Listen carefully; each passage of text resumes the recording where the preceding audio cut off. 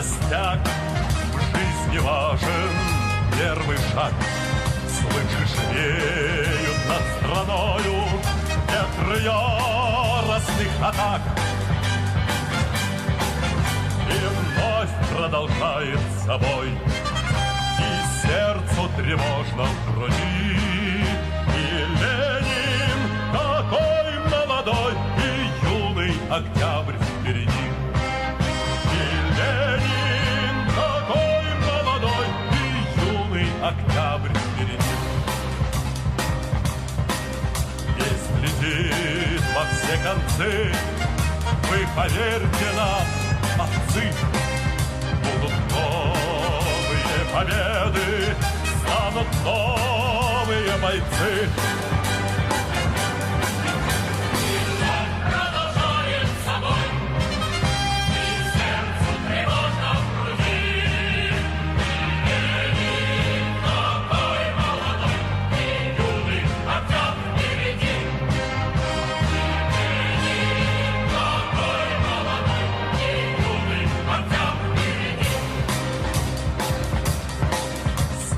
Милости не жди, жизнь для правды не щади.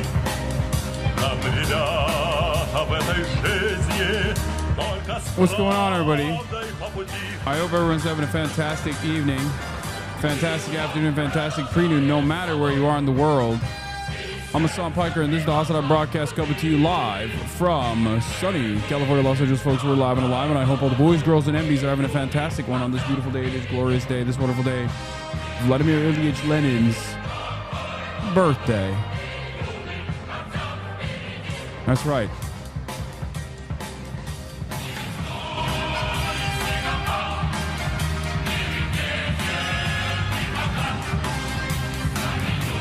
I hope you're all having a wonderful day.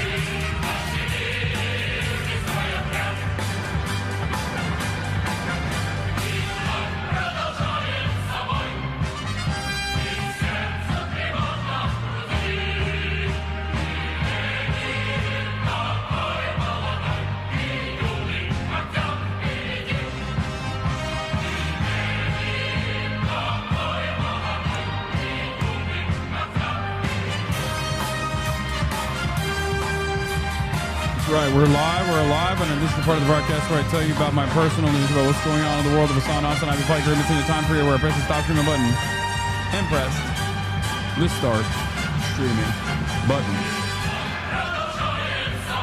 This song is called Lenin is Young Again / The Battle is Going Again.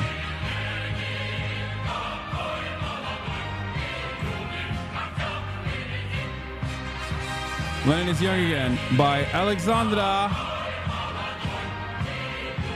Pakhmutova and Nikolai Dobronov.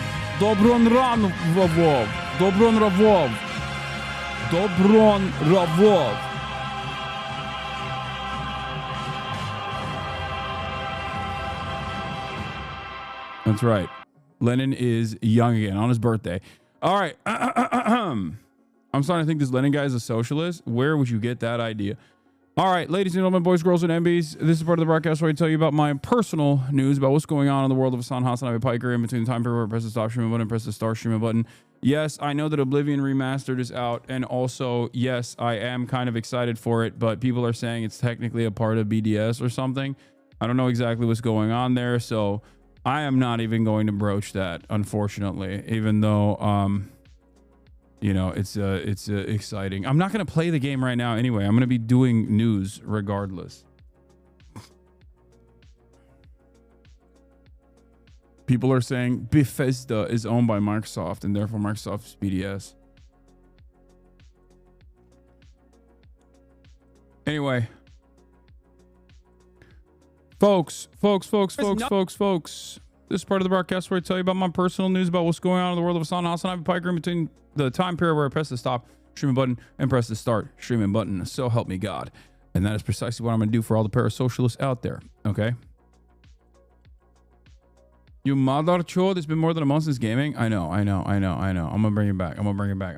I need to do more fun shit regardless. I'm going to do more fun stuff. Anyway, folks, personal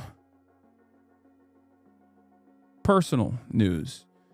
Last night I ended the broadcast. I had dinner with my family. We had guests over. That's it.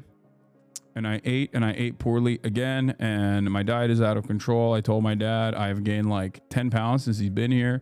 And he basically was like, oh my God, that's shocking. That's a lot of pounds that you gained over the course of just 1 month.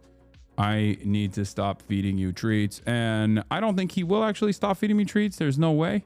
But it's good that he at least he has figured it out. So that's good.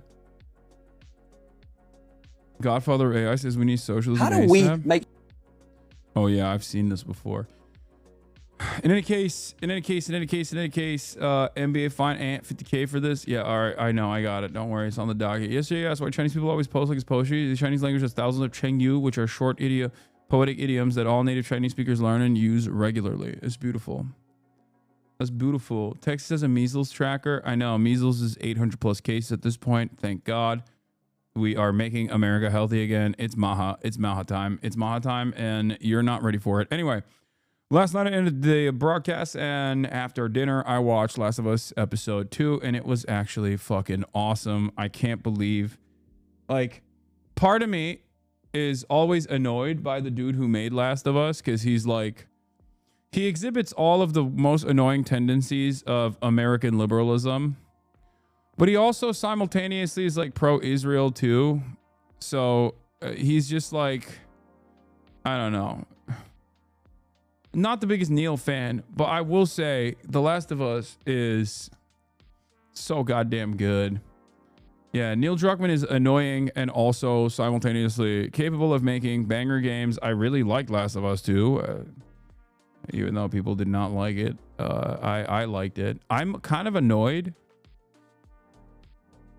I am kind of annoyed with the fact that they didn't make Amy like yacked. It feels like they took a deliberate, they made a deliberate choice to, not Amy, sorry, Abby. They made a deliberate choice to make Abby like tiny. It's weird.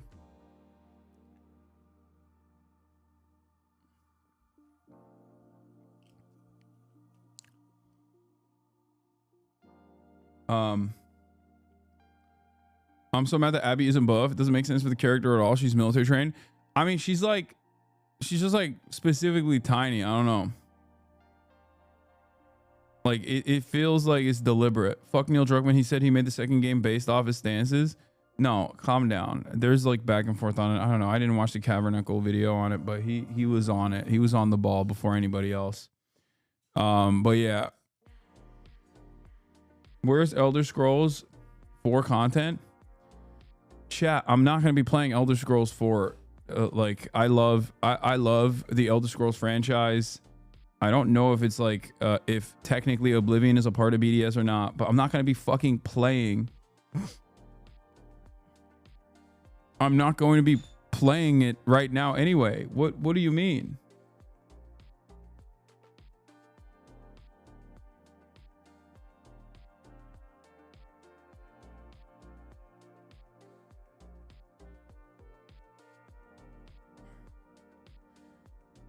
Oh my God. Classic Dexerto. Up my fucking asshole. Look at this. Look. What did I tell you? I told you this was going to happen.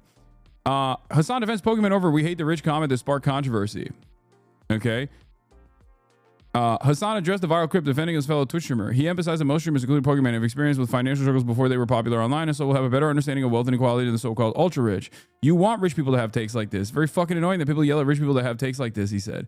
I think it's because the close that most streamers have to being normal people at a certain point in their lives, as opposed to a guy who's been a multi-billionaire for the past decade or so. Most streamers have a much nicer and much better understanding of what it used to be like when they didn't have the fucking money, and therefore have takes like this. Pokemon hasn't spoken to us since this clip. I can't, dude. It's 90% of the time online. Like I will say something that's perfectly valid, and people will just be like, yeah, but I don't agree. Like I don't like what you had to say, so fuck you. this is yet another indication that we have devolved as a society. I don't know. It's so stupid.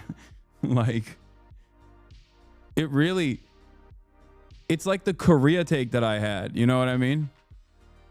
Like, there's so many people that got so mad about what I said about North Korea, where I was like, yeah, this person has a rose-colored attitude about, you know, Democratic People's Republic of Korea being like this wonderful fucking socialist utopia where everyone is doing great, right?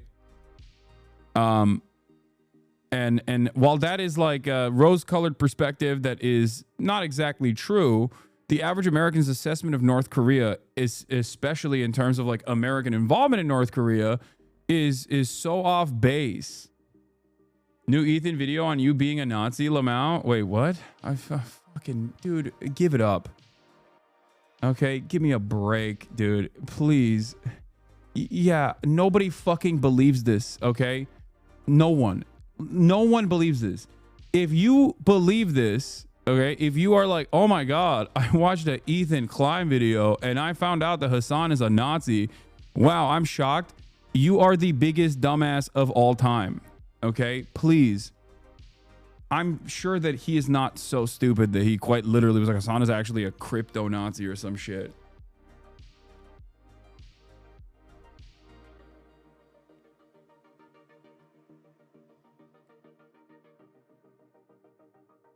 Anyway. 1 second you're far left, next you're far right. Yeah. Please stop. Ay, ay, ay. Please, no H3. God. You said his name, so now chat has to spam him for the next 10 minutes? Yeah, okay.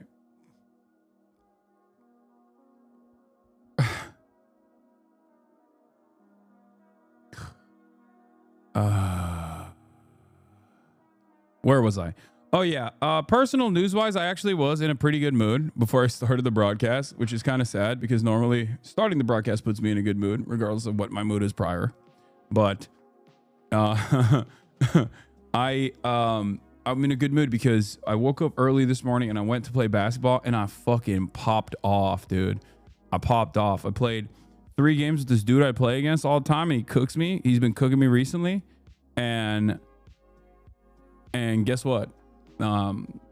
3 games we played. I won 2, and then we cooked up these 2 young bloods on the court that came in hot that thought they could do a 2v2 with us, and then we just ripped them.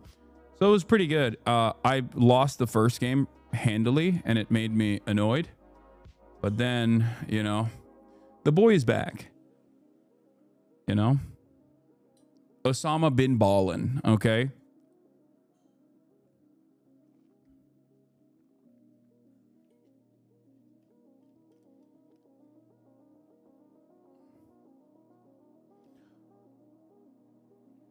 That's right.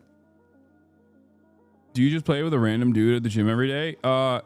There's a couple people that I play with. I just play with whoever, dude. I don't give a fuck. I'll cook you up real nice.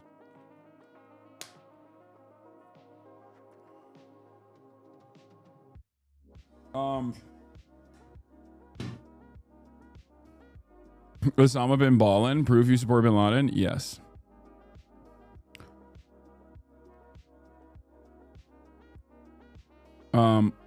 I got the blast off meme. Don't worry. I'm going to use that one. Yeah, but that's it. All right. I did an interview with another news outlet talking about some stuff. And here I am. The reason why I'm late is because I was doing this interview and it went long. Okay, let's go.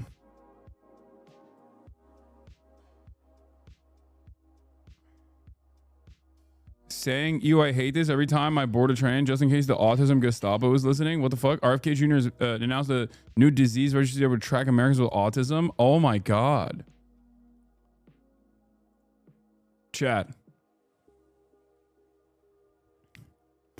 What do you think will put you in the concentration camps first, honestly? Like, Do you think it'll be your autism that places you in the autistic concentration camps, or do you think it'll be the fact that you're, anti-Israel? Like, I sometimes wonder, like, what will it be? Because, like, we're going to the camps, buddy. Okay, there's no way around that. Let me tell you, we are all going to the camps together. So, I'm wondering, like, what will it be? What will be the thing that? Like, it's definitely happening. I just don't know if it's like the fucking communist sympathies. That could be one. It could be the Luigi Mangione sympathies. That could be another one. It could be anti-Israel, like just saying. Being trans is another one for a lot of people in this community as well, obviously. Like, you're definitely, like, we're all, everyone here is going to a camp. I just don't know what will be the reason for it. You know what I mean? Do you ever think about that? Do you ever think in your mind, you're like, what will be the reason why I go to the Burger Reich concentration camps? Like, what kind of crime will the government claim I have committed? Since it seems like they're making everything illegal, you know, they're making everything illegal though. Everything we like. We like to say fuck Israel, it's illegal now. You know what I mean? We like to say Saint Luigi Mangione is illegal now. Now they're taking away autism, which I am not, as you guys know. I am not autistic. So I was just faking it when I took the RADS test. So obviously I'm off that list. Nobody's gonna think, oh, we're putting you on that list. You know what I'm saying? No one. That's fine. Things are fine. Things are fucking fine, dude. Things are fine. It's okay. Everything's gonna be all right. Very cool. Very cool. Very cool stuff. I love America. This is all cool. We're definitely not headed down a very weird direction. You know? Anyway. Singing I will vote for Trump in MS-13 accent? No, that's gonna get me out of prison. You know?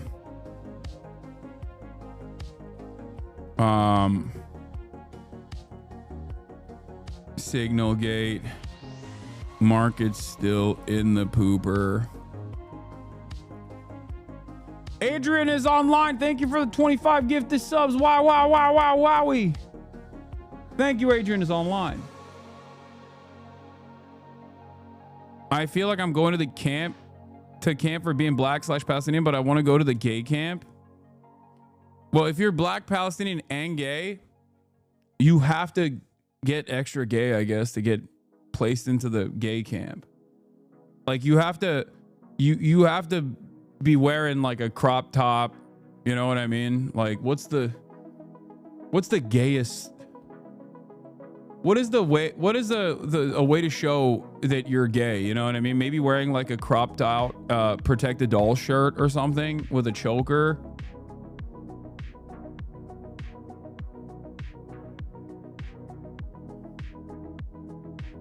Daisy Dukes with fishnets? I don't know. Fuck. Hasan merch. Yeah, that'll put you in the gay camp.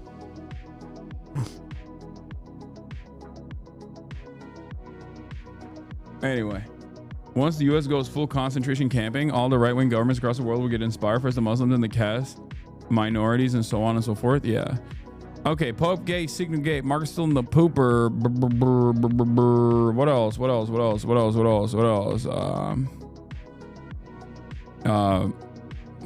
There's a lot going on here. Democrats push for immigration. Dems push against deportations. Plus Tim Pool in the White House press pool.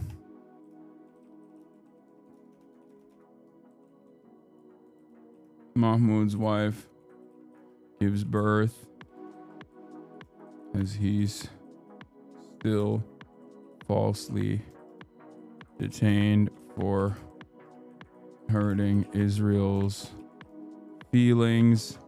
JRE versus Jordan Peterson, and more. I do think that there is like the Jordan Peterson versus JRE stuff. Like there is something that I have talked about quite a bit. If you guys recall, there is this like growing movement, growing fissure in the right wing, where there's two competing factors here. Okay, money versus clout. Hi Hasan, I watch you every day since you ruined my favorite podcast. And H3 is a fucking disaster. What does that even mean? What is your favorite podcast that I ruined? But yeah, here it is. Oblivion Gate. Are you talking about H3? Like, I didn't fucking ruin it. It's like how wokeness ruined comedy, right? Like, it's not that cancel culture ruined comedy. It's that people constantly fucking chirp about cancel culture instead of doing comedy. And that's how it ruined comedy. Is that what you mean?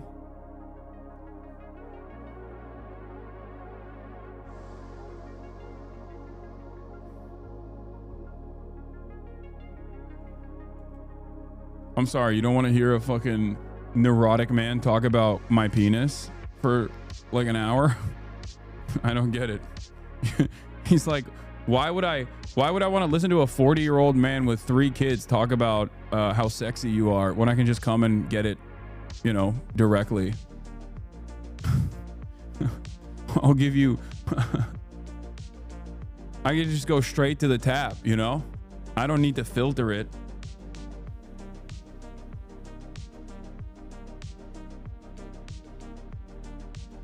Oh shit. Oops.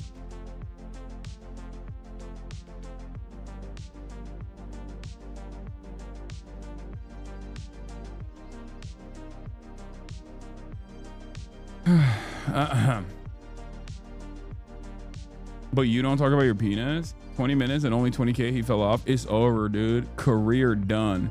Career lows. We're so out. And it's also not even 20 minutes and 20K. It's 30 minutes and 20K. It's over. I might as well quit. Chat, we're quitting early today. Okay, we're quiet. I was quiet quitting for the longest time, but now I'm just quitting.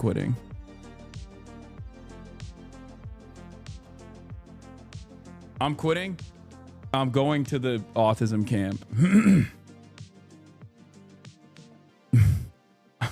I'm quitting and checking myself into the autism camp pronto. Okay. Yeah, we'll do the Popegate stuff in a second. It's not even like Popegate, but here, this is a dude, there is nothing funnier to me where I went on a freaking rant. Let's see what this was. Dude, there is nothing funnier to me than how much right-wing administrations in general, but specifically the Trump administration, plays the role of like biblical Satan so perfectly. Okay, 4 horsemen of the apocalypse type on a regular basis. Measles cases are popping off. There's mass disease, death and destruction everywhere. You have your second in command, the shadow president, who is literally a lizard person, can't even behave normally, Elon Musk. Not only is he a lizard person, but he's trying to put microchips in people's brains. They're doing black bagging operations for the state of Israel for the crime of saying mean things about the apartheid state, doing a genocide. Okay, mass disease everywhere. Very clearly, these guys are trying to nuke everything. These are the end of times. And virtually all of the people that are supposed to believe in angels and Jesus Christ coming back to earth or whatever, unironically love this guy. How is this possible? If you are hallucinating on a daily basis that the end times are near, well, these guys are bringing it. They're bringing it to you. And you still are just like, hell yeah, nah, you don't understand. It's actually them goddamn libtards that are bringing the end of times, not my president. It's like, what do you want? What more can you see from this administration that will cause you to go, you know what? Maybe these guys are not the good guys here. It doesn't make any sense. Everything that these guys complained about, 1984, free speech is falling apart, they're doing. Your guys are doing it, and you don't see it. What are we doing here? It blows my mind, dude. The guy, the servant of Satan, went and shook the hand of the holiest holy man of Catholicism and you're still going, I don't care. There are massive tornadoes and earthquakes ripping up the land on a daily basis. The end times are near. It makes me so mad because I don't believe in any of that, okay? I don't believe in any of that, but you do. You believe it. So why don't you see the things that you believe in? It's unfolding in front of your eyes. It makes me so mad. It makes me so mad. These guys are fake. They're phony rapture enjoyers. The real rapture is happening, and these don't see it. You're creating so much change, Hasan. Not! Alienate our political opposition until they become deranged MAGA drones and act surprised and play victims. Genius. Yeah. They became... Yeah, these guys actually became Nazis, dude. You know, because they saw my commentary and thought it was mean. Love that, man. Thank you. Hey, I'm the dumbest guy you've ever met.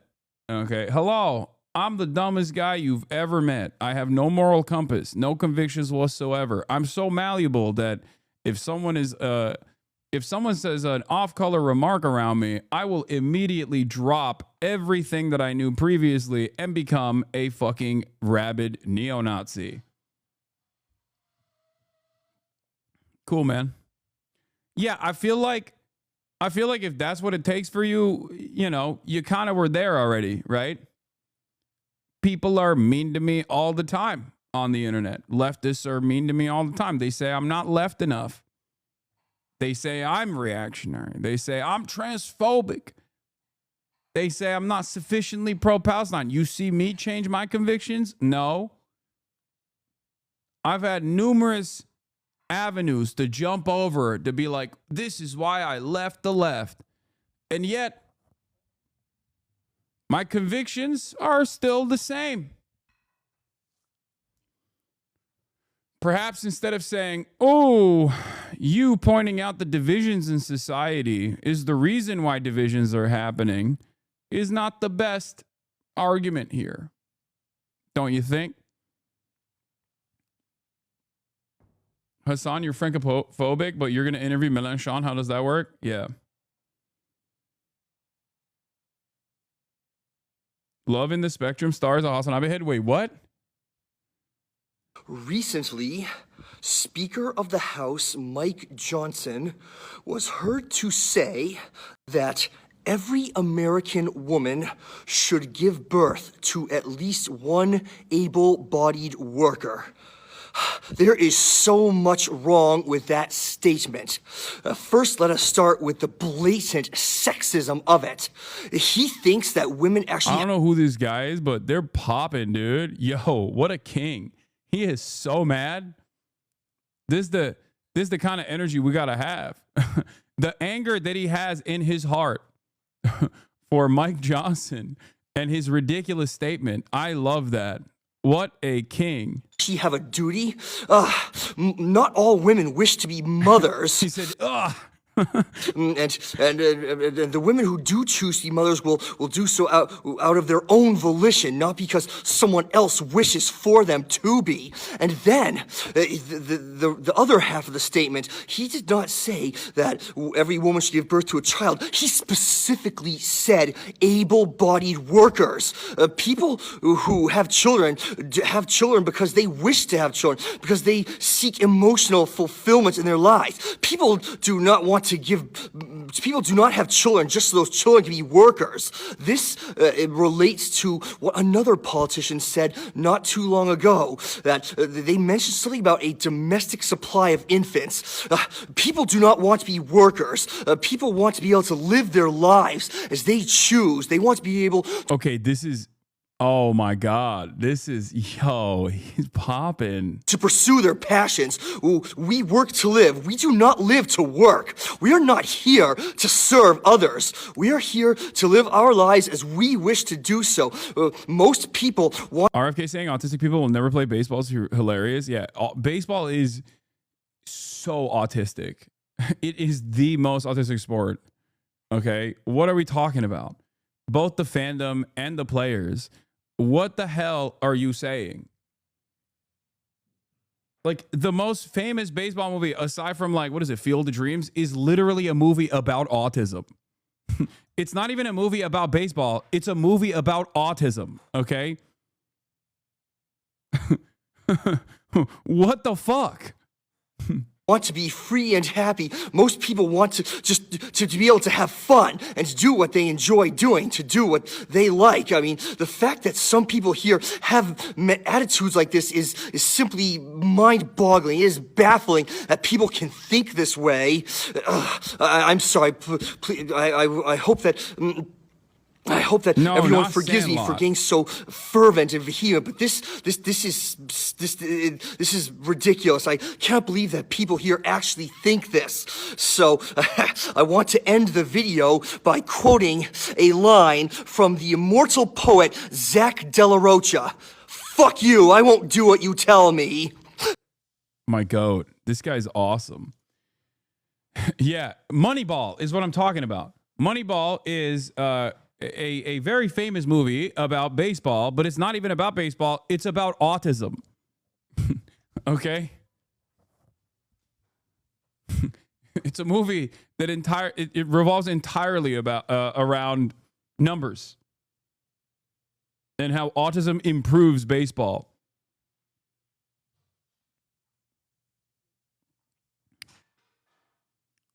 Anyway. All right, we got a lot to talk about, folks. Like I said, Popegate, Signalgate, Mark still in the pooper, Dems push against deportation, plus Tim Pool in the White House press pool. There is a really funny Maxwell Frost video that I want to show you. There's also there's a really funny Maxwell Frost video that I want to show you because he went on Fox News, and the Fox News host was, I mean, he went nutty mode. Like, he did something that was kind of shocking. You don't write this shit, idiot. What? Okay. I don't know what you mean by that, but it is, this is my face when I find out that Tim Pool is asking the first question of the press pool. Here, we'll do the Maxwell Frost thing in a second. Let's start off with press briefing. Tim Pool in the press pool. Ladies and gentlemen, let's take a look. These organizations that are represented in this room have marched in lockstep on false narratives, such as the Very Fine People hoax, the Covington smear, and now what's being called the Maryland Man hoax, where an MS-13 gang member adjudicated by two different judges, I believe, is just simply being referred to as a Maryland man over and over again. Is he not a Maryland man? What? I'll have you believe, sir, he's actually not from Maryland. He's from D.C. Like, is that what Beanie Boy's saying? He is not a man. He's not a man from Maryland. Yeah, Maryland is fake. Russia Today correspondent Tim Pool. Yep. Yeah, I love the centrist liberal Tim Pool. Hey guys, another point for centrist liberalism.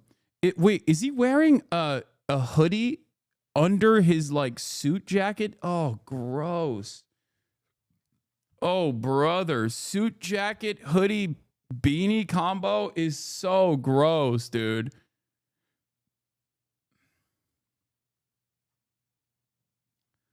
Why are they allowing him in the pool with a beanie and a fucking hoodie? It's because he's independent media, and he hasn't actively said fuck Israel. That's why. Okay, you get some benefits. You get some benefits if you're quote unquote independent media, but you're not literally going, hey, why are we giving so much money to Israel? Then they go, you can come into the press pool, sir. Have fun. Also, he got paid by the Russian state, so that's another good, because like that's another good thing for the admin. Because think, up is down, good is bad, bad is good. Okay, everything is bizarre world. Everything is in reverse. So when you make a career getting paid by Russia to say Ukraine is the greatest enemy of all time, the administration looks at that and goes, oh, great. Like, you have the qualifications to be a part of the White House press pool. When you don't say mean things about the state of Israel, and you actively avoid that issue, this is a hot potato, then you get rewarded. If you're bad at your job, you get rewarded by this administration.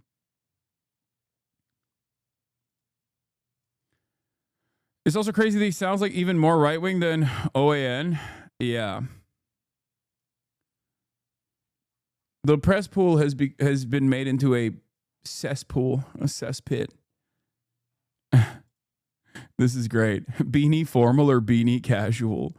Tim Pool is in the White House briefing room and is teed up for the first question today. Timcast, led by conservative influencer Tim Pool, is set to get the first question at tomorrow's White House press briefing. He had his moment in the spotlight, and this is what he chose to do with it. I find it so funny that he didn't like dress up for the occasion, or at least like, you know, you can go casual. You can go to the press pool and be casual. I certainly would if given the opportunity. But like, you could look presentable. You could try to look good. You know? Like he slapped on the ugliest thing that you could put together for this moment. Now, in an effort from the White House to expand access to new companies, you've created this new media seat. So I'm wondering if you can comment on following this expansion, you've had numerous outlets disparage the companies that you've had sit here, as well as the reporters. I'm wondering if you could comment on that unprofessional behavior, as well as elaborate if there's any plans to... That's awesome. Please, can you... Mods? Can you please yell at big media who have disparaged your beautiful, brave, and dare I say, bold initiative to put me here? Mods! CNN is being mean to me. Mods! Yo, he's literally wearing a tuxedo shirt to prom. Yeah, he's so fucking lame. This is what consistently pisses me off. Partially because, like, I'm so used to all the awful stuff that the admin does. I'm so used to all the awful things that these people say. So that I expect. But the thing that I cannot stand is the fucking lame ass loser behavior demonstrated by the likes of Elon Musk and the likes of Tim Pool and all of the fandom that refuses to recognize the whole ass loser behavior. It's whack, dude.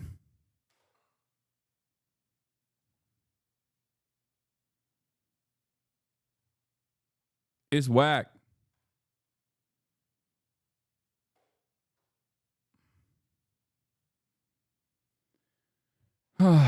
Don't act like you wouldn't show up in some yojis and a beater saying, "This is drip, what you mean?" Yeah, I would look hot as fuck, though. That's the thing. I'd have Caroline leave it, say, "I'm saying leave it to this administration." Okay? Yeah, Elon Musk is also done. Our bullying has worked, ladies and gentlemen. Do not stop. Don't let anyone ever tell you that your voice doesn't matter, okay? We are so close. Musk wants to leave politics because he's tired of the attacks on the left. Report.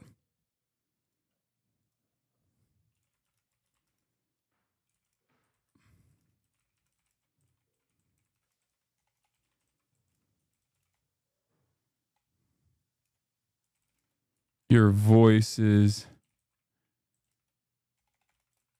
Don't let anyone ever tell you your voices don't matter. Not gonna lie, I think I'll miss Elon a little bit. I will not. I will be very happy. Yeah, he wants to leave because he already stole all the data and info he wanted. I know. That too. Unironically reverses decades of Red Scare propaganda by blaming the left. Yeah. Bullying works, folks. Bullying works. Now, what's ironic about this is that Elon Musk thinks that he's getting this kind of pushback because of his association with Trump. Make no mistake.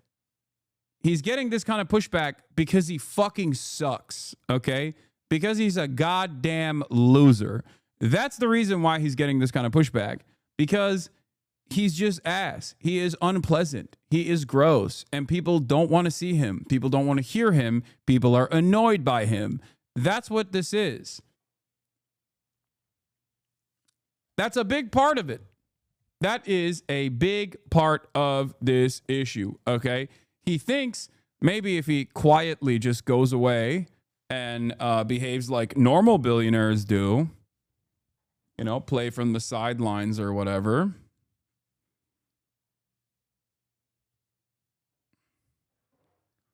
But what he does not understand is that he needs to get hit with a Dominican ray in the same way that Mark Zuckerberg was hit. Start wearing like boxy tees and, you know, walk around with a Cuban chain. And maybe only then will these dumbass losers appreciate him. That's what he needs to do. He needs to start doing Brazilian jiu-jitsu. Yeah. Here's something that's not changing, though. About half of Americans have a negative view on Tesla and Elon Musk, CNBC survey finds. Like, think about that. This is after a decade of unlimited pro-Tesla propaganda from mainstream media, unlimited pro-Elon Musk coverage from mainstream media. It's been longer than a decade, as a matter of fact. Like, the media used to call this guy Iron Man. They loved him. They presented him as the guy who's going to save the planet over and over again. And look at where he is now. Tesla's earnings are in an hour, and all the predictions are that it's going to be a shit show. Yeah. It should.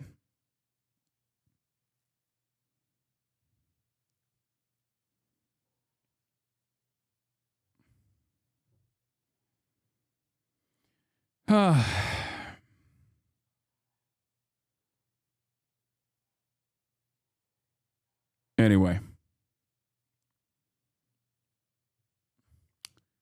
React to it at 4. Did you talk about Ethan's new video? Just join stream. Hi, chat. No, I didn't talk about it, dude.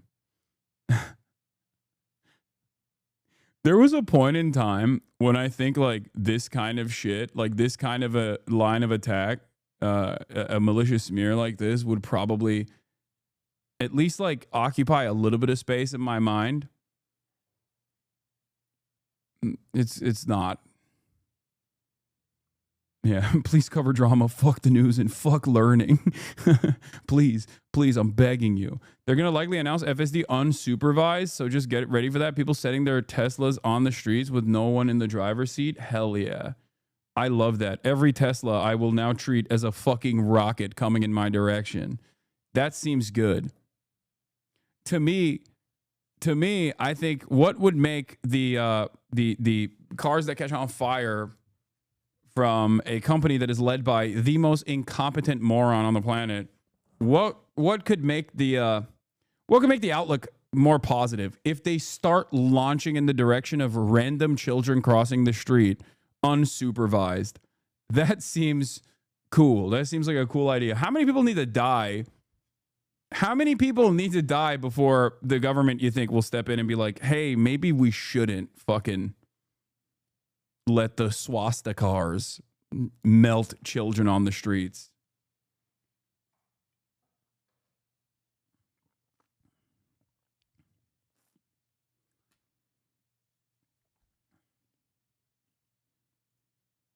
Yeah, Pete Hegseth's downfall is upon us. We'll talk about that too. Wait, really? I almost got hit by a Tesla in the parking lot the other day that was summoned by his driver, and then it drove in a circle at a 4-way stop, went up a curve, and then drove off. Nice. Yo, Tesla's swastikars only do that when they're really, really under distress. Okay? You just have to run away in the opposite direction. You have to run away in the opposite direction when you see a swastikar do that. We want to get right to our top story. I feel so bad because so many people have. I know so many people that got Teslas back in the day because they were like, I want to have an EV. I am environmentally conscious. And now they're just like, what do I do with this? I'm kind of stuck. Or you see Michael there in Vatican City as we celebrate the life of Pope Francis, the spiritual leader of the world's more than 1.3 billion Catholics.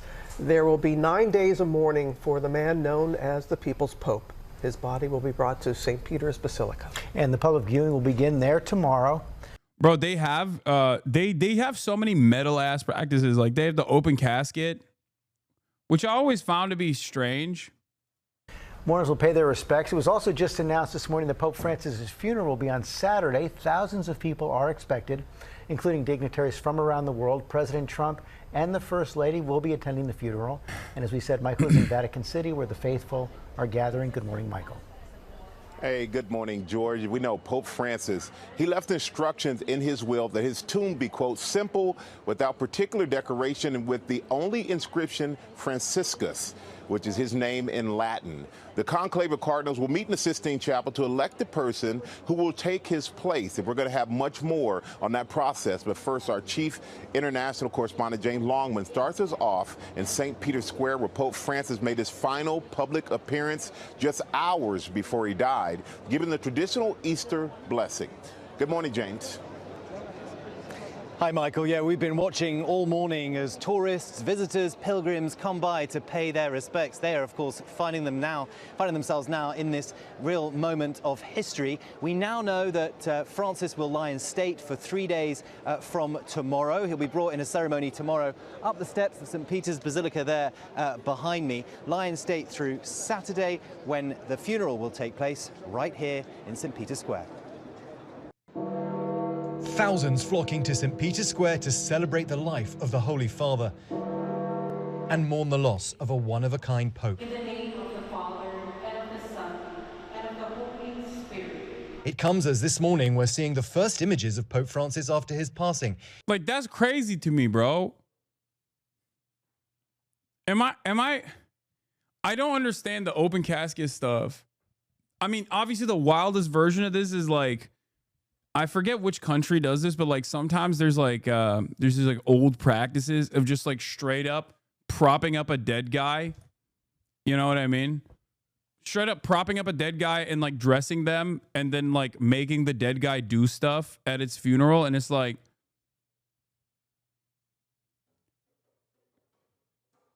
it's still metal.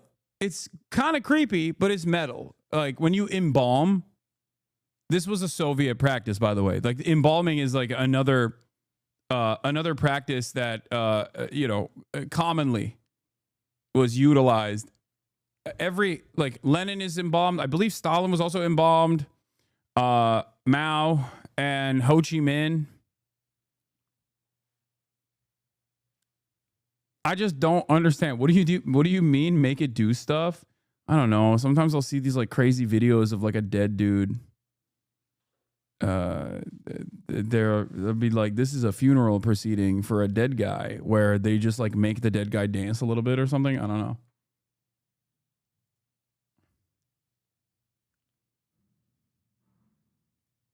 I just want to see bodies flopping out of coffins and hitting pavement like that show on Corn Cob TV. In a simple wooden coffin that he requested. This certification of death ceremony presided over by American Cardinal Kevin Farrell, the Carmelengo, who is essentially running the Vatican until a new pope is elected. The General Congregation of Cardinals is meeting this morning, and they're announcing these next. Maybe it's some weird Jacobian thing? No. No, if anything, Catholics, I feel like, are the only children of Jacob that do this kind of like open casket stuff. It's definitely way more like a Caribbean thing or like old school. I feel like it's like old school indigenous practices and shit. Like it's not.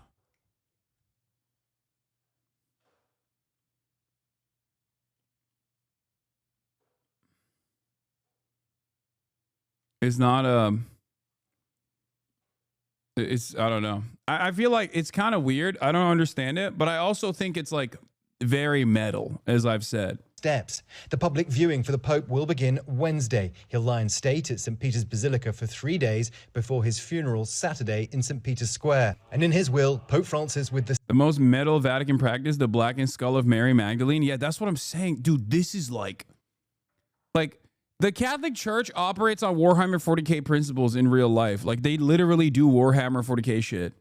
Like if they had the technology, the Catholic Church would be Warhammer 40K, okay? Which ironically enough, it does take a lot of its notes from Catholicism and Catholic practice. Like when I found out that the Catholics have like Dark Souls style, like direct bones of saints that they send out to like churches all around the world. I was like, that's wild. Okay. Yeah. There are bones. For those of you who don't know, there are bones of saints in many churches around the planet. Catholic churches around the planet all have like ancient relics. It's crazy. It's kind of cool. I mean, it's very weird, but it's kind of cool. They drink the blood of Jesus every week. I mean, I guess that also makes sense. Every altar has a relic in it. Seeing the body lying dead helps for you to accept that the person is dead. I guess.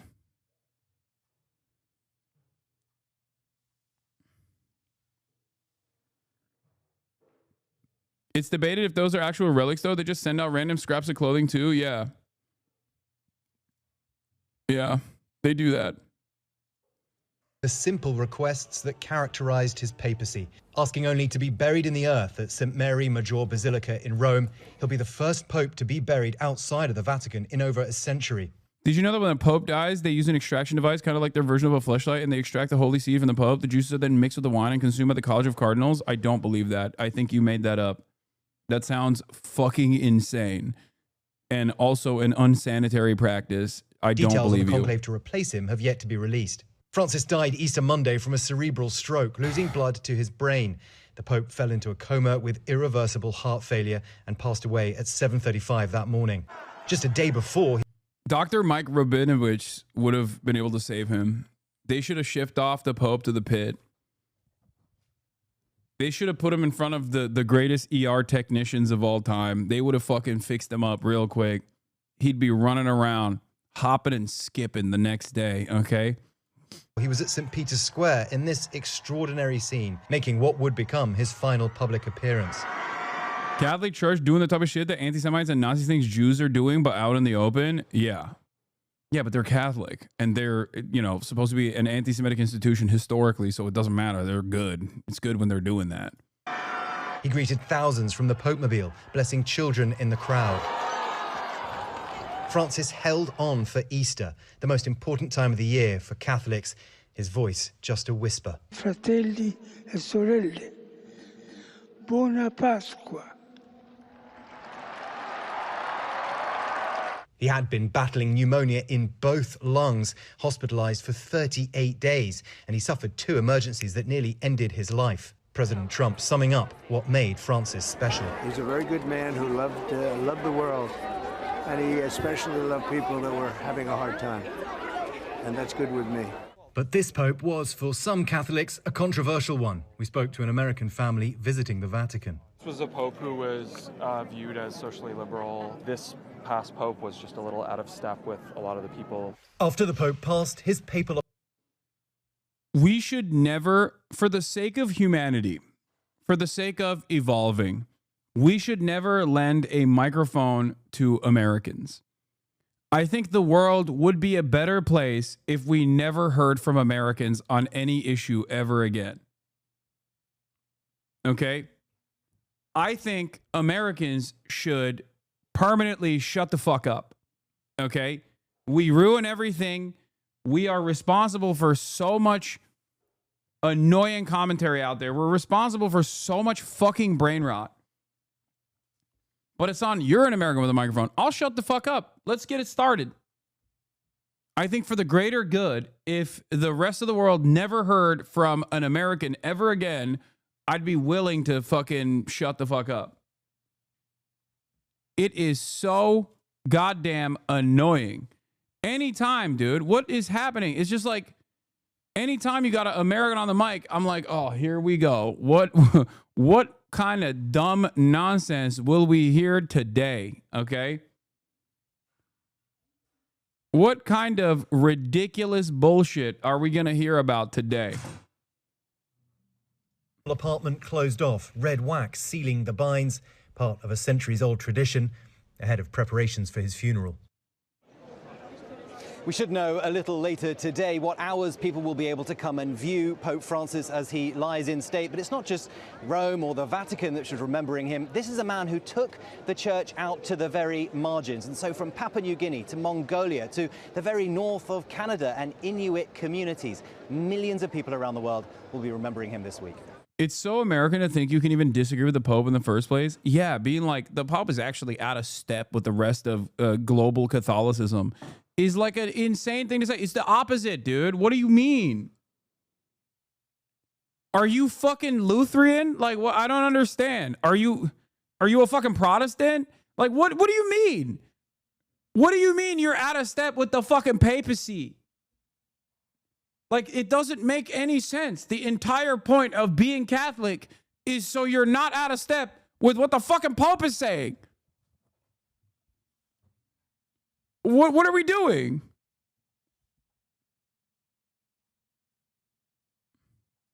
Nah, this Pope, too woke, not for me. Okay, I guess you're not Catholic then. You're something different.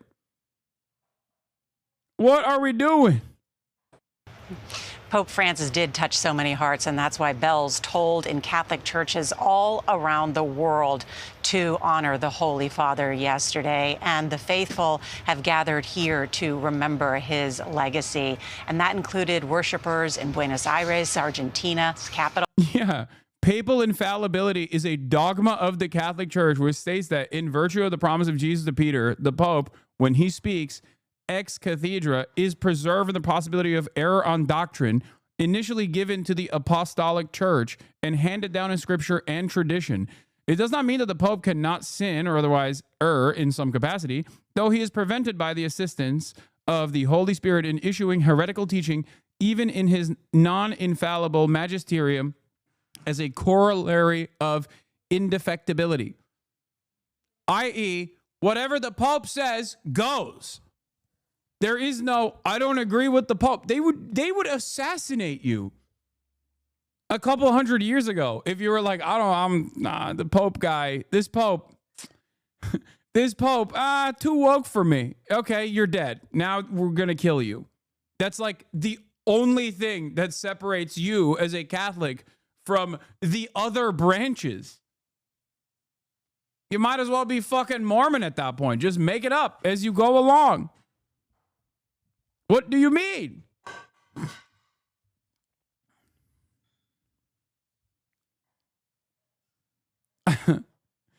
It's just funny because, like, I don't believe in any of this shit. But you ostensibly do. You claim to believe it. So what do you mean you don't agree? Where Francis grew up as Jorge Mario Bergoglio. You can remember he was actually the Archbishop of Buenos Aires before he became the first Latin American Pope. In France, parishioners mourned Francis during services at Notre Dame Cathedral in Paris. Palestinian Catholics honored the Pope in Gaza City. Matt Walsh, rest in peace, Pope Francis. May the next Pope guide the church with courage, clarity, and a deep respect for tradition. Like, Matt Walsh is the most heretical person on the fucking planet, okay? Everything that this woke Pope stood for, Matt Walsh stands against, despite being fucking Catholic. He is exactly who I'm talking about. I am more Catholic than Matt Walsh is with my alignment with the previous Pope, okay? Like, my ideological alignment with the previous Pope puts me in a higher position of being a better Catholic than fucking Matt Walsh. I also feel a deep sense of guilt as well. So that also gives me additional Catholic brownie points. He doesn't. He is guilt-free, okay? He is a shameless monster.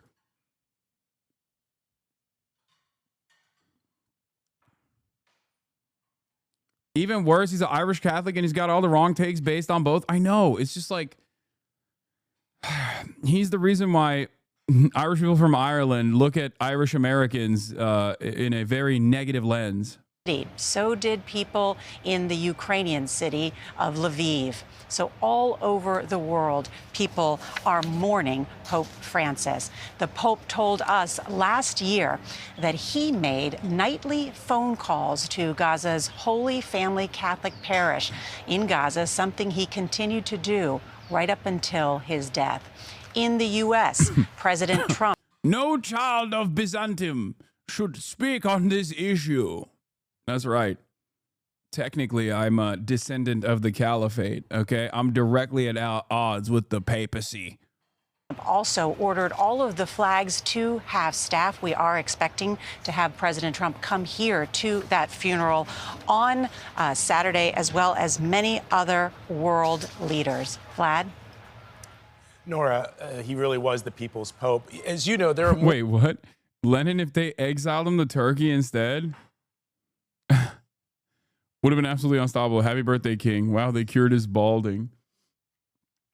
Yeah. Lenin is Turk. Isn't he Tatar? Which is Turkic.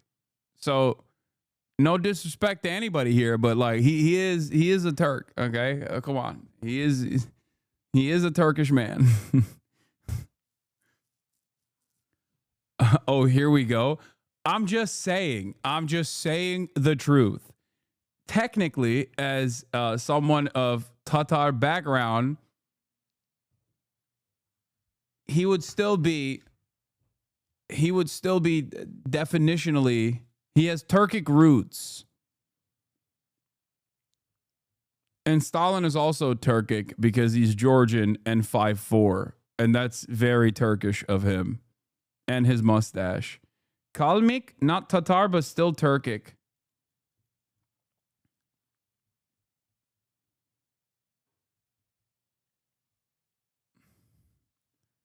Google says no. Sorry, brother. You take every opportunity to yap about Turks. I just like having like a fun, weird.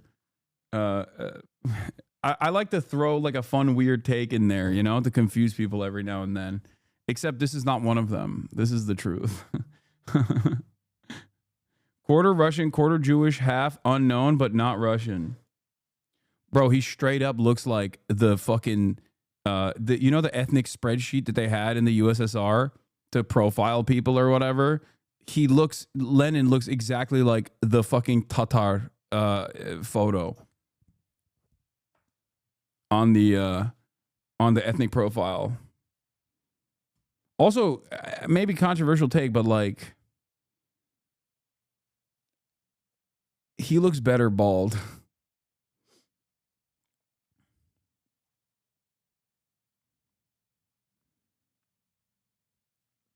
I think he was a very handsome man. More than 1 billion Roman Catholics. It's one of the world's largest religious denominations. For people outside of our Catholic faith, how would you describe the Pope's role in historical terms and its lasting relevance today? Well, it's a great question. You know, when the Pope speaks, the world listens. I mean, there is no other leader in the world. Okay, I'm sorry, but no, I think the world has been deaf for quite a bit, for quite a while about the woke Pope. We kind of collectively ignored what the woke Pope was saying because he just kept talking about how the markets won't save the planet, you know? And everyone was like, nah, I think there's a higher religion that I care about, the religion of capitalist dogma. There's a more significant dogma that I abide by, which is capitalism. Straight up.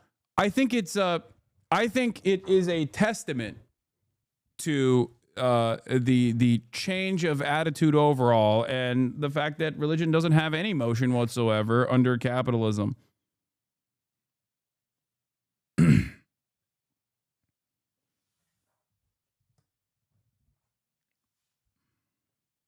He straight up was like, markets are killing the planet. Gaza has a new act of terrorism committed by the Israeli state on a daily basis. And everyone was like, all right, big guy, go to sleep. Come on. World that speaks to so many faithful. There, as you mentioned, more than 1 billion Catholics. But he is more than just... Here. Let's listen. In 2021, Pope Francis gave a speech calling on ending the weapons manufacturing industry, debt bondage of poor nations, and all sanctions, saying it's a form of neocolonialism, while also critiquing the capitalist system for its relentless logic of profit. In the name of God, I ask financial groups and international credit institutions to allow countries to assure the basic needs of their people and to cancel those debts that so often are contracted against the interests of those same peoples. In the name of God, I ask the great extractive industries, mining, oil, forestry, real estate, agribusiness, to stop destroying forests, wetlands, and mountains, to stop polluting rivers and seas, to stop poisoning food and people. In the name of God, I ask the great food corporations stop imposing monopolistic systems of production and distribution that inflate prices and end up withholding bread from the hungry. In the name of God, I ask arms manufacturers and dealers to completely stop their activity because it foments violence and war. It contributes to those awful geopolitical games which cost millions of lives displaced and millions dead. In the name of God, I call on powerful countries to stop aggression, blockades, and unilateral sanctions against any country anywhere on earth. No to neocolonialism. Conflicts must be resolved in multilateral fora, such as the United Nations. We have already seen how unilateral interventions, invasions, and occupations end up, even if they are justified by noble motives and fine words. The system, with its relentless logic of profit, is escaping all human control. It is time to slow the locomotive down, an out-of-control locomotive hurling towards the abyss. There is still time. So what happened?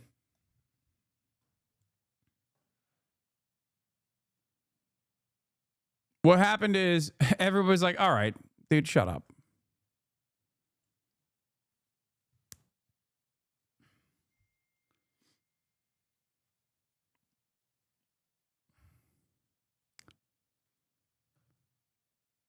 The only disagreement I have with the gay woke Pope here is that he thought that there was still time to save this system. Just a religious leader. He is a spiritual and moral leader. Think about when he talks about climate change. That's a big deal. Liberals hear the Pope saying this, and liberals be like, wow, this guy's a tanky. And when he talks about war and peace, he has called war an obscenity. That's why you'll see so many world leaders here. And then I think one other thing to know is he is also the Bishop of Rome. He is a head of state of this very small sovereign state called the Vatican. So he has those responsibilities, and that's why he travels around the world. Vlad? Nora, beautiful. Thank you very much. So glad to have you there, Nora. We'll check back in with you later in the show and certainly tomorrow. Thank you. This morning, cardinals are descending on Vatican City from across the globe, pushing past the world's media, who have also descended to their first meeting. Of the 135 cardinals under the age of 80 eligible to vote in the conclave, the vast majority, 108, were appointed by Francis, including more than 20 from places that had never had a cardinal before. This is going to be a very open process, it seems to me, in which two things are most important. One, does this man communicate a vibrant, energizing faith? And secondly, can he govern? As the Catholic Church grows in Asia, Cardinal Luis There's no metro in Vatican, no high-speed rail in the Vatican, no sustainable energy generation in the Vatican. How do you not call out this hypocrisy, Hasan? Yeah, I can't believe it. Also, their renewable energy grid would look like what? 3 fucking solar panels? I don't even know how you could do you can't do high-speed rail across the board. There's just no way to do it. It is walkable, as in you can walk the entirety of the Vatican fairly quickly. It is endlessly walkable, as a matter of fact. It's the most walkable place on the planet.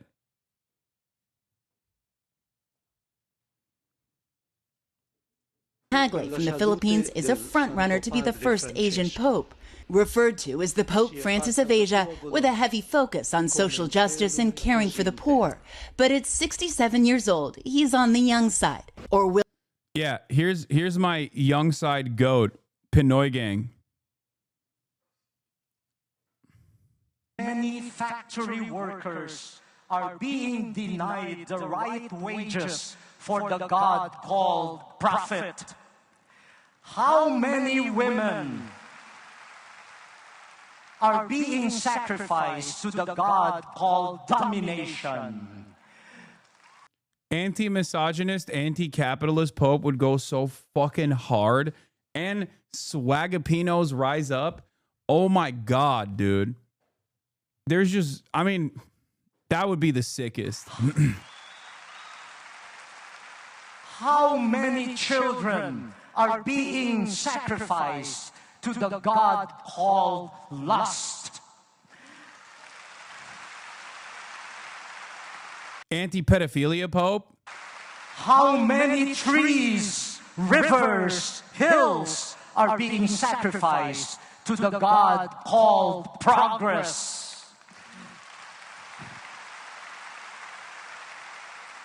And how many poor people are being sacrificed to the god of greed? And defenseless people. That was anti-abortion, not anti-pedophilia. Shh, shh, shh. Don't talk about that. Shh, don't worry about it. We are, listen, it's a matter up for interpretation. Okay, calm down. Shh, don't ruin it.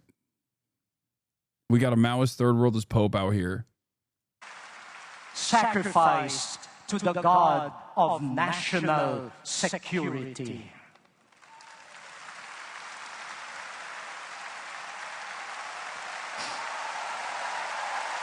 Pope Francis should have said, if I see the gospel in a sociological way, yes, I am a communist, and so too is Jesus. He's been on this. Yeah, I mean, of course. It's true. It's literally fucking true, dude. What do you mean? Yes, Christianity and all religion and all of the lessons that are taught in religious scripture has a deeply anti-capitalist slant to it. Of course. I mean, even some of the most foundational, super basic fucking lessons that you learn as a child, like sharing is caring. Okay? Where is the profit motive baked into this argument? I don't understand. Like, people try extra hard.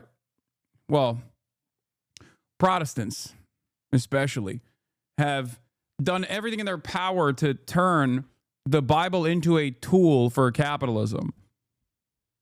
But that's why I always say religion is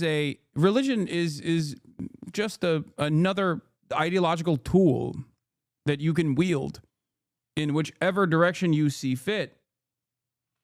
I would go so far as to say it's harder to actually fit religious scripture into a capitalist message, and yet the prosperity gospel has done so fairly successfully. But that's all this is. That's all this is. Jesus curing the lepers and not demanding pay in return goes against the capitalist dogma. Jesus Christ did not fucking deny coverage of the lepers by being like, well, you're outside of our area of coverage, sir. Sorry. That's not how that works. Capitalism is antithetical to all of the social rules and good practices that are that you're supposed to abide by if you truly follow religious scripture. Yeah, supply side Jesus, baby.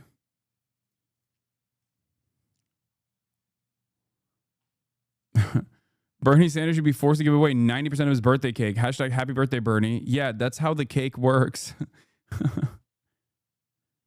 Anyway. Will the church stage an Italian comeback of sorts after 3 successive outsiders in recent decades? Look at the drip. Italian Cardinal. How are you going to tell me the fucking Vatican is not a gay institution? Look at the goddamn drip that these boys wear, you know? Pietro Parolin is 70. He's an experienced Vatican official with serious name recognition. He served as Francis's Secretary of State, but he lacks pastoral experience. Another Italian, Cardinal Pier Battista Pizzaballa, is also on the short list. At 60, that's like, you know, that'd be funny. Like, that's a funny ass person. That's a funny ass name for a pope. He's lived for the last 3 decades in the Middle East, currently serving as It's a me, Pizzaballa. It's a me. I love the pizza. It's a me, the Pizzaballa. The Latin yeah, he's pretty cool too. He's got some good ass takes. Patriarch of Jerusalem. An Italian. Now, of course, he would adopt a new name if he became the Pope anyway. But in my mind, I hope he just keeps the name Pizza Balls. Hi, I'm the Pope of Pizza Ball. I love the piece of balls. Yes. And come back? I think right now, Molly, nationality means nothing in this. No, It would be hey, very but why do you say foolish to okay think almost of after every them as- sentence that it takes? as a united bloc. Yes. Or will the Cardinals determine the church requires a conservative voice rolling back Francis's progressive agenda? Cardinal Peter Erdo, at 72, is a leading conservative from Hungary, supported among the European cardinals, and is close to Hungarian Prime Minister Viktor Orban. But it will all come down to the voting.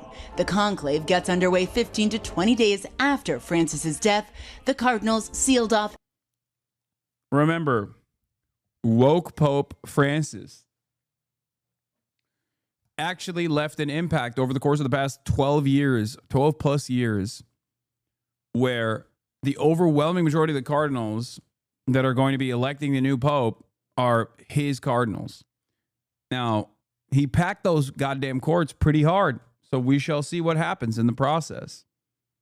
So the Vatican might still continue moving in the direction of progressivism and maybe even anti-capitalist thought, anti-capitalist sentiment being dished out, especially if they go with Pinoy Gang, especially if they go with a Swagapino Pope. Inside the Sistine Chapel until a new pope is chosen. Well, this was decently intelligent commentary until the pizza comments. You get both here, okay? Now, another interesting thing about the cardinal electors this year, it's an incredibly diverse bunch. They don't all know each other. So a lot of the next 2 weeks will be about getting to know each other and then figuring out who is best to lead. Guys? Molly, thank you so much. Let's bring in NBC News analyst Christopher White, the Vatican correspondent for the National Catholic Reporter. Christopher, good morning to you. Thanks for coming back. I read yesterday that you said that this Pope was a shock to the system, and I know we're going to dig into some of the specific front runners in just a moment. But just on a macro level, Christopher, do we think that the church will move in the direction of a reformer like Pope Francis, or do we think that they might go with someone who's more conservative? I think it's fair to say the church is at a crossroads right now. Do they want to continue on the path of reform that Francis initiated, of opening the Catholic Church up to the modern world, or do they want a course correction? That's the big question that the cardinals will face when they have these backdoor meetings in the coming weeks. But I think, Pope Francis named 80% of the men that are going to be electing his successor, and because of that, I think it's fair to say they mostly share his same priorities. You've got, we're kind of putting these cardinal contenders in categories. It's weird to be talking about something that's spiritual, but it's also quite practical. So there's the Italian strand of potential cardinals. Tell us about them. Well, for a long time, there's been an appetite to resist giving the papacy back to the Italians. We had a Polish pope, a German pope, and then Argentinian pope. Is this the moment for the Italians? If there is going to be an Italian pope, I think Cardinal Pietro Parolin, who is Pope Francis's Secretary of State, his top diplomat, he's a real contender. He has name recognition, and so he has to be taken seriously just on that alone. But the problem is he doesn't have pastoral experience, and for Pope Francis, he often said that he wants leaders in the church to have the smell of the sheep, to be with the people. And so it's hard to square that vision of the church with Parolin's resume. Also, Cardinal Pizzaballa, who Molly mentioned, is someone who's very well aware of the geopolitical circumstances of the moment, and that's why his name has also surfaced. Christopher, I will take your potential Italian successors and raise you one former Archbishop of Manila. What can you tell us about the Cardinal Tagle, who was mentioned there? Is a 3-1 favorite from Newsweek, a progressive agenda like Francis. What do you think? Cardinal Tagle was a front-runner in 2013. He's, in recent years, been referred to as an Asian Pope Francis because of his concern for the poor, his own sort of emphasis on humility. He's got the charisma, the wow factor that some people are really looking for in the next Pope. There are questions about how good is he at management, and I think that's something that cardinals will be scrutinizing in the coming days. Christopher, really quickly, I think we'd be remiss if we didn't ask you about the American Cardinal. Oh, God. Charlie Kirk just tweeted out that he has pictures of the extraction of the Holy Seed. What? And the Canadian Cardinal. Yeah, Cardinal Robert Prevost, who's the head of the Vatican's doctrine, or the Vatican's. What are the odds they pick a non-white pope? I don't know. Considering that Pinoy gang, there's like, from what I understand, there's 4 cardinals that like embody the spirit of Pope Francis, and only one of them is white or Italian. There's the Pinoy gang guy. I think there's the other guy that's from, is it the dude from the Congo? And then the American guy, and the American dude is actually black. So, and yes, by the way, before you guys go, excuse me, Italians are not white. No, when we're talking about picking the new pope, Italians are the most white. They are more white than Germans. They are more white than Anglo-Saxons. Okay? The Italians are the white guys in the Vatican. Okay? You cannot be more white than an Italian when you're picking the pope. No, there's an American dude too. There's 2 American guys. One is the fucking reactionary psycho, and then the other one is the black dude. A black pope would make my parents fade. I feel like if they chose a black pope, like even a Filipino pope is going to make people really fucking annoyed and make the racists angry. But a black pope, honestly, I feel like we are going to see new, dusted off, antiquated relics of racism. People are going to be going into the fucking pyramids, okay? Evading booby traps, opening up the dusted tomes to fucking find new ways of being anti-black because the old ways clearly have not worked. They are going to open up racism artifacts. Office for looking for bishops around the world. He's Chicago born, but he spent most of his life outside of the United States.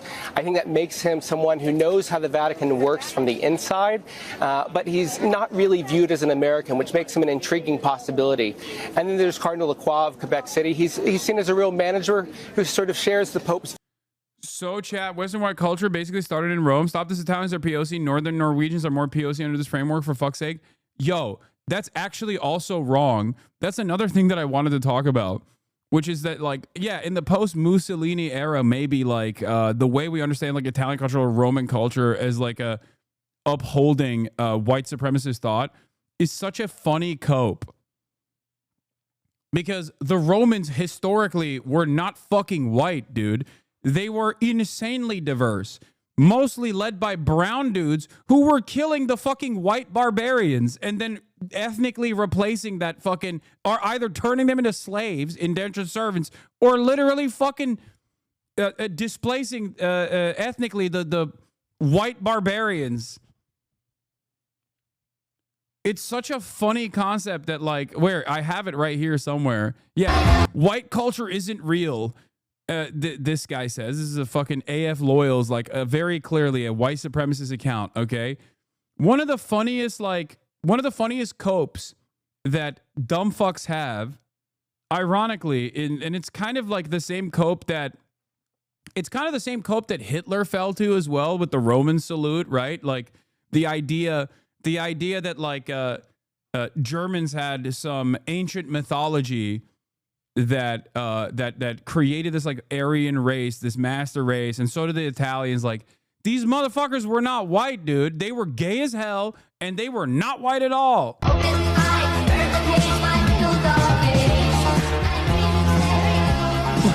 yeah, dude, these are movies. I don't know if you know this. These are movies, and they're not an accurate reflection of history. And they are movies made in the Western world, and therefore they have adopted our current standards, our current cultural standards. Of course, they are mostly white people playing these roles, but that's not how this was at all back then.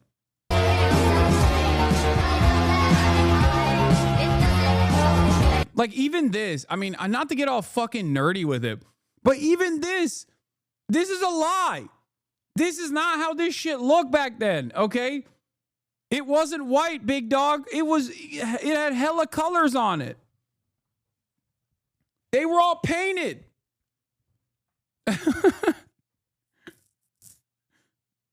Every part of the, I like, the Roman era, my Roman Empire in my mind.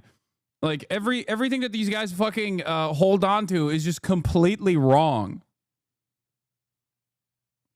Like, how brown we talking? I'm assuming way more brown than you. Yeah, of course, way more brown than me. Still European, if not pasty white. What are we talking about? We're talking about the fucking Roman Empire. What do you mean still European, dude?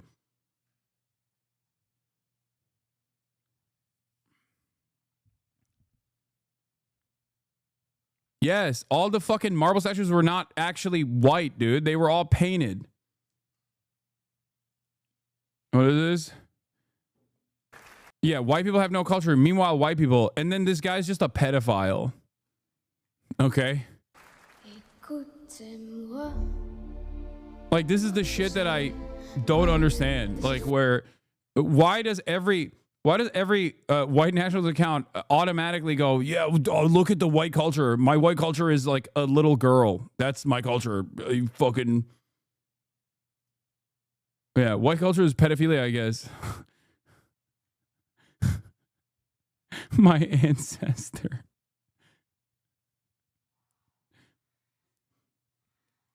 Himmler had scientists undertake excavations of prehistoric sites. Hitler commented, "Why do we call the whole world's attention to the fact that we have no past? It isn't enough that the Romans were erecting great buildings when our forefathers were still living in mud huts. Now Himmler is starting to dig up these villages of mud huts and enthusing over every post herd and stone axe he finds."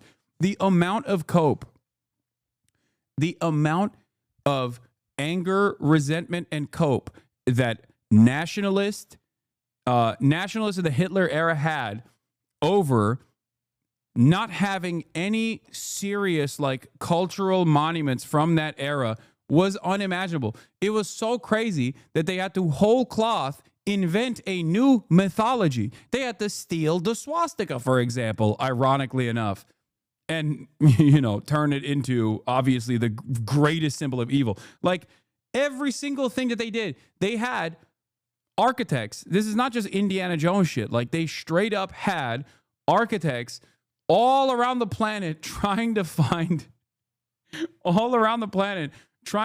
and dig up new artifacts and then like try to make this loose association with like Germanic origin. Spain was Muslim African brown for 1,000 or more years. Yeah, that too. Yeah, majority of Greek and Roman marble sculpture was painted. Based on an examination of paint ghosts on the original statues, traces of paint, detectable ultraviolet lights have been found. How would emperors be in color? Probably like these.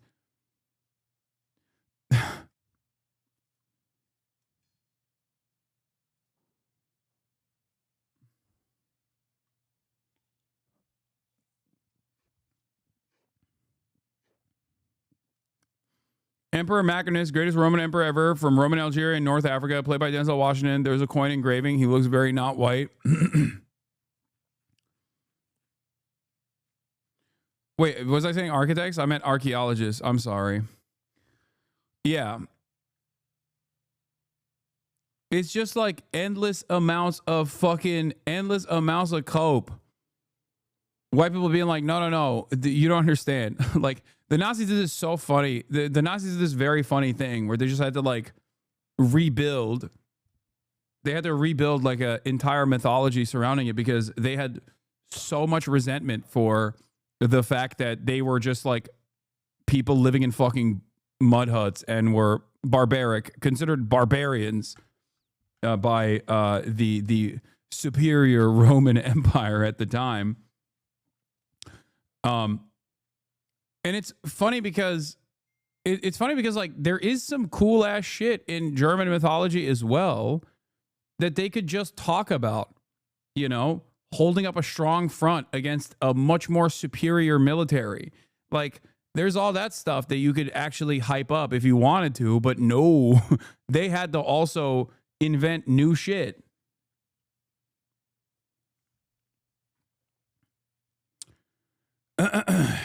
American German people seem to have that inferiority complex too. No, Americans have that same inferiority complex too, because America is a relatively new country that also doesn't have any kind of real mythology. We make that shit up too. A bunch of fucking criminals that came here and then murdered every indigenous person.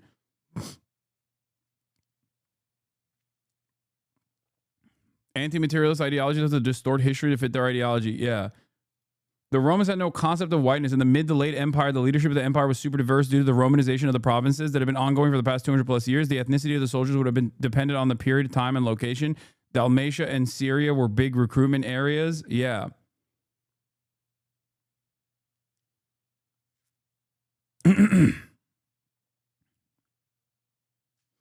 Same is true for the Turks as well. Most Turkish history comes from one German archaeologist in the 1800s. I mean, at least you could say that the Turkic, the steppe warriors that came, like there is a existing mythology that I think people cope and obviously fucking harp on regularly. But at least there's like with Chinese mythology, like there is a history there. There's a through line. There's like a lot of stuff you can point to. It's not like Turks will fucking turn around and be like, we invented a shit ton of things and we had buildings that stood tall. Like, no, they're like, yeah, we were steppe. We were warriors of the steppe, a nomadic people. You know what I mean? They don't do the we were kings shit. They do the fucking we were nomadic barbarians.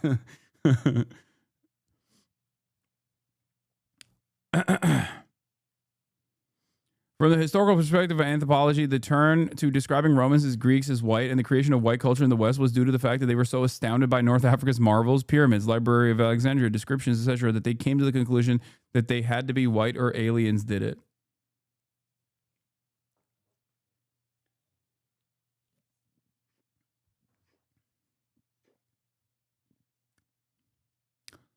Yeah, even the naming convention of barbarians is like, is the Roman Empire saying like, oh, these guys are, they're lesser than us. Look, they're living in mud huts. They're tribal people. It's so weird to think about it now with today's framework because all of these countries are now under the banner of whiteness. But the Roman Empire, like at least the territories that it controlled and what the demographics look like was insanely diverse. Of course, every fucking empire, especially back then, was insanely diverse. What is the most imperialist superpower on the planet? The United States of America. Also very fucking diverse. Look at England. Also very fucking diverse in comparison to other places because a lot of that colonial exploitation ends up bringing people from the colonies into the OG land that is doing the colonizing. Yeah. Roman Empire was insanely fucking diverse. The Ottoman Empire was insanely fucking diverse.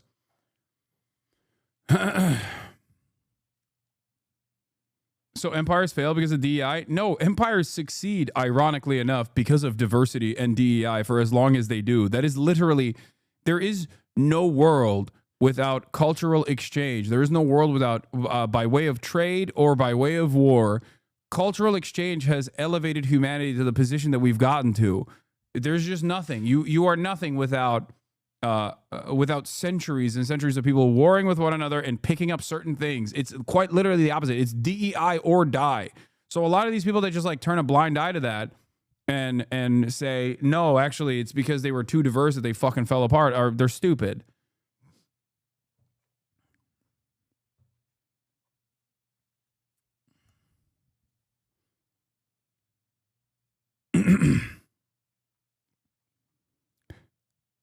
In any case, Himmler is starting to dig up these villages of mud huts and enthusing over every potsherd and stone axe he finds. All we prove by that is that we were still throwing stone hatchets and crouching around open fires when Greece and Rome had already reached the highest stage of culture. We really should do our best to keep quiet about this past. Instead, Himmler makes a great fuss about it all. The present-day Romans must be having a laugh at these relegations.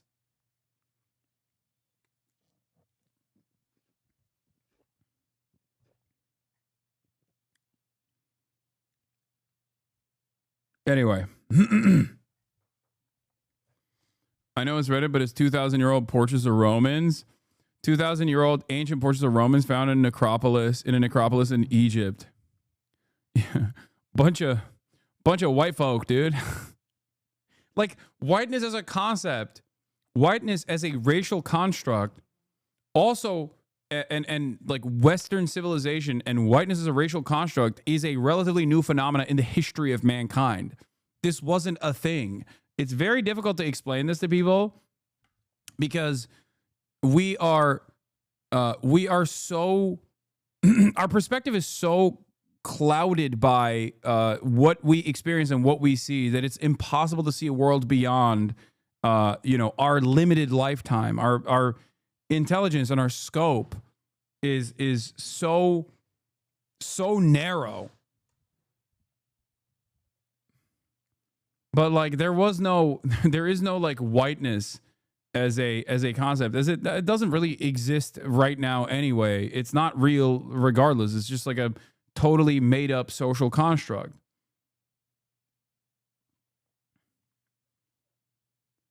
The reason why it exists is to justify slavery, chattel slavery specifically, because missionaries were unfortunately converting too many fucking black people to Christianity, and they couldn't justify enslaving Christians. So they had to be like, yeah, well, these guys are not real guys. They're just not even human. They're just inferior beings. Let's just go with that. It's reductive, but that's pretty much the underlying basis for white supremacist thought and the field of eugenics that is associated with it. It's a way to try and scientifically explain the inferiority of black people in an effort to justify it as times changed. Because if everybody recognized that, black people were also human beings, that they'd be like, what the fuck are we doing? This is kind of fucked up, don't you think? And many people did recognize it, for the record. They were like, this is ridiculous. Shouts out the great Reverend John Brown.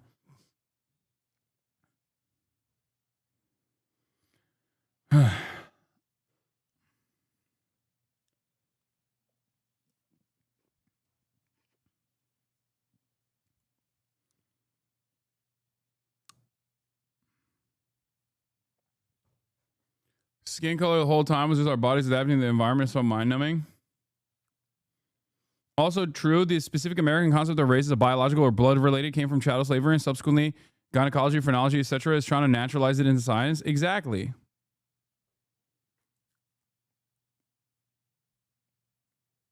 There are different depictions of paleness of the skin as a marker for like being a part of the upper caste or upper class or aristocracy, whatever you want to call it.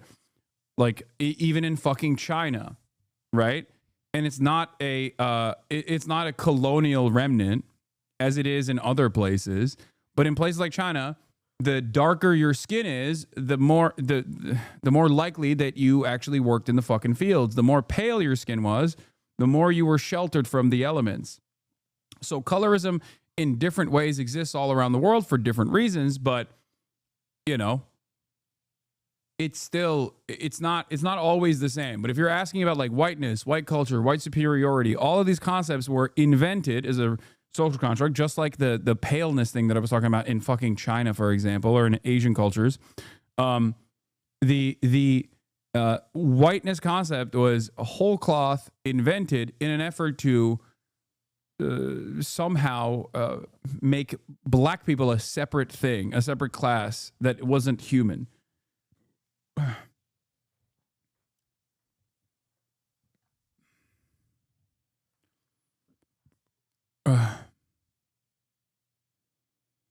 Why are you Islamophobic right now? What do you mean? Anyway. Yeah. Also for Indians, when they were mass murdering them at first on the basis of them being pagans, and when they converted on the basis of race.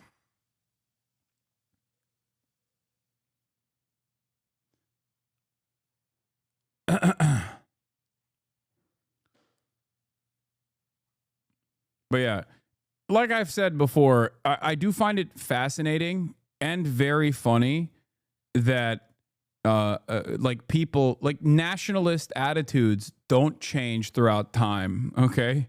they still end up trying to invent a false narrative, a false interpretation of like actual history in a way that reflects their current anxieties, their current needs, and their current understanding of culture, their current understanding of race. Very stupid. Anyway, Kemalist Atatürk Kemal says, if it were up to me, the Pope would be extremely red-pilled. No more acceptance of homos. Declare Islam a threat to all Catholics. Take a firm stance against vaccines. No sacrament to corrupt heads of state. No more baptism of bastards. This is a Turkish Atatürk supporter who is, I assume, extreme Islamophobe. You are African. You don't get to Deus Vult. You're the only one they're going to be impaling Lamau. A man can't dream. Not about this. No. You got to intimately understand you're the enemy in this scenario. How am I the enemy? You're a Kenyan. Wait. This guy is not even a fucking Turk? A Kenyan Kemalist? What the fuck? I've seen it all. What is happening? How do you even encounter?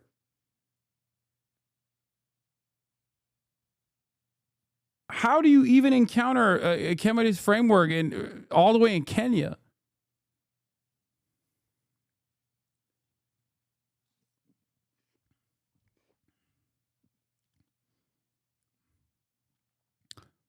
One of the funniest things I've seen, by the way, is even Matt Walsh briefly touched on this last week, is that everyone is really annoyed with all of the like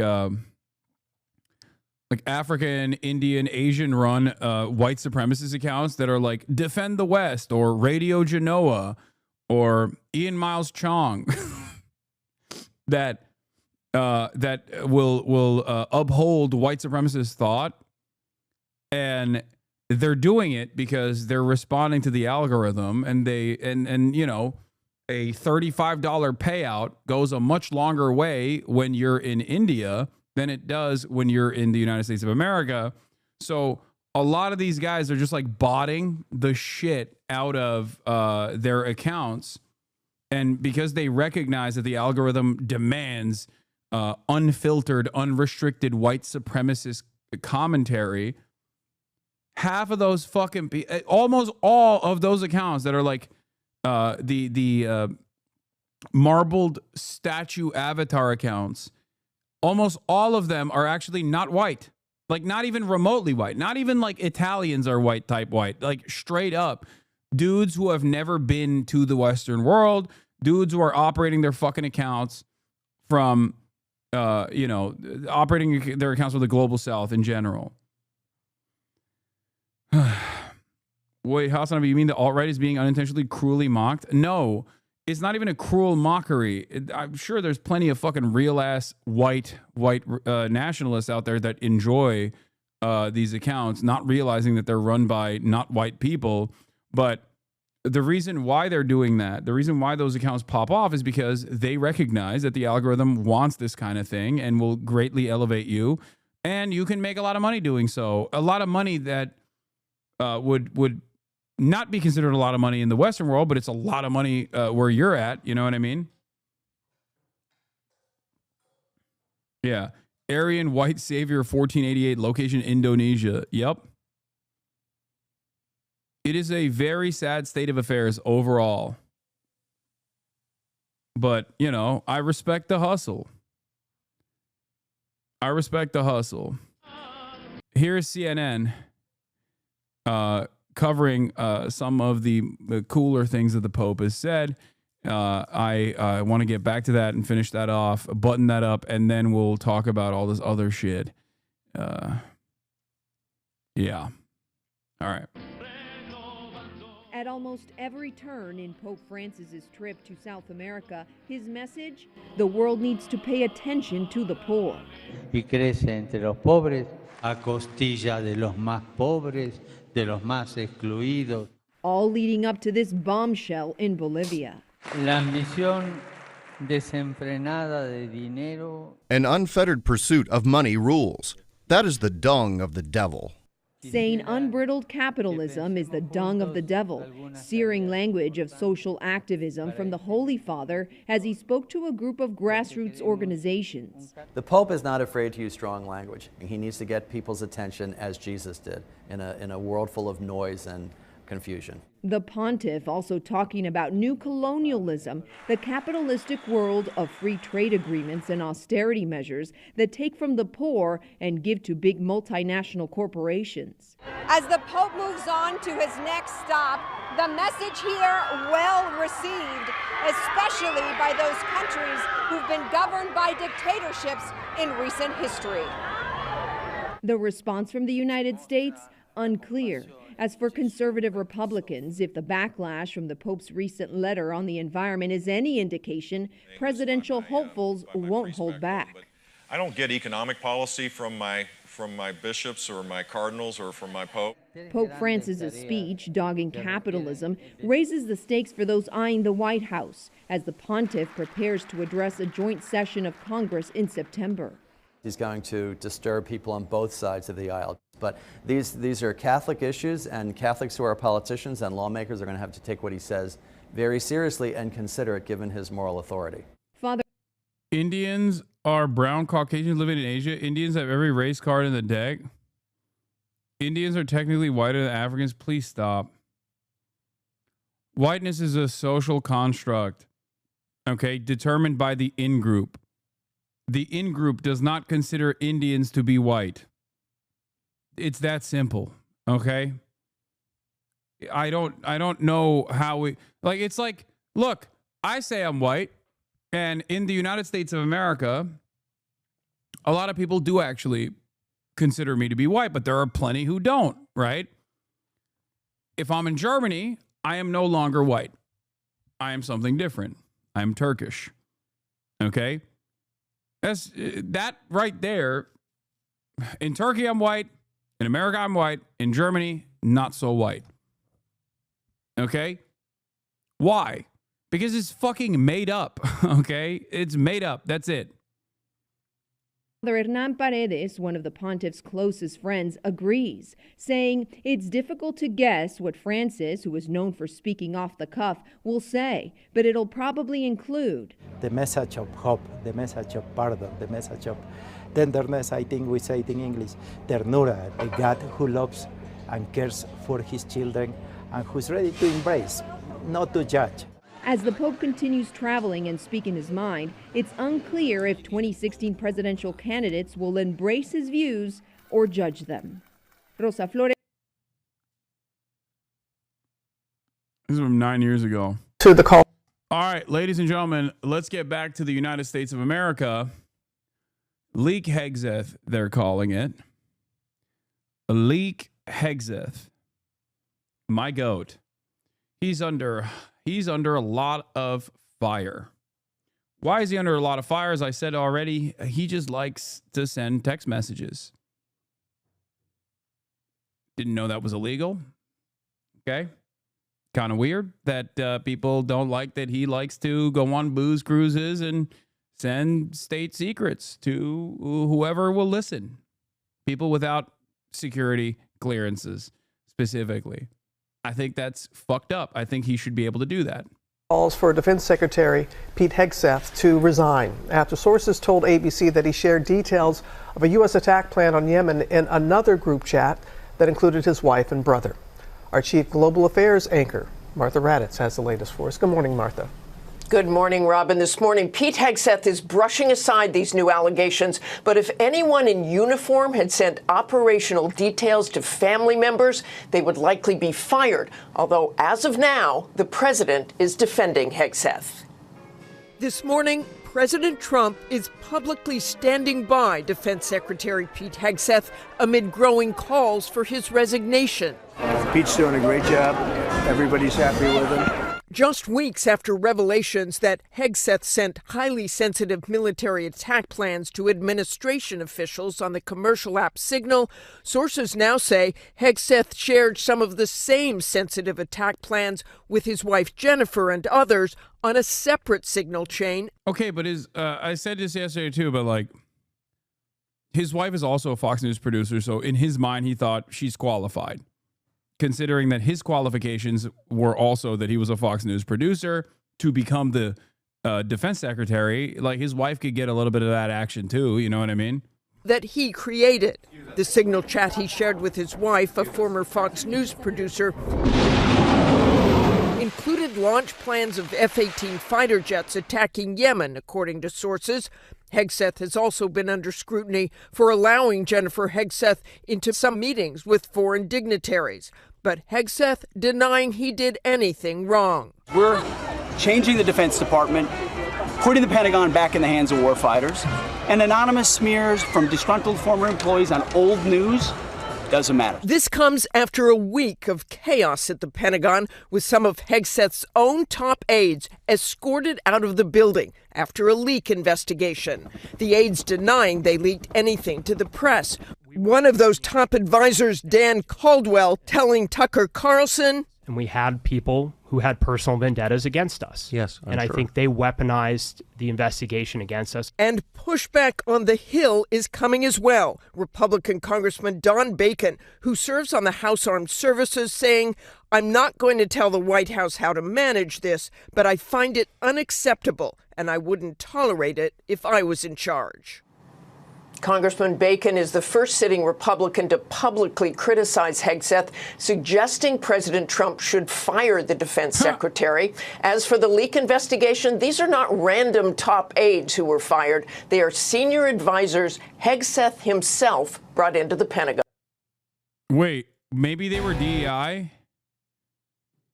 Guys, maybe Pete Hegseth accidentally brought in top-level executives to the Pentagon, but like didn't realize that they were DEI, and that's why they're firing them. Potentially, maybe like DUI hires. Pete was like, what do you mean? I'm a DUI hire. Might as well bring in other DUI hires. And then everyone was like, you can't do that. Why do you have confidence? Because he's doing a great job. Great chef. Ask the Houthis how he's doing. Everybody's happy with it. We have the highest recruitment numbers. Dude, this is the other thing. Like, I love when liberals are like, I hate Donald Trump, but his foreign policy is excellent. Like, what do you have the exact same foreign policy approach that Donald Trump has. Like, you love that shit. You're a fan of all the stuff that he's doing. How'd that happen? Something to consider here. I think they've had in. Who says that? Every single liberal that yells at me and says, Hasan, you support the Houthis. You suck. You love terrorism. Every single liberal that says that is also incredibly angry and resentful, understandably, towards Donald Trump. But they agree with Donald Trump's foreign policy, I guess. They just hate the fact that, like, the thing that liberals hang on to about this Pete Hegseth stuff is the fact that they were having these conversations on Signal and were so stupid that they accidentally had an Atlantic reporter in the private chat. That's what they're mad about. They're mad about the incompetence. They're like, no, the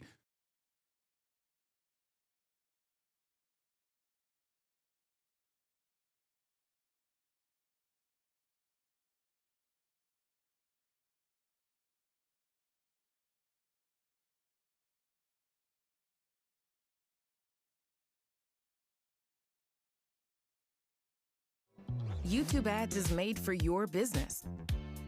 Bring your brand to life with targeted video ads and connect with the perfect audience. Grow your business and reach your people with YouTube Ads.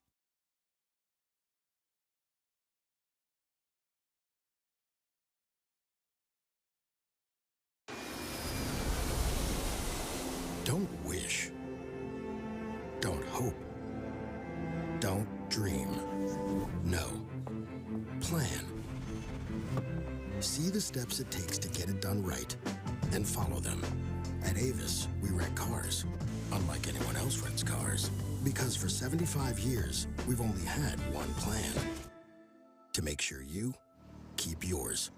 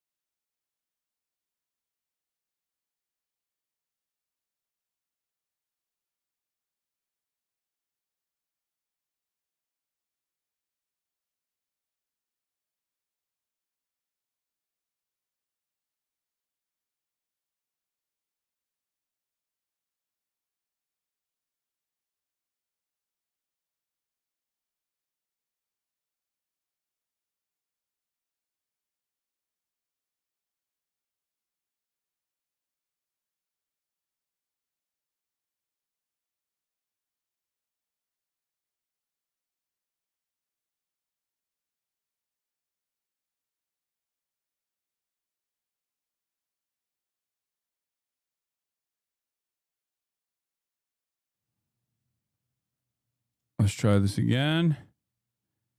Did it work? Hello, hello, hello? Am I back? Dude, that was fucking weird. That was very weird. I don't know what happened.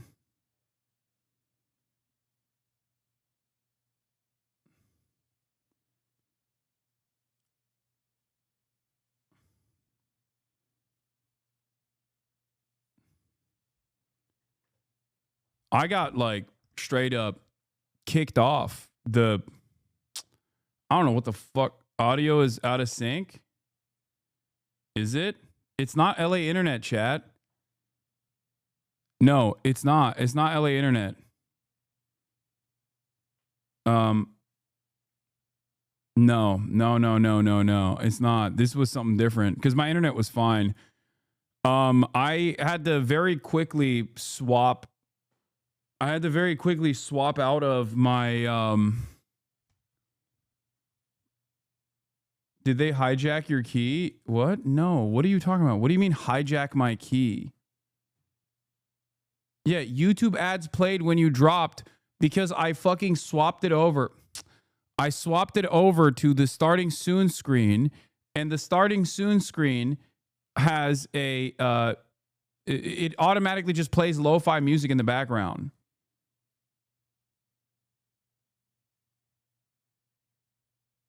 The starting soon screen plays lo-fi hip hop on the background, and it's not logged into YouTube, so it just like plays fucking ads sometimes. But what ended up happening was very strange right then and there. It was a very strange thing that took place. The secret memes one? No, that's just a BRB button. I have like a BRB. Ended. Wait, hold on. I have to do a quick troubleshooting real quick, but here, I'll just play this while I do this quick troubleshooting. No, he's doing a great job. It's just fake news. Well, that was President Trump doubling down on his support for Defense Secretary Pete Hegseth 24 hours ago, denying a New York Times report about sharing sensitive information on another Signal chat called Team Huddle. Here to set the record straight himself, the current Secretary of State, Pete Hegseth, former host right here on Fox and Friends. Pete, hey, great Brian. To see you, Mr. Secretary. Great to see you. So your thoughts on what's been reporting of Team Huddle and the Signal chat that the New York Times says took place between you, your wife, and your brother, and some others. So, Brian, if you remember when this all started. Wait. Former Secretary, the current Secretary of State. Oh, shit. He knows, bro. He knows. What does he know? Brian, why did you do that? Oh, busted, dude. Busted. Team Huddle. Here to set the record straight himself, the current Secretary of State, Pete Hegseth, former host right here on Fox and Friends. Pete, hey, great Brian. To see you, Mr. Secretary. Great to see you. So your thoughts on what's been reporting of Team Huddle and the Signal chat that the New York Times says took place between you, your wife, and your brother, and some others.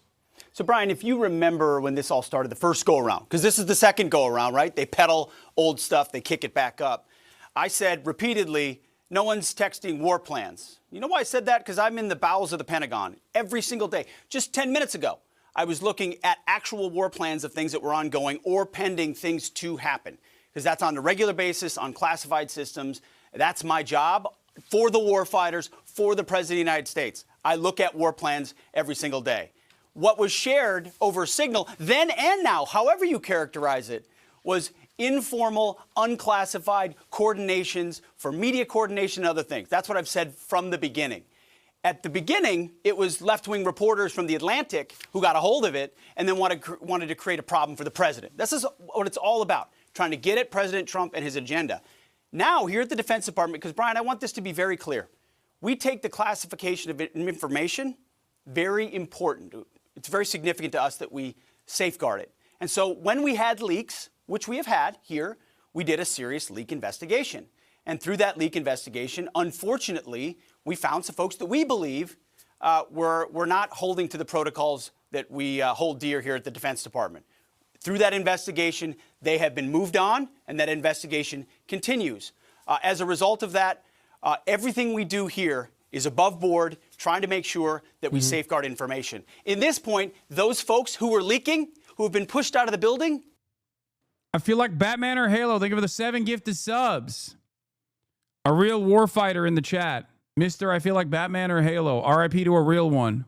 Are now attempting to leak and sabotage the president's agenda and what we're doing. And that's unfortunate. It's not what I do. It's not how we operate. And so you've got...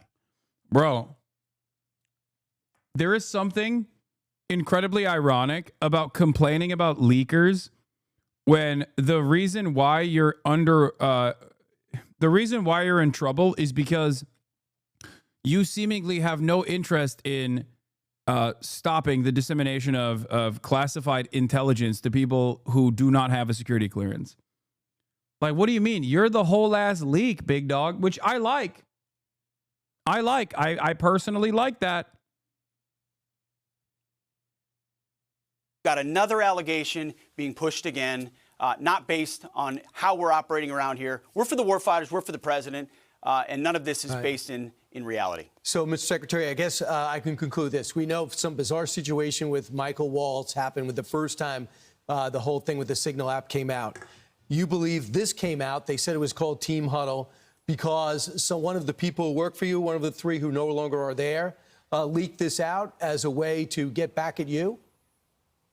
That's right, Brian. When you dismiss people who you believe are... Okay. Yeah, that doesn't matter. Like, what matters is why you are having these conversations with your fucking wife, dude. On your personal phone, on your private Signal app. What do you mean? Oh, I can't believe like a disgruntled former employee outed me. It's like,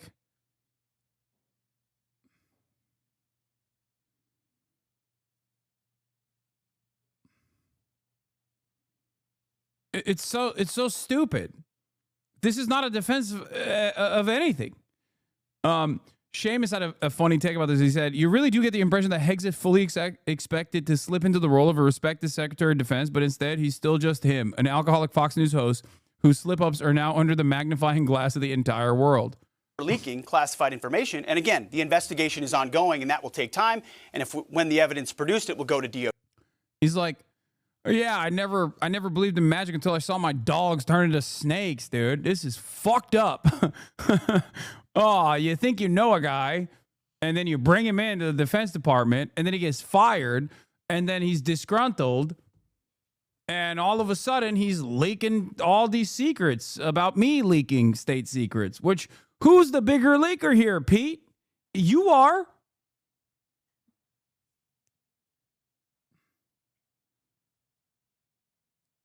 DOJ, why would it surprise anybody, Brian, if those very same people keep leaking to the very same reporters whatever information they think they can have to try to sabotage the agenda of the president or the secretary? So once a leaker, always a leaker, often a leaker. And so it does feel like he's talking about himself here.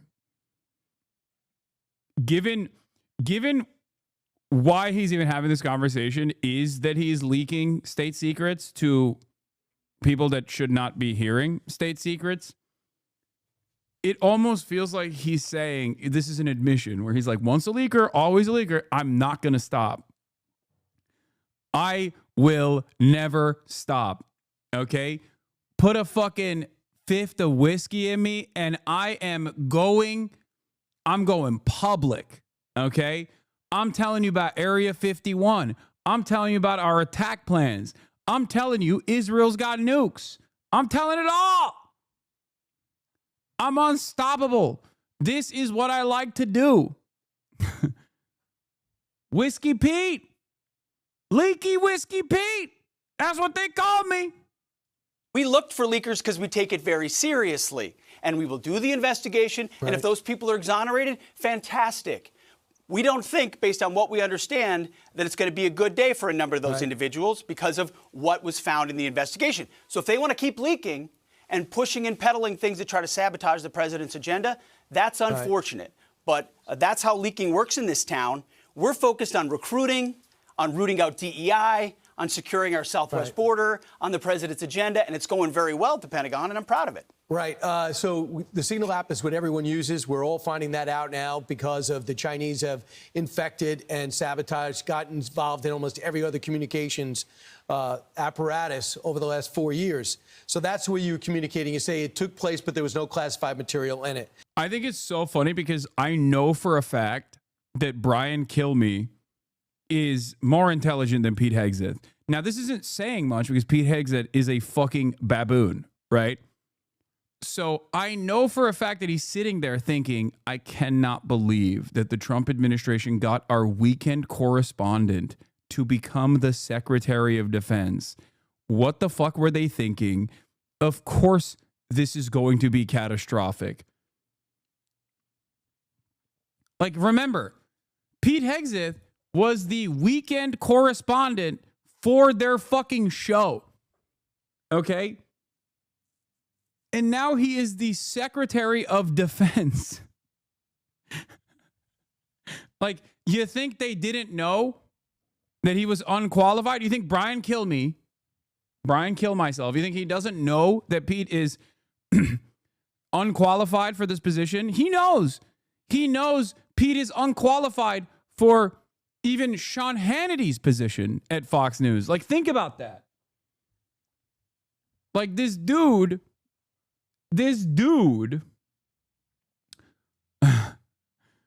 what is this? Why do you own a swastika sword when you don't even watch the anime it's from? Feels weird, man. 12-month subscriber. Fallen fan, maintaining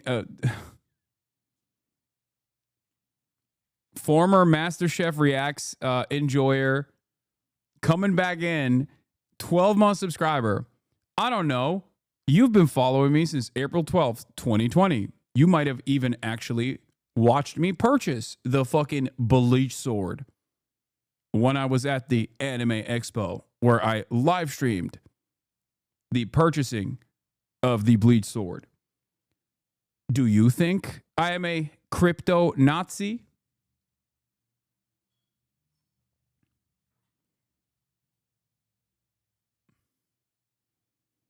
You've been in here for long enough. You've been a follower. Not anymore, lol. Nope, I did not. Yeah, no, I understand that you are you're a former fan. I get it. In the past 5 years, or rather, I think I know exactly where the fall off happened. I'm really disappointed with how you treated Ethan. I heard that term has been used as a Nazi dog whistle. I feel like the attempts to and then boom, timed out. I know where the disagreements happen. Now, the question to you is this.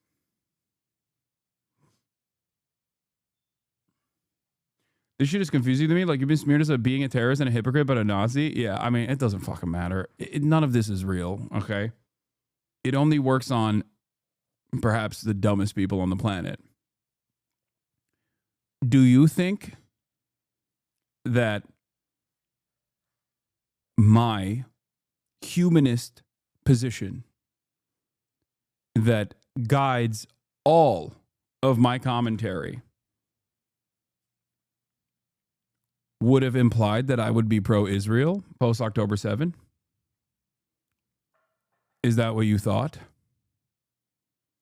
Like, you were so shocked that I would stand with marginalized people, oppressed people, the indigenous people that have been destroyed by a settler colonial apparatus.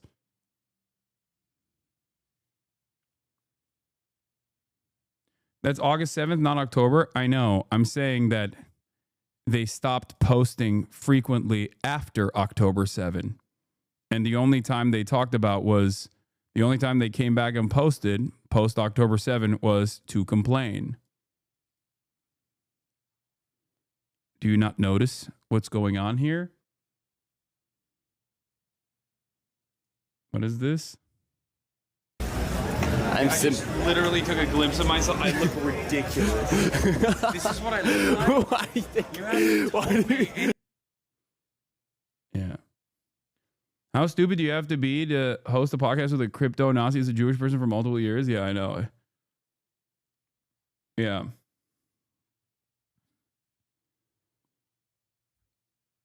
I do look ridiculous there. I needed 3 swords to look like Zorro.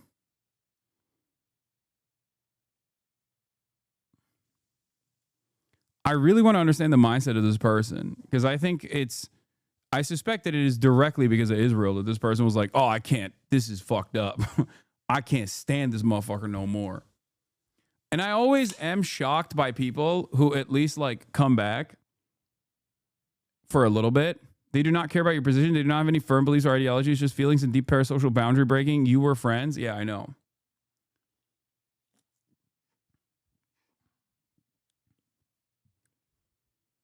They're saying you're a Nazi? Yeah. Because of the bleach sword that I got at the Anime Expo. I'm a Nazi now.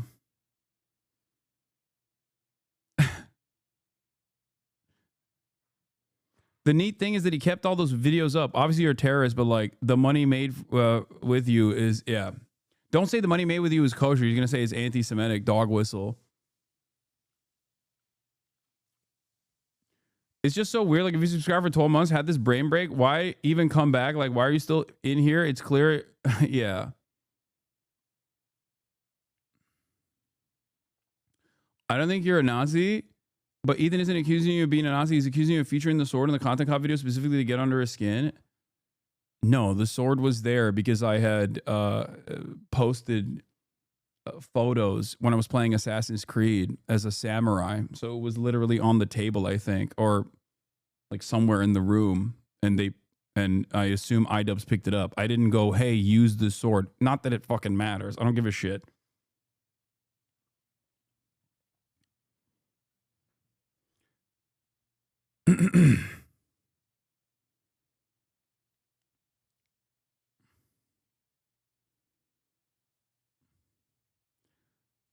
I support the guy who thinks it's a swastika sword. Same guy who asked like weeks ago if Koreans are POC. This guy knows a ton of shit for real. Yeah. Also, Ethan has been running around sig heiling at a rapid clip over and over again and then turning around and being like, you know who's the fucking Nazi? The guy who purchased a bleach sword 2 years ago. That was a secret dog whistle.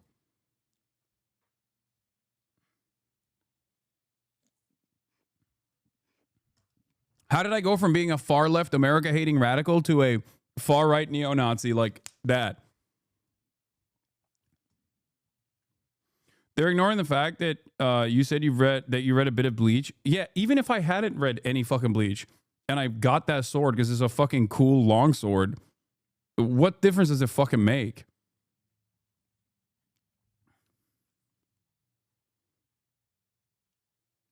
Like what? What are we doing here? Like I'm not embarrassed about this at all. I think that the people that are trying to make this an argument should be embarrassed. If they had the capacity to feel shame, they would feel shame in this moment.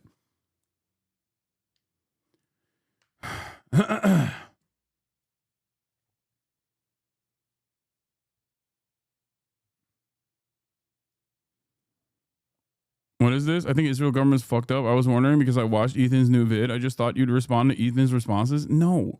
Do you want to know why?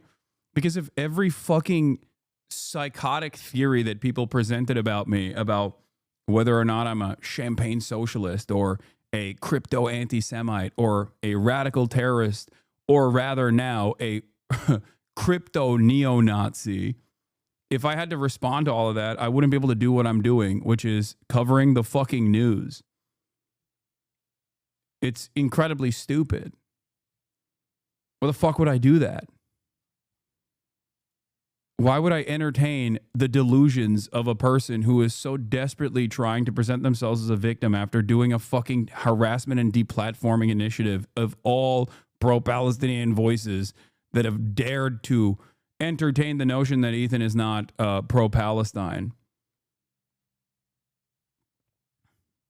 He can identify all kinds of dog whistles and deeply cares. That's why his chat was glazing Sam Hyde last week for 9 hours. Him and his chat definitely give a fuck about who's saying or doing what, and it doesn't come down to personal vendettas at all.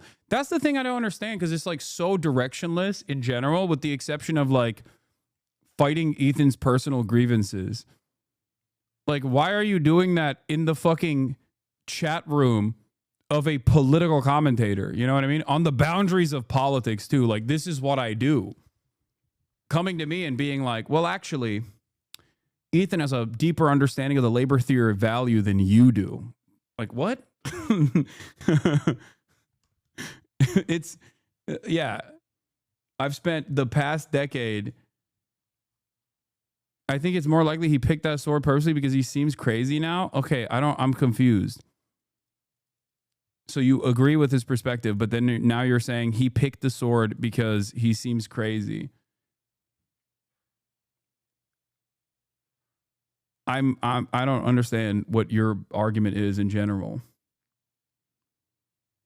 You are making him seem crazy? No, I think he's doing that to himself.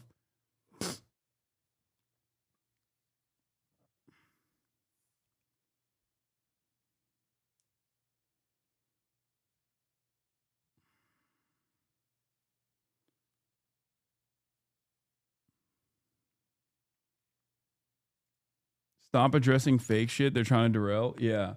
They're creating mini controversies like twice per week. I know.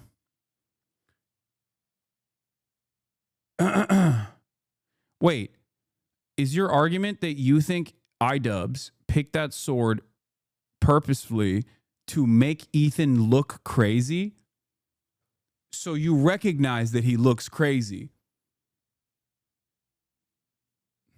What?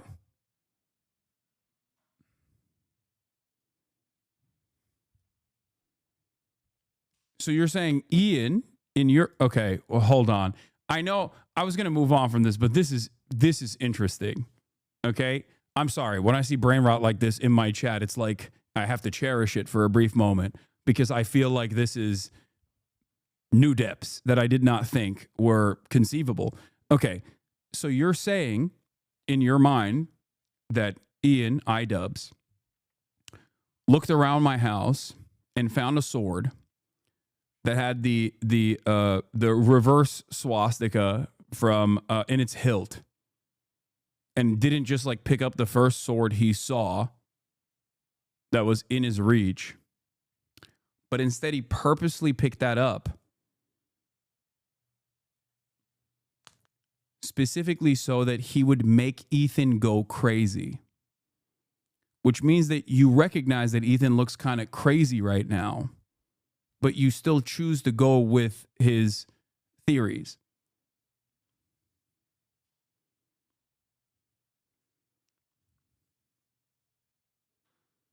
And they shield your racist loser content creator that has crashed out for nearly 2 years. I just don't. I think the parasocial nature of content creation, especially of this sort, does genuinely make people into a QAnon conspiracists. Like, and these aren't like, this isn't your grandma that got her brain broken by fucking looking at Facebook memes for too long. This is like mid-level marketing managers and shit that are in their early 30s. It's kind of shocking. Like, you probably should know a little bit better. Just like exercise a little bit. No, Ian looks crazy. Ian looks crazy. Oh, okay. So okay. I misunderstood. I think it's more likely he picked that sword purposely because he seems crazy now. Oh, you're saying Ian looks crazy now. Okay. They need the sword to be nefarious. Otherwise, the content cop was what it was. Nice. Yeah. Try explaining this to an Uber driver. You can't. It's so silly. Ian was picking up Zins and action figures too. Like, it's obviously just playing with all your toys. Okay, they're not toys. They're not toys. How dare you call them toys? They're figurines.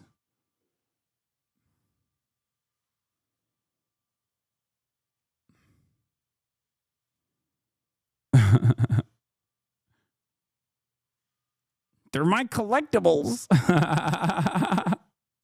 All right, come on. All right, let's continue with this shit. This is crazy. This was fun. This was a fun little, this was a brief moment of fun that we had.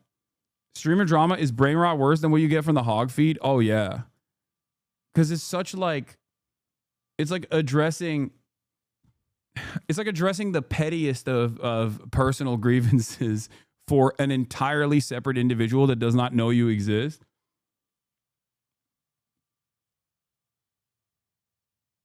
I found it to be fun. Maybe you guys didn't. It was kind of funny. Over the last few days, your senior advisor, Dan Caldwell, Darren Selnick, Colin Carroll, who was your chief of staff, deputy secretary of defense. The other one, Darren, is now former deputy chief of staff. What is What are you going to do about it? What are you going to do about it? I am a fucking weeb. Yo, chill. This is a clipped out of context. I'm not a weeb. I'm not a weeb. I actually purchased the bleach sword so that I could actually secretly give it to iDubbbz 3 years later. This is an AI video. I'm not actually a weeb at all. I'm not a weeb at all. This wasn't like a famous meme in this community. I actually literally went to the Anime Expo expertly and purchased the bleach sword, despite the fact that I hate bleach, because it looks a lot like a swastika on the hilt of the sword.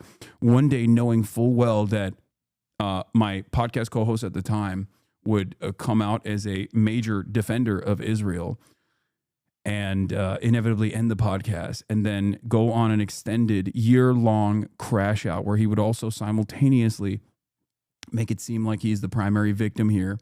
And then eventually he would attack iDubbbz as well. And iDubbbz would pick up that sword. That's right.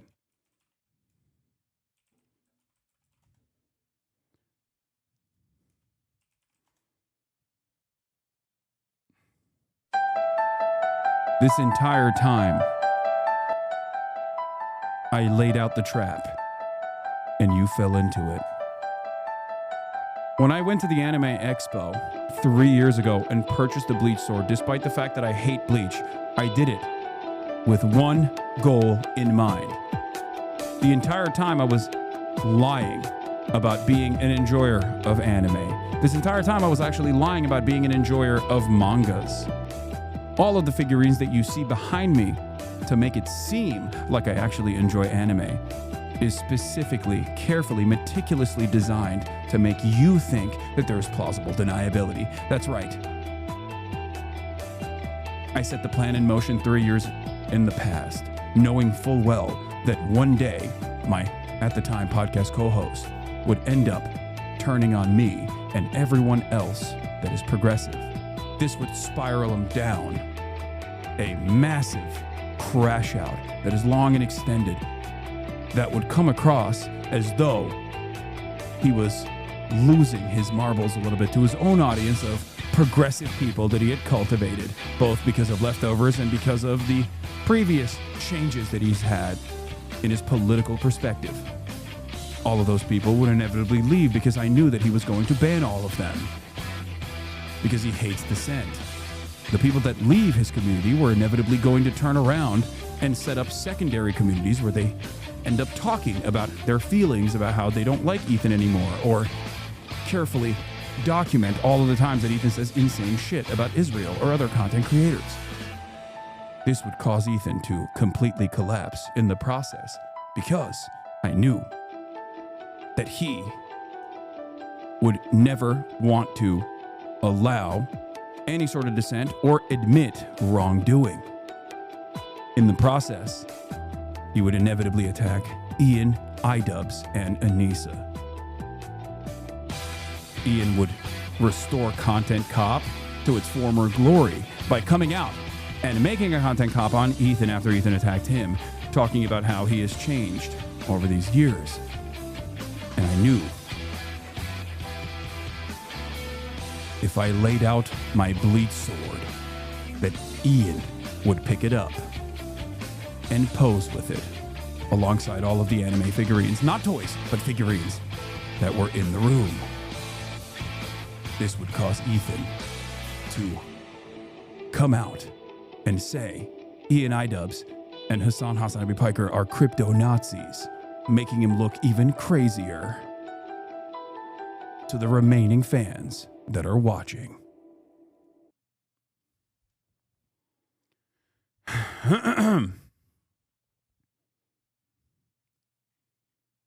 That's right. The Lord works in mysterious ways. I didn't accuse you at all of that. I was asking about it, if you knew anything about it, because Ian legit seems crazy right now, and the Instagram pics with it to show off the swastika pretty well and feels like a really weird choice. Also, I'm in software, but he did clock my age, so good guess. Yes. Well, there was a point in time where you were a chatter, and I know my chatters really well.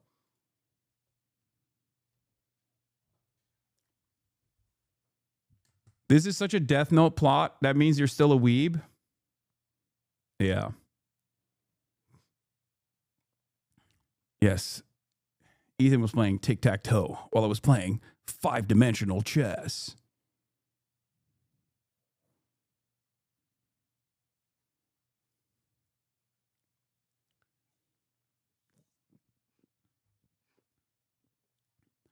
Never let him know your next move, baby.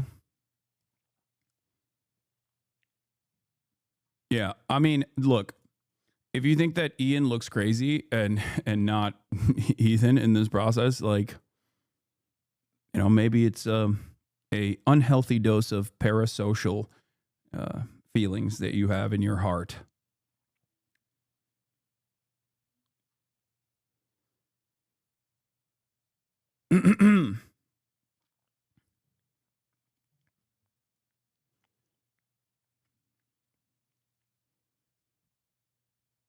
Anyway, we need a new segment where we pick a chatter and clock them, age, demographics, etc. I'm not that good at that kind of thing.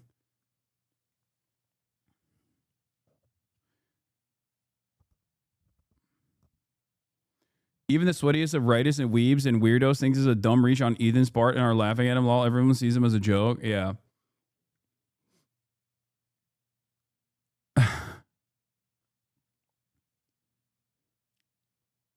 Love that he noticed the sword and another room full of communist insignia and trinkets. How could he have ever known you are a socialist? I know.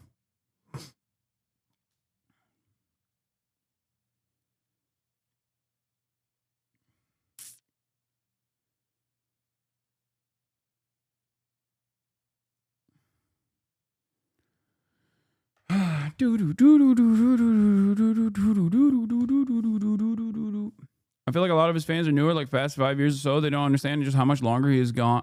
He has from how long he's been on YouTube, so they think he's always the victim because they found him powerless to do anything. No, they think he's a victim because they just take everything he says at face value. If you think, yeah, you have a very different interpretation of events that unfolded if you just listen to what he has to say. He thinks like, oh, I was just minding my own business and then everybody started attacking me because I'm Jewish. Like, that's literally his argument. He even, I think, claims that I attacked him. I only defended him for an entire fucking year. The only reason why I criticized him was because I realized I was wrong and that he was making a lot of fucking Hasbro talking points. He's, unironically, Ethan has become the streaming version of Israel. Obviously, it's not a moral equivalence. It's not like he's doing a genocide. Israel is. But, like, you know, history started on October 7 for Israel, okay? And everything that Israel has done in retaliation for October 7 is totally justifiable. And history started for Ethan, I guess also, I don't know, when Frogan unfollowed him, or Frogan complained in my Discord that Ethan had unfollowed him. I guess that's what caused all of this. Like, or when an anonymous fucking CPS call was made or something. Like, I don't know exactly where history started for him, but he's always seemingly the victim in this process. And the 700 videos that he has done trying to actively deplatform me, trying to actively deplatform any fucking content creators. He called Steiny and told him you attacked him for a year. I mean, I told him to his face that I did. So I don't know why that would be a shock. We had that conversation in the beginning of the on the podcast.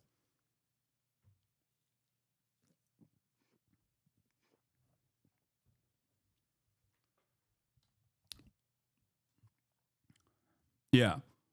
after months and months and months of endless harassment and endless attempts of deplatforming, literally getting the ADL involved, the Apartheid Defense League involved, to get Zionist banned as a terms of service violation. Like, you can say fuck fascists, but you can't say fuck Zionists on this platform now. It is quite literally considered a protected category. Ethan did that. Ethan played a role in that. Like, it's kind of crazy to think that, like, I wouldn't have a negative opinion of him after this.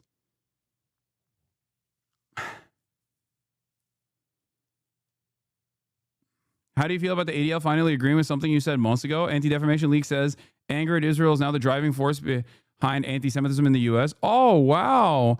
Oh, wow. Very cool. That's interesting.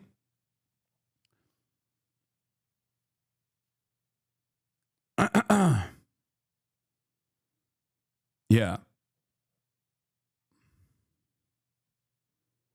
This guy's using a tactic called Darvo. It's a tool narcissists and fascists alike. We will see more of it in the public domain. The best we can do right now is always call it out for what it is.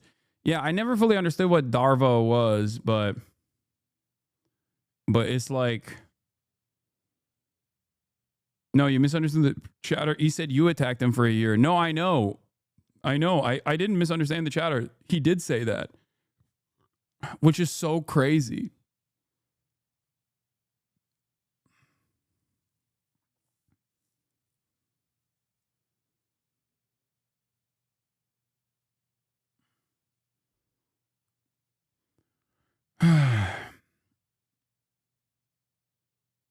He tried to take all of Twitch down, got them to make a new streaming tag, then got banned 24 hours for not using the tag for his own stream. I know. And then complained about that too. You were misspeaking. Chatter said that E called Steiny and complained that you had been attacking for a year, and you said that you had not. That you had. That's not true. You have not been attacking E at all. Oh. Yeah, that's not true. That's crazy. Yeah. No, I thought he meant like me attacking the Nelk Boys, which is true. I have criticized the Nelk Boys. DARVO is an acronym for Deny, Attack, Reverse Victim, and Offender. Is a reaction that perpetrators of wrongdoing, such as sexual offenders, may display in being responsible, being held accountable for their behavior.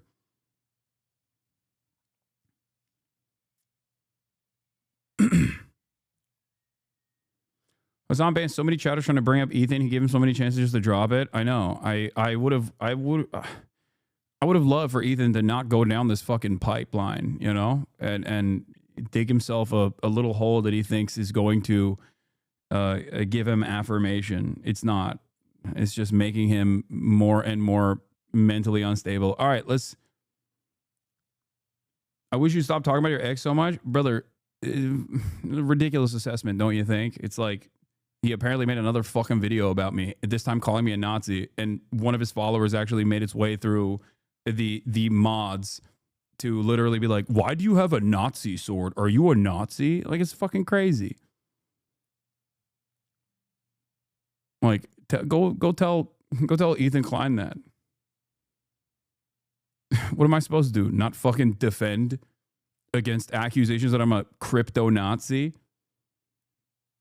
Come on. The staff will let go. Did you let them go? Right. It was a result of an investigation ongoing at the Pentagon where we identified there was sufficient evidence, potentially, again, there's an investigation ongoing that will have to complete itself, sufficient evidence to believe that they or others near them were party to leaking. And then I have a statutory responsibility, Brian. If I believe that's the case, to ultimately ensure they no longer have access to that and that the investigation commences. There are a lot of ways to communicate in this building. I do it every day. I was just doing it this morning. Official channels by which we communicate classified information. If you want to do it and do it the right way, you should. If we think you are leaking to the press. Who are you talking to? Are you talking to yourself, Pete? It's just so strange that it feels like he's talking about a totally separate guy who's the Secretary of Defense. That's a very real problem. We take that very seriously at the Pentagon. I don't understand.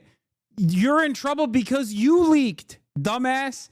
The fuck do you mean? Oh, these other leakers are the real enemies of the state. Like, doesn't he realize that when he talks about this, it almost feels like he's talking about himself to the average person? Because to the average person, they don't give a fuck who actually was the one who went to the New York Times with the story. The average person goes, why is the Secretary of Defense communicating attack plans to his fucking wife on Signal?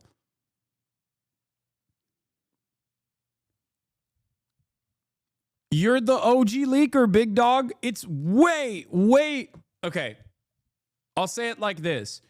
If you had not done this thing, right, that you are in trouble for, and instead someone from the people that you hired went out and like released state secrets, I would still be on board with that. I love leaks, but I understand why you could at least entertain this position. Like, oh, it's really fucked up that this guy that I hired was a disgruntled former employee that turned around and like released state secrets to the fucking lying press or whatever, right? Like fake news media. Yok, üçte. Like that's, but you're the one who initially, like the entire point of contention here is that you leaked information. You leaked this information. So now whenever you talk about leakers and punishing them, it kind of feels like you're talking about yourself.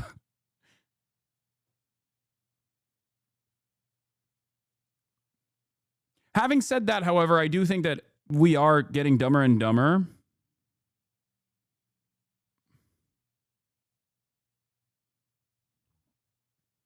Do one job. No, one job for the president and the American people. Secure the country. America first. Peace through strength. I don't have time for leakers. I don't have time for the hoax press that peddles old stories from disgruntled employees. We should be talking about the decimation of the Houthis, how we're pushing back the Chinese, how we have a new defense area at the southern border. Instead, disgruntled former employees are peddling things to try to save their ass. Did you? And ultimately, that's it's not going to work. Mr. Secretary, did you find this out, or did they come to you? Because I know you know these guys. Like these are the guys you picked, especially Caldwell, and they worked for you for your previous job before you got over to Fox. And they said that they have not been asked about their phones. They weren't asked about communications. They didn't go through. They didn't take a polygraph. So why would they be let go and not be investigated? Well, Brian, when there were a series of serious leaks at the Pentagon, which there were, Panama Canal plans, Elon Musk's visit, you name it, any number of things, and there's 4, 5, 6, 7 things. We said enough is enough. We're gonna launch a leak investigation, which we did, which was then handed over to OSI, which is the special investigators here at DOD. Right. Through that investigation, information was surfaced, which created a responsibility to take action. That's how it works when you invest, when you actually investigate leaks, Brian. So it's easy to say, oh. It doesn't feel like you do, because if you did, you would investigate your leaks, as in what you did. This doesn't make any sense.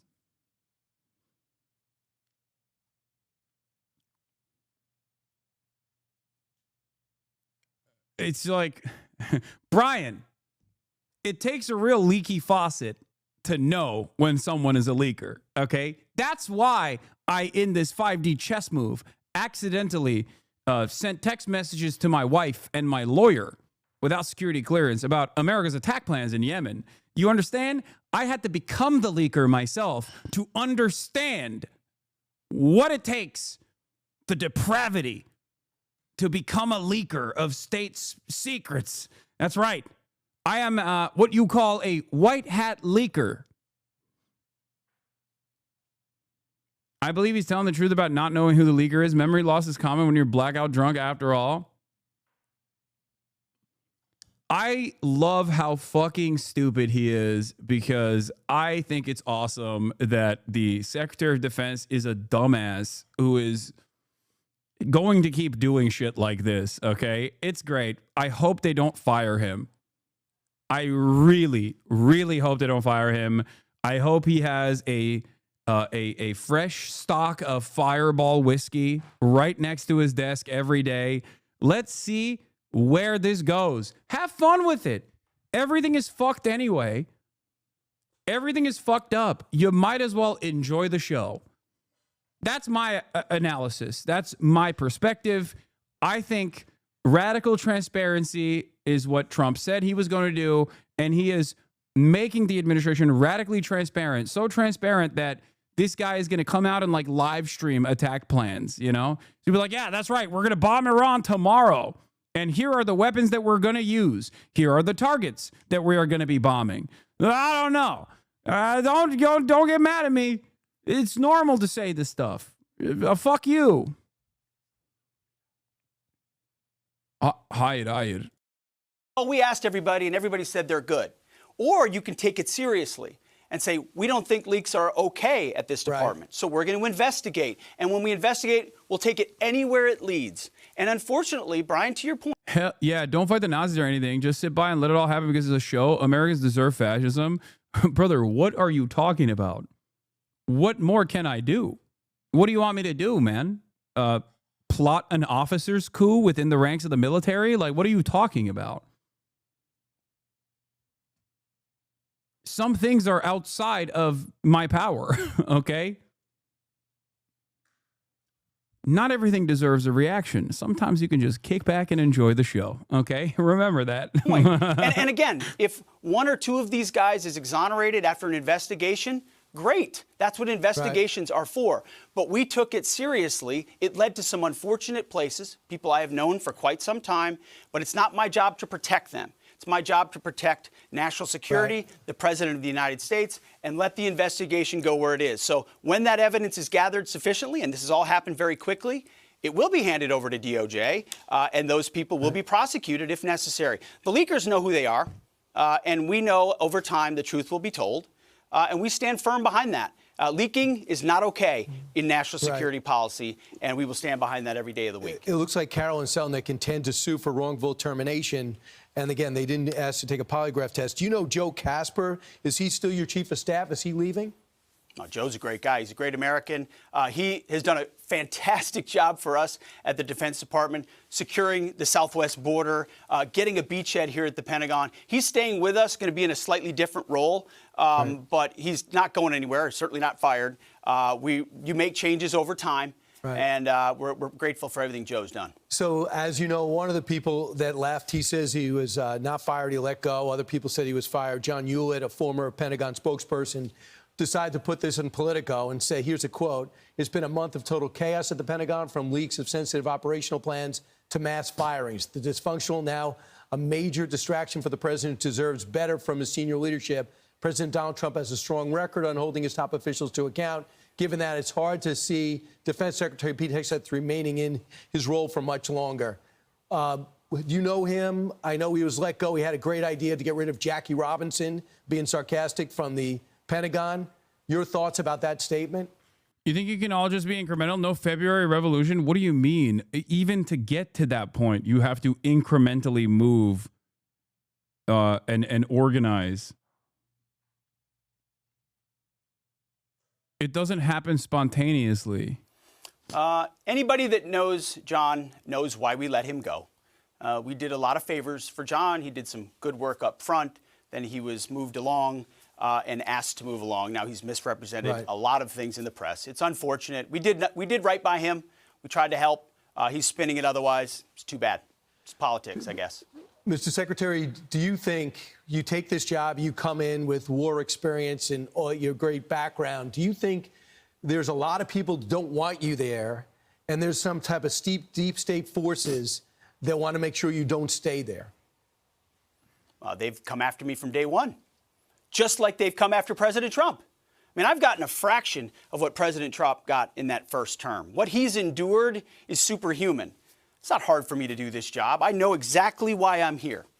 To bring warfighting and the warfighting ethos back to the Pentagon, to rip out the insidious ideologies and not compromise and not back down. To bring in new press voices into the Pentagon, which we've done. To reestablish standards and accountability. To not tolerate leakers. To 100% operational control of our border. To get rid of trans lunacy in the military. We haven't backed down. See, here's the thing. A lot of people come to Washington and they just play the game. And it's you punch their ticket and get along to go along. and, you know, start doing Meet the Press and going to the Council on Foreign Relations and spending time with all the new. Okay, this is a aesthetic note. I think he moves around way too much and emotes way too much when talking about supposedly serious issues.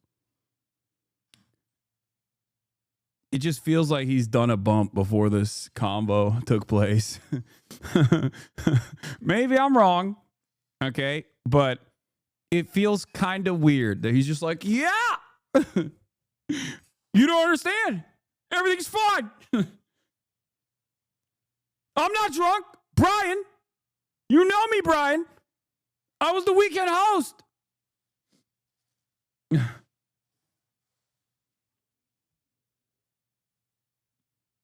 You need a hair of the dog when you wake up to combat the shakes, Brian.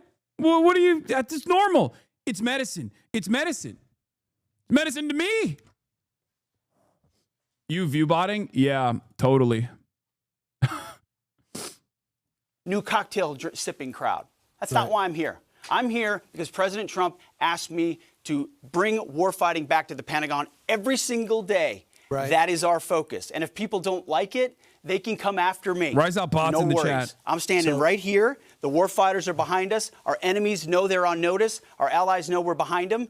And that, in this dangerous world, for the American people, is what it's all about. I've been on 2 bases over the last 2 months. They're overwhelmingly, anecdotally support for you. And they talked about recruiting going up. So I asked for official numbers. They are through the roof. Take a look at these numbers with the Army, Air Force, and Marines. You are up 108% in November, 119% in February, 108% after the election, 105% with the Navy. With the Marines, up 112%. Yeah, no. Hell yeah. We need that. We need more dumbasses to fucking die to defend Israel's genocide. They have VAT taxes. They have everything you can have. President Trump is live. Speaking of reporters in the Oval Office, let's go. The Union was set up to take advantage of the United States. That's why it was set. And they've done that, but they're not doing that anymore. Yeah. Mr. President, will you prevent Hamas from having any role in governing a post-war Gaza? And will Hamas have to be permanently eradicated for a ceasefire to be reached? Well, we're not going to let Hamas do that, and we're going to see what happens with Gaza. But we've made a lot of progress in the Middle East. Tremendous. Should have never happened. That date, that very special date, October 7th, should have never happened. It would have never happened if I were president. That very special but we'll date. be stopping that whole situation. Yeah, please. Earlier today, Treasury Secretary Dustin suggested that with the tariff rates as high as they are now, it's effectively an embargo of trade between the United States and China. Do you see it that way? That's true. 145% is very high, and it won't be that high. It's not going to be that high. It got up to there. We were talking about fentanyl, where various elements built it up to 145. No, it won't be anywhere near that high. And what level do you think it'll come down to if you haven't? It'll come down substantially, but it won't be zero. It used to be zero. We were just destroyed. China was taking us for a ride, and just not going to have. It's not going to happen.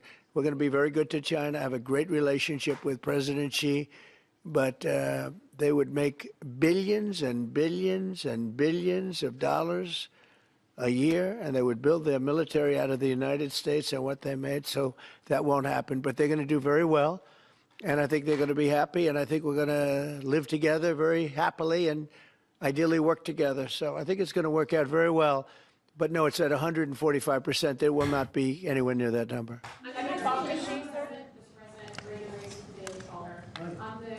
No, you don't understand. He didn't get a call from Xi, but he's lowering the tariffs. But that's actually because he's showcasing how cool and strong he is. Thank you for the question, because honestly, it's one of the great successes. We have virtually nobody coming in illegally. We do have people coming in legally because we want people to come in, but we have nobody coming in through the border virtually. We were having hundreds of thousands of people a month come in under Biden, and they came in from prisons, they came in from institutions, they came in from gangs in Venezuela and other countries all over the world, not just South America. They were emptying their prisons into the United States. Venezuela emptied its prisons out, but many countries emptied their prisons into the Congo as an example, in Africa, emptied their prisons into the United States. And we're getting them out. And I hope we get cooperation from the courts because, you know, we have thousands of people that are ready to go out. And you can't have a trial for all of these people. It wasn't meant, the system wasn't meant. And we don't think there's anything that says that, look, we are getting some very bad people, killers, murderers, drug dealers, really bad people, the mentally ill, the mentally insane. They emptied out insane asylums into our country. We're getting them out. And a judge can't say, no, you have to have a trial. The trial's going to take 2 years. And no, we're going to have a very dangerous country if we're not allowed to do what we're entitled to do. And I won an election based on the fact that we get them out, and we've done an amazing job. Look, we've stopped everybody at radical left. We have got the strongest border we've ever had, even stronger than what I had it for 4 years. We had a great border. We solved the problem, but it's a tad stronger, which is, I don't know if that's disappointing or not to me. I said I beat my own record. But I appreciate the question. Thank you, Daniel.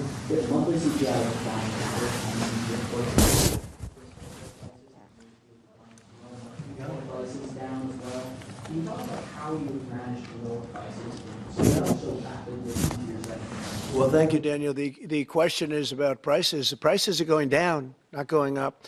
One of the big things is energy is going down. Yeah. When I say it, it's the truth. Is it $1.98? Even if you don't feel it or see it or experience it, it's still the truth. You have to believe it. For years, maybe, and that's a big thing. And we opened up our wells. We opened up our drilling. We have more product now for sale. And we're also going to be selling outside of the country to a large extent. It's going to bring down our deficits, largely going to bring down our deficits. But if you remember my first week, I was standing here, Paul, and they were screaming about eggs. The cost of eggs have gone through the roof. They were up like 500, crazy, like 4 or 5 times. And we won't have eggs for Easter, they were saying. There will be no eggs. You can't order eggs. They wanted us to order plastic in the shape of eggs. Well, yesterday we had 48,000 people at the Easter hunt. They call it the Easter roll at the White House. And we had all eggs. And as you know, the cost of eggs has come down like 93, 94% since we took office. And they're pretty much normally priced now. Great job. Our Secretary of Agriculture, Brooke Rollins, did a very good job. But groceries have come down. It's all coming down. The only thing that hasn't come down, but it hasn't gone up much, are interest rates. And we think the Fed should lower the rate. We think that it's a perfect time to lower the rate. And would like to see our chairman be early or on time as opposed to late. Late's not good. Mr. President, you've said... I don't want to talk about that because I have no intention of firing him. Mr. President, there are reports that you're considering doing something for moms across the country, giving them some type of bonus whenever they have a child. Are you considering that? Or Sounds like a good idea to me. Yeah, please. You have no intention of firing Jerome Powell because here, economic advisor Kevin Hassett a few days ago said that you and people in the White House were studying this idea of possibly getting before his term ends. No. Do you have any plans on doing that? None whatsoever. Never did. The press runs away with things. No, I have no intention of firing him. I would like to see him be a little more active in terms of his idea to lower interest rates. This is a perfect time to lower interest rates. If he doesn't, is it the end? No, it's not. But it would be good timing. It could have taken place earlier. But no, I have no intention to fire him. I don't want to comment on that. That doesn't matter. Mr. President, you said... When can we expect the Epstein documents to be released? The rest of them? Which documents? The Epstein files? I don't know. I'll speak to the Attorney General about that. I really don't know. I know that we've done the RFK. The Kennedy, Martin Luther King is out there very shortly, so we'll find out. But we've really announced we're doing them in full transparency. You know, when we did JFK, people were saying, "Oh, maybe it wasn't all; it was all," and people actually went up to the office and they looked at some things that were, you know, not really easily available, and they were amazed that we gave it all. And I don't know if it solved any problems for people. People still have questions one way or the other, but that I'm not. But 100% of all of these documents are being delivered. Yeah, please. Mr. President, you said you're ultimately going to make a deal with China, but where do things stand right now? Have you talked to him? I think my relationship, my relationship with President Xi is great. It was, it's been great for a long time. We've had a very good relationship, and I think we'll make a deal with China. Mr. President, in your meeting with... If we don't make a deal, we'll set it. We'll just set the number, and, you know, I think they'll want to be a part of the United States. We're doing great. We're going to, this is the golden age, as Paul said. We're talking about the golden age. It will never be a time like this, in my opinion. And China wants to be a part of that, too. It's a great period of instability, so there won't be. He's right about that. I have. I'll keep that to myself. It's very personal. Are you concerned about the impact of tariffs on West Coast ports with just a sharp drawdown in Chinese imports coming in? No, I think that everyone's going to do well in this country because of tariffs. We have $7 trillion of investment already. You can go back many years, and for a whole year, they haven't had anywhere near that. Mostly, they'd be well under $1 trillion of investment. And we've got $7 trillion. We really started 5 weeks ago. And in just a few weeks, literally, we have $7 trillion, which is a record for a year. There's never been a year with that much. And that's coming in, I think, for two reasons. It's coming because of an election that people liked, and it's coming in because of tariffs. And if you look at Apple, Apple's going to start building here. Right now, they're in China mostly. $500 billion. We have the computer, all of the computer chip companies are coming in at levels that nobody's ever seen before, as you know. Jensen came in for $500 billion. You saw that. A great guy, highly respected. Mr. Wei coming in for $250 billion. Nobody's ever seen anything. And the auto companies are coming in. I could name 8 right now already, auto plants that are either starting or about ready to start construction. There's never been, and the United Auto Workers and the non-union workers in the automobile industry, they love Trump, and I love them. Thank you all very much. Thank you. Congratulations, Paul.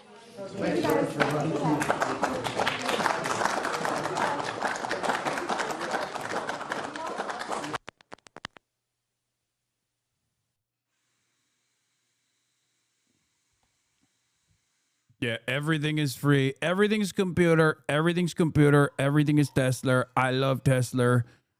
No more tariff. Tariffs are bad now. Tariffs are gay now. You are gay for liking tariffs. Okay? That's right. And also, I'm very strong against China. Very strongly, I said, give me a call. Give me a call, Xi. Why won't you call me, Xi? Why won't you call me, Xi? Why won't you call? It turns out Xi won't call, but I'm going to show them. I'm going to show how strong I am. Can we laugh at Tesla profits crashing? Oh, yeah, we will. Terrible quarter for the Cybertruck, says Joe Weisenthal of Bloomberg's very own Odd Lots podcast. While deliveries of the Model 3 and Model Y were down 12%, other models, the bucket that includes the Cybertruck, were down a whopping 24%. That far outpaces the decline in production of 16% for Model 3 and Model Y for 18% for other models. Tesla auto revenue has reported a 20% drop as the first quarter results miss Wall Street estimates. She wants Trump to watch the content nuke before talking to him. Yeah, that's what she is saying. Tesla's profits are down 71% year over year. Tesla posts a $400 million profit, down 71% year over year. Revenue is down nearly $2 billion compared to the same time last year. Wow. Without the $595 million in automotive regulatory credits, which other manufacturers buy off Tesla to comply with emissions requirements, Tesla would have posted a loss this quarter. And remember, a lot of the other automotive industry companies are also making their own electric vehicles now, which is part of the reason why the regulatory credits are their regulatory credits, which still keep Tesla afloat, which is part of the reason why I fucking despise Elon Musk so much and have for such a long time, is because he's such an annoying piece of shit about the government and government expenditures when he is the number one welfare queen. Okay. The green credit swap scheme, if it did not exist, Tesla literally would not exist. I need you to understand this, because there have been numerous instances where Tesla almost defaulted, where the only thing that kept it alive, the only thing that fucking kept it alive was this automotive regulatory credits, which dictates that other companies, other automotive industry companies that fucking don't make, you know, renewable energy backed, you know, don't make like electric vehicles or whatever, will turn around and purchase, like, to offset the carbon footprint that they have. They'll go around, they go and give money to Tesla to make it seem like, oh, Tesla is creating our EV fleet.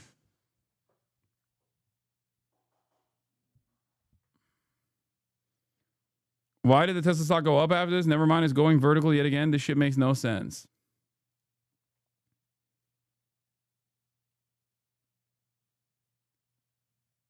He's fucking doubling down on the earnings call right now. Is so funny. It might go up because he's gonna lie again. I assume he'll unveil a new product that they're never gonna fucking make.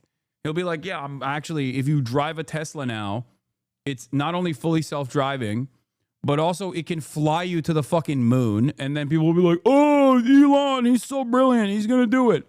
Watch the earnings call. I don't even know where to watch the earnings call. This is unusual. So at a private JP Morgan JPM conference with the U.S. Treasury Secretary Scott Bessent talked about U.S. and China calling the situation unsustainable. The market rallied huge on the comments. But did someone at the conference? No. Before the comments that were leaked to Bloomberg, a huge SPXW, what? 5,800C expiring 5/16/2025 was placed unusually. It was 11% out of the money. Truly unusual. The trader then made $2 million in 30 minutes after the comments. A call option.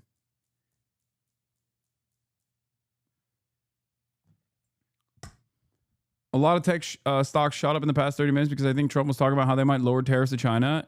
Nvidia is up too.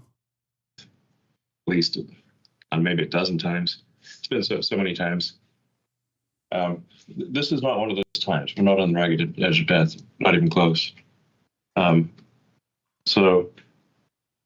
But you know, there are some challenges, and I expect that this year will be.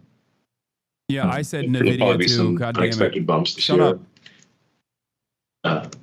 But I remain extremely optimistic about the future of the company.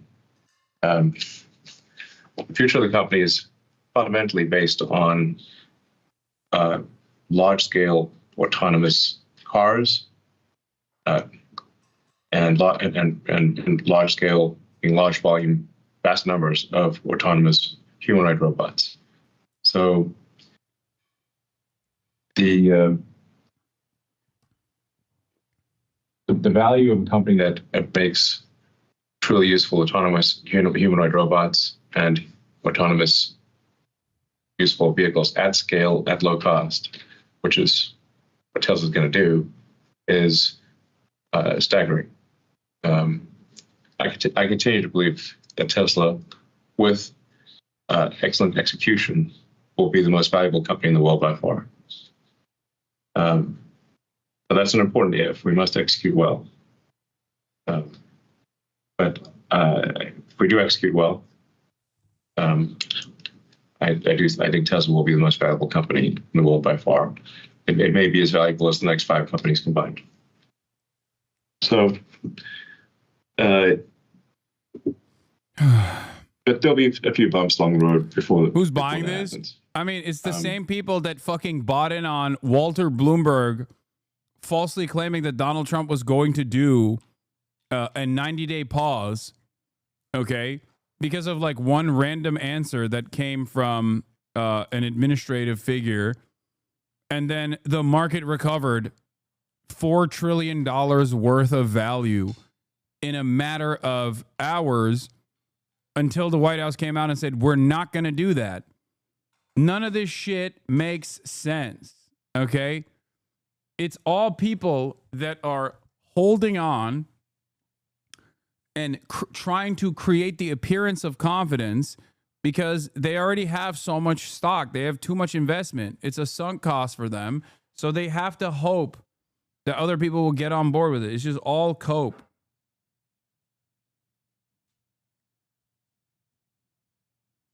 It will really go exponential from there. So I'd encourage people to look beyond like the,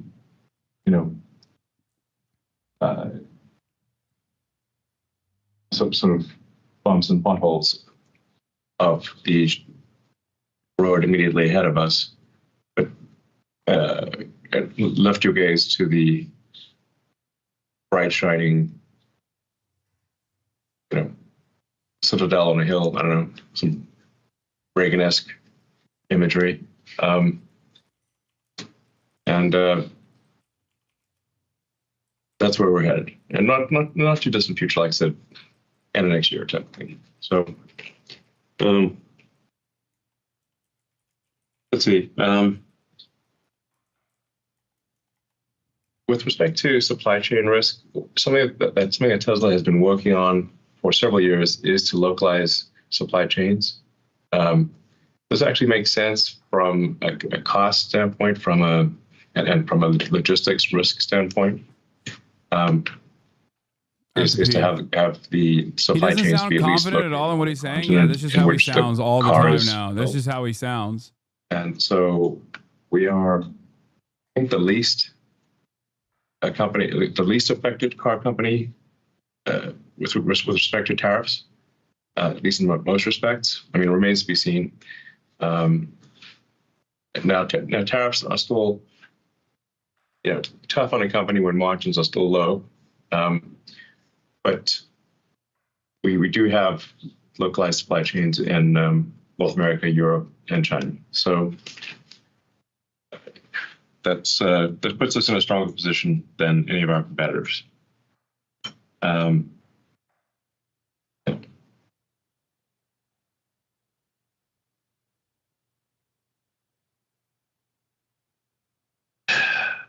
And undoubtedly, I'm going to get a lot of questions about tariffs. And I just want to emphasize that the tariff decision is entirely up to the President of the United States. I will weigh in with my advice with the President, which he will listen to my advice, but then it's up to him, of course, to make his decision. I've been on the record many times as saying that I believe lower tariffs are generally a good idea for prosperity. But this decision is fundamentally up to the elected representative of the people, being the President of the United States. So, I'll continue to advocate for lower tariffs rather than higher tariffs, but that's all I can do. He's the most protected, despite having fucking now let me walk you through why I'm so excited about the future. Despite having a bunch of fucking components that come directly from China, despite China being the monopoly of battery manufacturing. How could you claim to be the most protected? You're fucked. People are so stupid for buying into this. They're so stupid. In Austin. And then actually we should parse out the terms for robotic taxi or robotaxi and just generally like what's the Cybercab, because we've got a product called the Cybercab, and then but any Tesla, which could be an S3, X, or Y that is autonomous, is a robotic taxi or robotaxi. It's very confusing. So the vast majority of the Tesla fleet that we've made is capable of being a robotaxi or robotic taxi. And as we're going from, once we can make the system work where you can have paid rides fully autonomously with no one in the car in one city, that is a very scalable thing for us to go broadly within whatever jurisdiction allows us to operate. So because what we're solving for is a general solution to autonomy, not a city-specific solution for autonomy, once we make it work in a few cities, we can basically make it work in all cities in that in that legal jurisdiction. So if it's once we can make it basically work in a few cities in America. Tesla is blaming partial production shutdowns on the quarterly decline in deliveries, but then also blaming supply, stock, and sales incentives for lower revenues. Make it make sense. The real answer is that their demand went down because duh. Limited only by This is Megaphonics' Super Bowl, by the way. I'm reacting to a fucking Tesla earnings call. It is crazy. Using artificial intelligence and an AI chip that Tesla designed specifically for this purpose, as opposed to very expensive sensors and high precision maps of a particular neighborhood where that neighborhood may change or often changes, and then the cost stops working. So we have a general solution instead of a specific solution.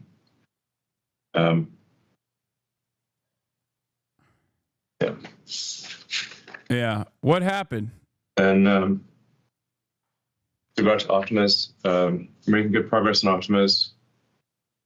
We expect to have thousands of Optimus robots working in Tesla factories by the end of this year, doing useful work.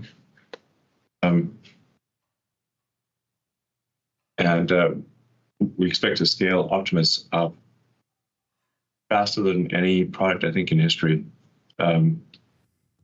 to get to millions of units per year as soon as possible. I think feel confident in getting to 1 million units per year in less than 5 years, maybe 4 years. So by 2030, I feel confident in predicting 1 million Optimus units per year. It might be 2029. So, bro, he can't stop. He has energy, to lie. Energy business is Elon Musk and Israel have this pathological need to constantly fucking lie. It enables utility companies to output far more total energy than would otherwise be the case. When you think of the energy capability of a grid, it's much more than say total energy output per year. If the power plants could operate at peak power for all 24 hours, as opposed to being at half power or sometimes a quarter power at night, then you could double the energy output of existing power plants. But in order to do that, you need to buffer the energy so that you can charge up something like a battery pack at night and then discharge into the grid during the day. He really can't help himself. He has. I must lie. If I don't lie, I will die. A massive unlock on total energy output of any given grid over the course of a year. We've been listening live on the Tesla earnings call. We've been listening to Elon Musk talk about, most significantly, that most of his work with Doge, with trying to make the government more efficient, he says most of the groundwork for that is done, and he's going to pull back on his time that he spends in Washington. But he does say a day or two per week is what he'll be spending on government. No, I'm so sad. He was doing such great work. No. Fucking idiot.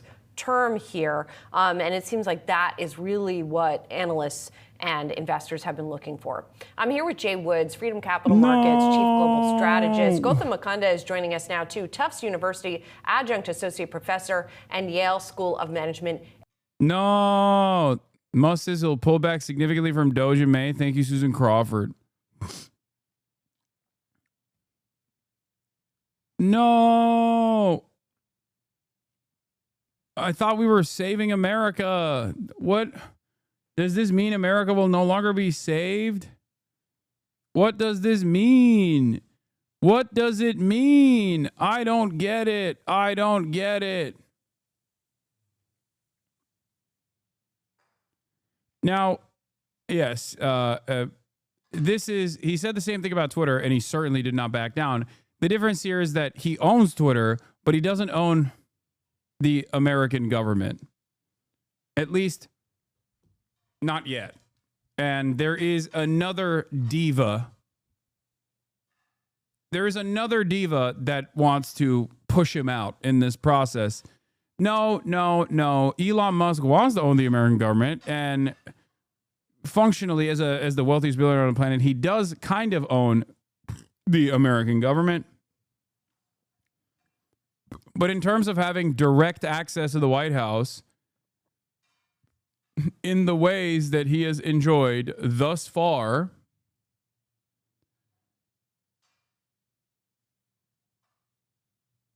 he, I think, is meeting a more powerful force here. It's an unstoppable force meeting an immovable object. And the immovable object is Donald Trump. Israeli deputy minister had a meltdown over Russia Today reporter's question. Yeah, I saw this while I was pissing. We'll look at that in a second. Anyway, we're moving on from freaking. Let's take a look. Pete Hegseth. Let's take a look at President Trump being on a planet all by himself. Harry Anton on market fears. Let's run the numbers. Stock market and recession changes. Market panic. Everything's computer. Let's take a look. At stock futures, they are pointed up at the moment. Higher as investors are looking to rebound after a brutal day yesterday, a day where President Trump showed that he is refusing to give up on his attacks against the Federal Reserve Chairman Jerome Powell. Uncertainty around the president's trade war, what he's saying about Powell, and the ripple effects from all of it continue. Part of me feels a little sad that he's just like, the money molestation must be put an end to, you know? Money molestation must stop.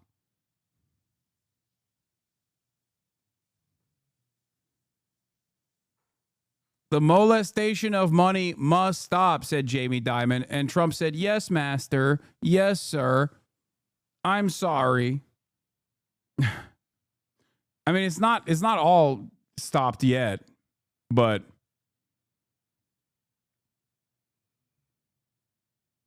Japan says the MAGA hat is non-political.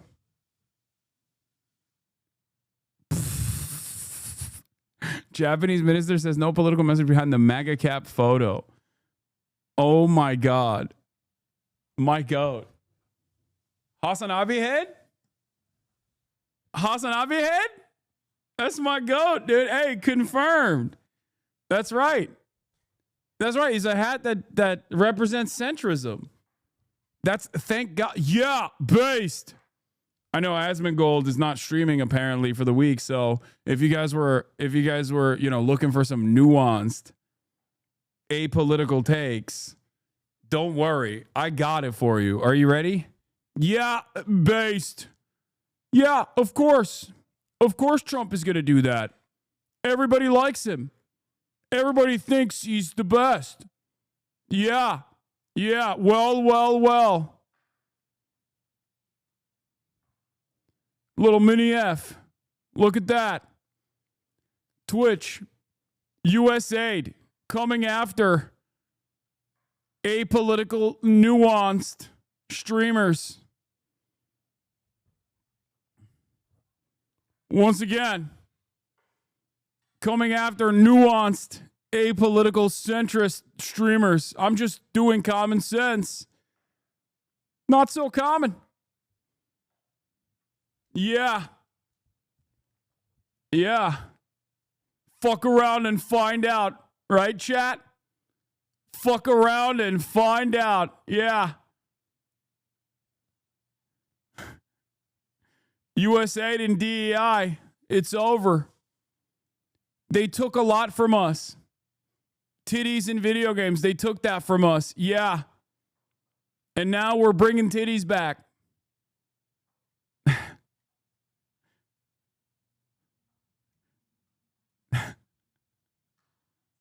Oh shit, what happened to Hasan? Hasmongold, baby. Based apolitical guy. Used to weigh on America. Yeah, people think I'm joking when I do the I think that video game takes that are so fucking insane where you're like, no, he possibly hadn't done that here. pretty much every single circumstance, it's always a bad idea to make characters that are not conventionally attractive. Because this is, again, this is a shooter game. And shooter games are going to be primarily played by men. So if you're making a shooter game that's primarily made for men, then you should make sure that all of the female characters in the game are fuckable. And I know this might sound crazy to say, but I'm just going to say it. Yeah, say it. He's so brave. Yeah, based. That's what you should do. Yeah, that's why I want Shepard, Commander Shepard, to look like the kind of guy whose penis I'd suck. Yeah, that's right. I want him to be hot. Don't give me an unfuckable male character. All right? I want to suck and fuck all the characters. I'm a gooner. That's right. Yeah, based. That's what you should do, because that's what people want to do. That's what girls will cosplay. Girls don't want to cosplay ugly, weird-looking, androgynous, creepy characters. And all of that, like, think about how much advertising Marvel Rivals gets. Yeah, men play the game because they're playing the game to shoot. Women, they want to cosplay. Yeah, in between, making sandwiches, based. It's because of how many girls try to cosplay the characters. I think that, Yeah.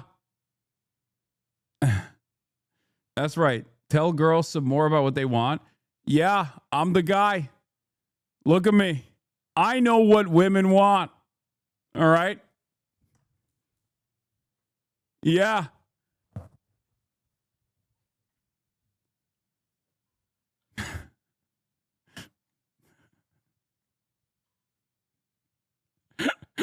Hoflation. I'm done.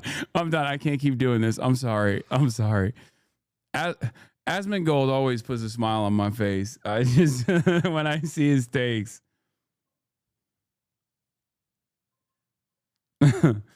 It's just fun. It's a fun little journey that we went on here. Okay, take a shot every time he says, "Yeah, I'm based." Yeah, it's just common sense. Yeah, not so common.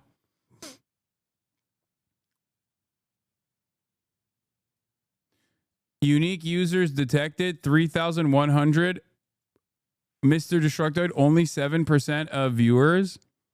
Yeah, I only have 30. Wait. Did you actually reduce the number by 10? Is that what happened? Because it says right here, the logged on user count, also known as the chatter count on Chatterino, is 29,700.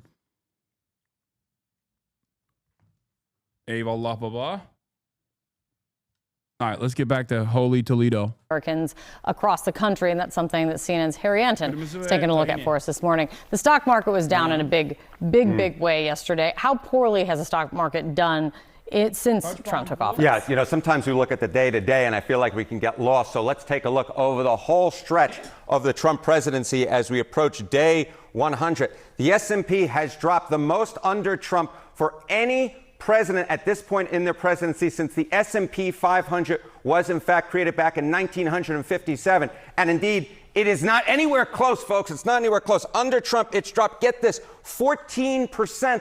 The next closest one was George W. Bush back in 2001, a drop of just half that at 7%. No other elected president at this point in their presidency saw a drop of 5% or more. So Donald Trump is on a planet all by himself, a planet you do not want to be on, the American people don't want to be on, in terms of the drop in the S&P 500 approaching 15% already in his presidency. No bueno. Yeah, this is base too. Yeah. Fuck money. Trump won on making video game titties big. He ran on Oblivion Remaster. Guess what? Shadow dropped Oblivion Remaster. Based. Who cares about anything else? Let it burn. It builds character. I'll grind way harder. Take all of it away. I'll grind harder, chat. Well.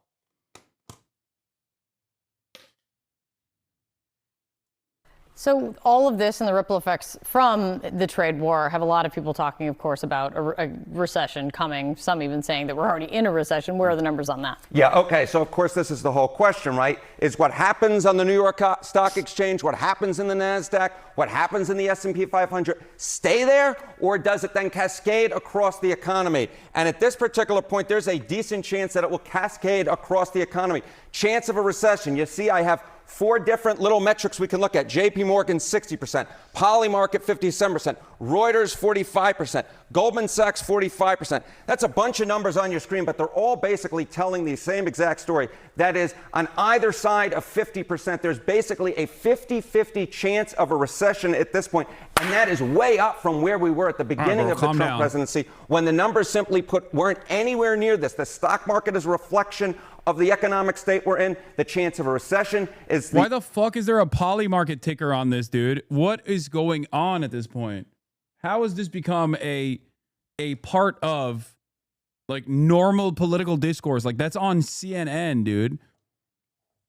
God damn, we are such a stupid country. I'm sorry, dude. Holy fuck. I know I'm supposed to be saying it's based, but like every day I find out something new.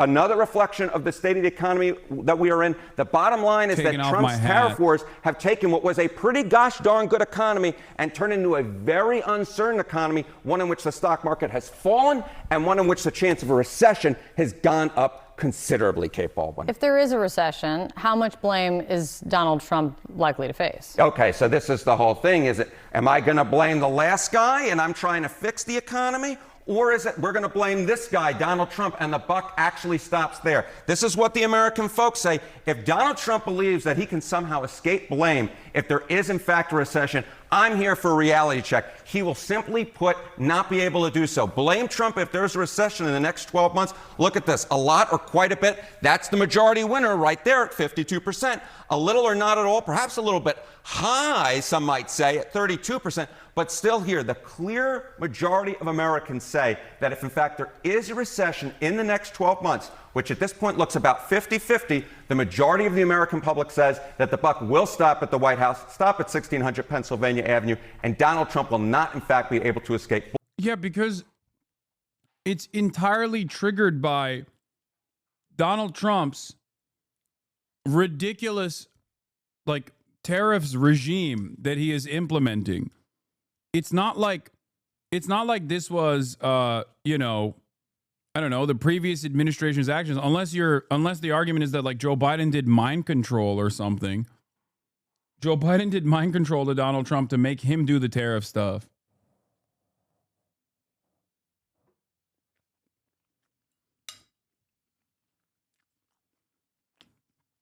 Yeah, never forget the Hasanabi 30% rule. Blame if there is, in fact, a recession. Harry Anton, thank you very much. Thank you. John Berman. All right, with us now is Canadian businessman, CNBC contributor Kevin O'Leary. He's also the chairman of O'Leary Ventures. Kevin, great to see you this morning. You just saw that stat right there, that more than half of Americans would blame Trump if there is a recession. I know you're sitting in Canada this morning. Would you blame Trump if there were a recession? Well, let me just say that we've been talking about recession now for 4 years in a row, you may recall. Forecasters of recessions have been wrong for 4 years straight. So probabilities of 32 to 55%, that's interesting, but we are not in a recession right now. It really depends on how long these tariff wars go on for. I mean, it's widely assumed right now that the euro. Wait, last week, this fucking bald piece of shit was talking about how we need to do 10,000% tariffs on China. He said, and I quote, "We must crush the Chinese workers' heads against the wall." He said we need to squeeze Chinese workers' heads against the wall. That's what he said. How come now he's like, oh, well, you know, the tariffs regime is, you know, creating an environment of instability. I'm not even joking. That fucking douchebag literally said that. So what happened?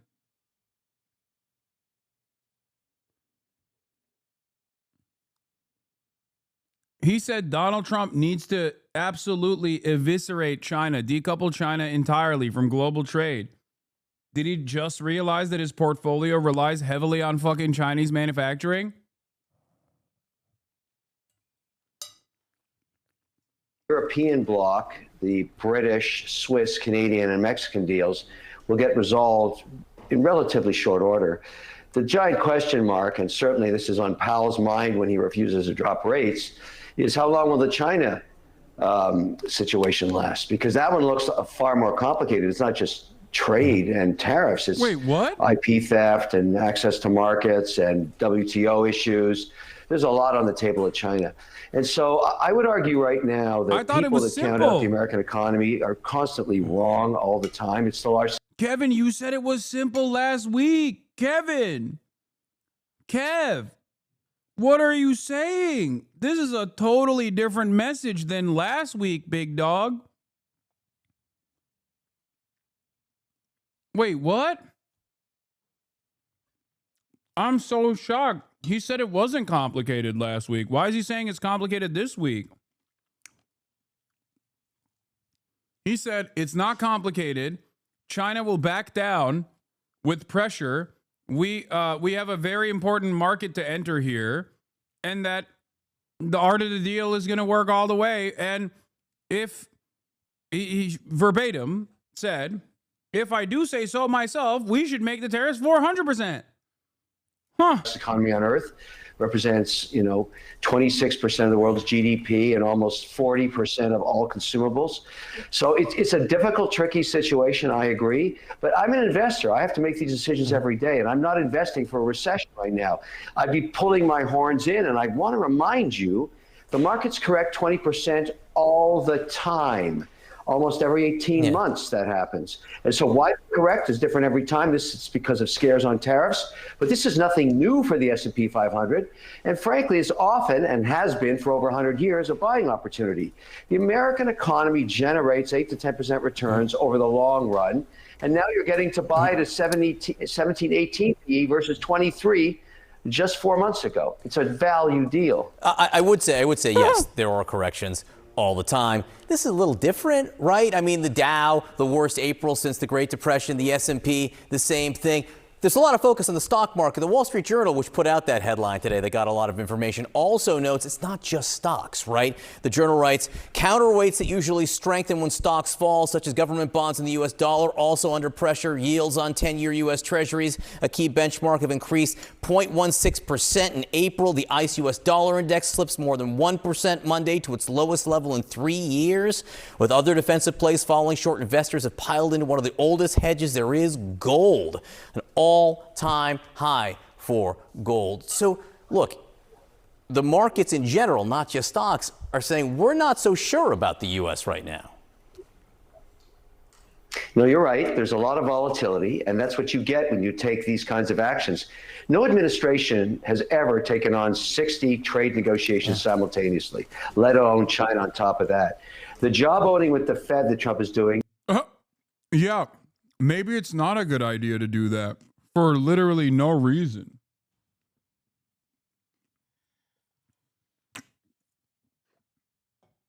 Don't you think? Yeah, no one has been dumb enough to just break global trade with no discernible mechanism to rebuild manufacturing, mind you, which makes it even funnier. Like, it's awesome. It's so funny. I'm sorry. It's just like these things are completely outside of our control. So what do you do but laugh?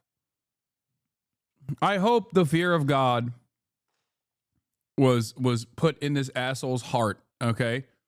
Over the past couple of weeks.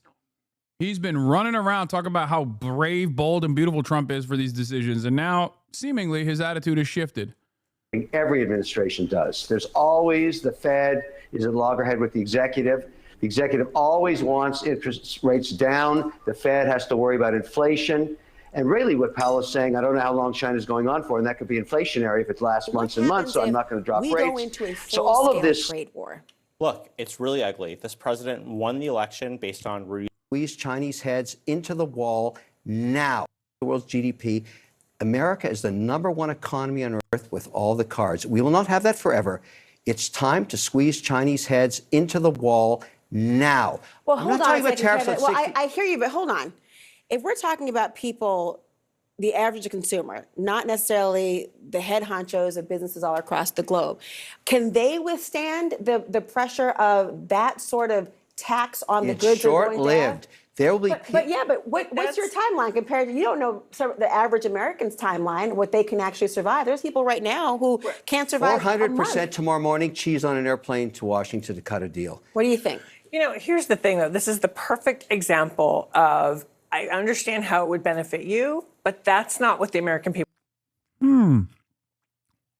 Stuff is, you know, we've seen this movie before, and the volatility index is very high, the VIX. But that's because of the nature of this administration. And Sure. I've always said this about Trump. You know, I'm not advocating for Trump. I advocate for policy. I don't shill for politicians. I would like to see the China issue resolved once and for all. After 20 years, and as an individual who invests, and I want to do business in China, and I've invested there, and I've said this multiple. Wow. Wow, he's no longer advocating for Trump, guys. Wait, he said he wanted to put money on a bet. If Donald Trump increased tariffs to 400%, Xi would be on a jet tomorrow. So strange. Look at the tonal shift. Well, you know, time passes, opinions turn, opinions change. You start recognizing the writing on the wall. Who knows? Multiple times in the last 6 weeks. I'm an example of someone who's really been screwed by the Chinese in IP theft. And I've kind of done with it. So I'm very happy that some administration, this one particularly, is taking them on to resolve this problem once and for all. And Yeah. she needs the U.S. and the U.S. needs me. So let's get this thing resolved. I'm okay with the volatility. The China thing is a really interesting issue. I'm not going to give you the long quote. We have an Atlantic article here, but the Atlantic wrote last week, basically, yeah, taking on China is a good idea, and there might be a chance to win here, but Trump is doing it, says the Atlantic, entirely the wrong way, because the one thing you want if you're going to take on China right now, literally the #1 thing is friends. So what's happened here is the president is also going after all the rest of the world who you will need, and you've taken away the one thing that gives you the biggest advantage over China. You're making a good point. If you could get a union, which I think will happen pretty quickly, if you think about just the EU, Britain, Switzerland, Canada, and Mexico, that's about 72% of all the trade with the U.S. So if you get that resolved, it works. The one thing I would say that I've noticed as I do business all around the world, in the Middle East and in Europe, 50% of the people in the world have Trump derangement syndrome. And they still have a really hard time understanding why he's back in the White House. And I say to them, listen, it doesn't matter. He's in the White House. We have to deal with the policy, not Trump, the policy. Let's forget about the fact that he's in the White House. There's nothing you can do about it. He was elected with a majority. Let's get over the derangement syndrome. Let's focus on the policy and get stuff done. Because I got to tell you, there's a lot of people that go out of their minds just the fact that he's back in there. And I realize it. It is what it is, but I've got to deal with it too. I mean, I just have to deal with policy. And I think you're right. If he gets this policy right and circles the wagons with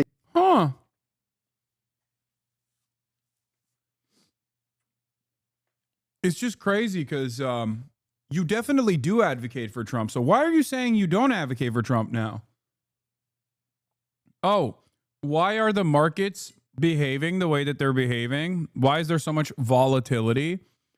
Why is the VIX the hottest ticker on the New York Stock Exchange? What's the question there? Why is all this happening? Oh, it's just Trump derangement syndrome. No, asshole. It's because they look at how deranged Trump is and go, well, this doesn't instill a lot of confidence in me. Can you explain IP theft in China? Yeah, IP theft is cope that capital owners fucking claim is a horribly uncompetitive business practice implemented by China that they absolutely agreed to. That's it. initially, they did not think that China would be able to become a competitive manufacturing hub that could have any sort of like that. It would have any sort of foothold or even become a leader in key sectors. So I don't even know what IP he's talking about, because I don't know what kind of companies he has like done manufacturing in China for. I find it really funny. Maybe it's like some Shark Tank shit. Can you imagine? China, they stole the ShamWow. They stole this small business that I bought on Shark Tank that is a different version of Poppers. Yeah, Scrub Daddy.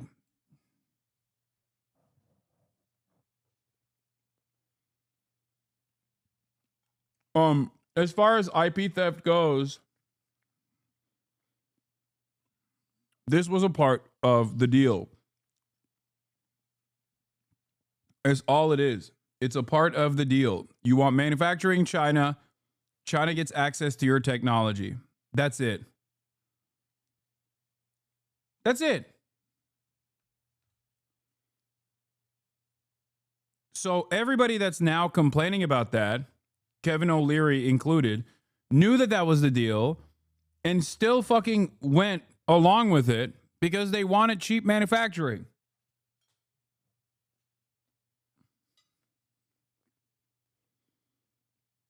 The Europeans, the Mexicans and the Canadians, that's a more powerful charge against China. I totally agree with you there.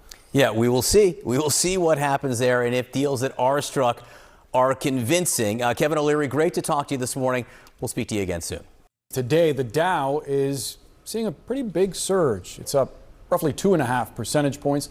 The Dow jump happening after Bloomberg reported that. This is a great example. Look, where is it? My friend came home from China with a phone that operated like they just cut and paste iOS into the phone and made a few changes, so there's some truth to the IP theft. Okay. Do you know Tim Cook's opinion on manufacturing in China? Tim Cook, who famously said, even if American manufacturing was competitive rate-wise to Chinese manufacturing, as in Chinese wages improved to such a degree that they were literally the same, I would still manufacture my equipment in China because of the precision manufacturing necessary and the technical skills necessary to be able to make a fucking iPhone would require multiple decades for the American labor force to even come to a competitive, to become a competitive labor force when it comes to precise manufacturing. China has a far superior manufacturing infrastructure. China has a far more educated labor force. So do you think Tim Pool is complaining about the fucking IP theft? Do you think Tim Pool doesn't know that China engages in IP theft when he says stuff like that? Do you think you know something about IP theft in China that fucking Tim Cook doesn't know? Did I say Tim Pool? I'm sorry. Do you think the man with a vested interest in protecting his IP, the man who has a fiduciary responsibility to constantly fucking improve profit margins, is oblivious to the IP theft that China is engaging in, and therefore that's the reason why he continues manufacturing shit in China? But you, random chatter, who has no fucking purchasing power and are simply a consumer, are running around defending Apple's, defending a position that the fucking CEO of Apple does not take.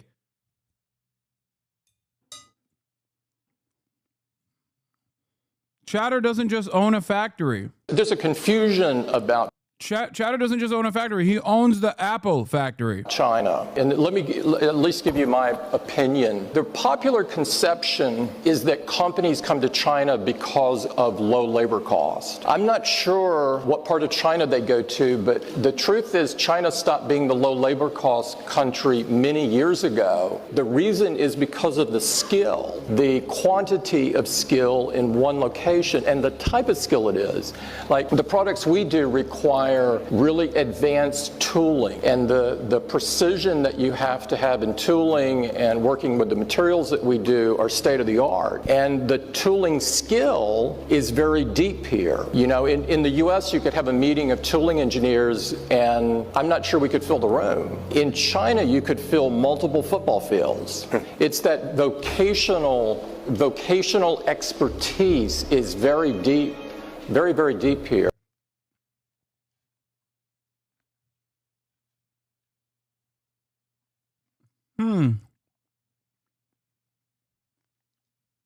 Interesting.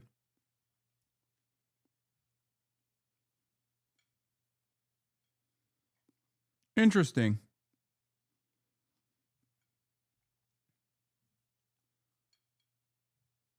It's strange. Strange. He didn't mention the IP theft. That you as a consumer are worried about. By the way.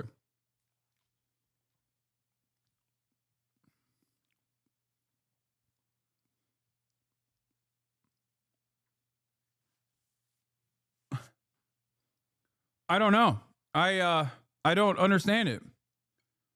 What does that chatter know? Because you as a consumer are trying to outflank.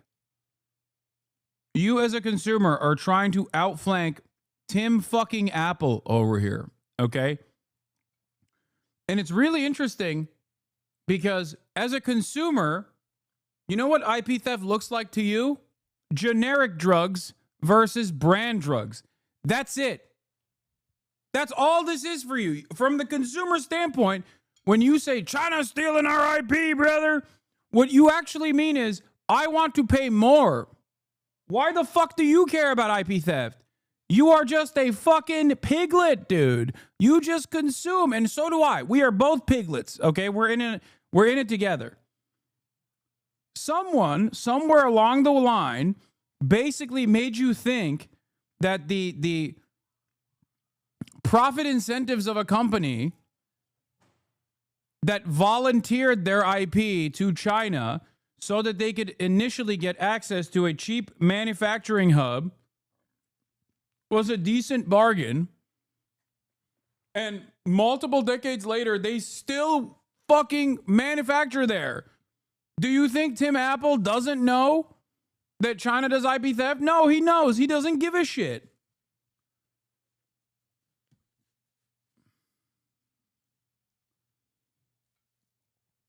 That's it. So why are you, as a consumer, outflanking the fucking CEO?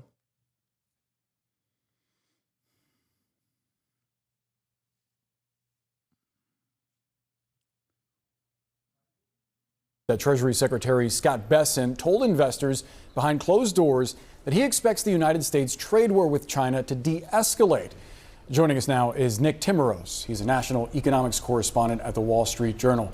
Nick, thanks so much for being with us. I have to ask you about those comments from the Treasury Secretary. Do you have any idea on what they're founded on? Because our reporting indicates that the administration reached out to Beijing and said that President Xi should request a call with Trump. Our understanding is that call has not yet come. Well, and Bessent didn't say that the U.S. is talking to China. He simply, according to what's been reported, repeated comments he made publicly last week. These tariffs on China are so high that they are a tax that's not going to be paid. They're going to destroy demand, and we can't maintain it for that long. So I think that's what you see markets reacting to right now. I have to ask you about the Dow being headed, despite today's historic gains, for the worst April since the Great Depression. I mean, there's a lot of factors here. There's China. There are pending deals with essentially almost every nation on earth. And then there's Trump's attacks on Fed Chair Jerome Powell. Which do you see as weighing most heavily on Wall Street right now? Well, I think it starts and ends with the trade war. And the reason for that is if you go back to the April 2nd Liberation Day announcements, the optimism on Wall Street was that everybody was going to know now what the rules of the road were going to be for trade. If you're a business, you are not going to put in a multi-billion-dollar investment in the United States if you don't know what your cost of goods are going to be. And we still don't have that clarity. So the tariffs on China Today we have the Treasury Secretary saying they'll come down. We still have this 90-day pause on the other tariffs with 60 other countries. People don't know what the future is going to look like, and so that freezes up activity. Some of that uncertainty leads to gold being at an all-time high and the dollar weakening as well. Do you think the Treasury Secretary, the Commerce Secretary are seeing those as red flags and advising the president that some kind of off-ramp is needed? They have to be concerned here. If you go back and look at what Secretary Bessent said a couple of months ago, he said the administration was not going to talk about the Fed. They were going to focus on the 10-year Treasury yield. And that's important because your mortgage rate, your auto loan rate, it depends on those longer-term interest rates. But if you look at the 10-year Treasury rate, it is up over the past few weeks. So that measure of success is going in the wrong way for the administration, and I think it has to concern senior economic policymakers. You wrote in the Journal that Trump is essentially laying the ground to blame Fed Chair Jerome Powell for any kind of economic weakening. What happens if Powell gets fired? And what happens if he says, all right, let's lower interest rates? Would that solve some of this problem? Lowering interest rates here isn't going to deal with not knowing what your cost of goods are going to be, having to pay a large tariff on a freight container that's getting off the boat in Long Beach, California. So it's not clear what lower interest rates do here. If the president were to try to sack the Fed chair, I think you'd see a huge legal fight, and the market would have a verdict probably before the Supreme Court could get together. And you've been seeing that in the markets in the last couple of days, Boris. We've seen major announcements from a number of U.S. companies talking about either temporarily or possibly permanently installing layoffs and laying people off. I wonder how you think the tariffs are impacting the jobs market. Well, you don't see a lot of layoff announcements yet. Today you had the CEO of Verizon saying, we are going to pass these costs on to consumers. And so I think that's the big question right now is which do you see first? Do you see prices go up, or do you see companies say, you know what, we're going to have to let people go because this is eating into our margins, this is going to hit our bottom line? Nick Timmerose of the Wall Street Journal, thank you so much for sharing your perspective with us. Appreciate it. Today, there is a rebound on Wall Street. The markets are up nearly 1,000 points, recovering somewhat after another brutal sell-off to start the week. But it is not all good news for the economy. This morning, another flash.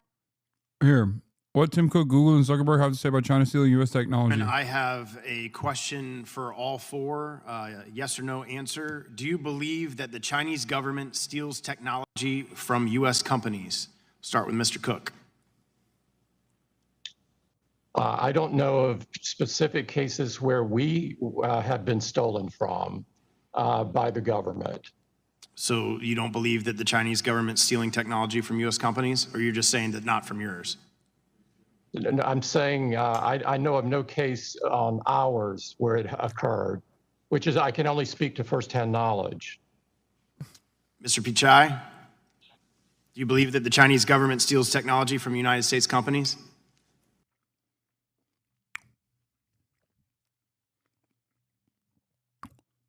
Apple actually relies on precise manufacturing in China. Facebook is not allowed to compete in China. Facebook is not allowed to enter the Chinese marketplace, and neither is Google.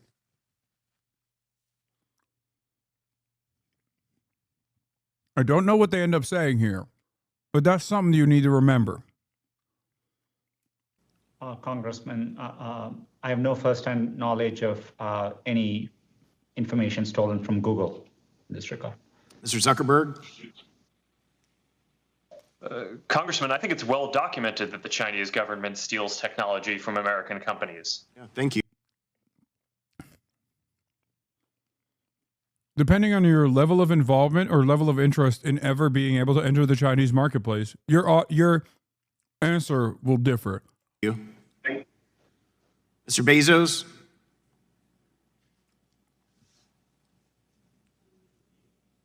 You're on mute. Mr. Bezos, I believe you're on mute.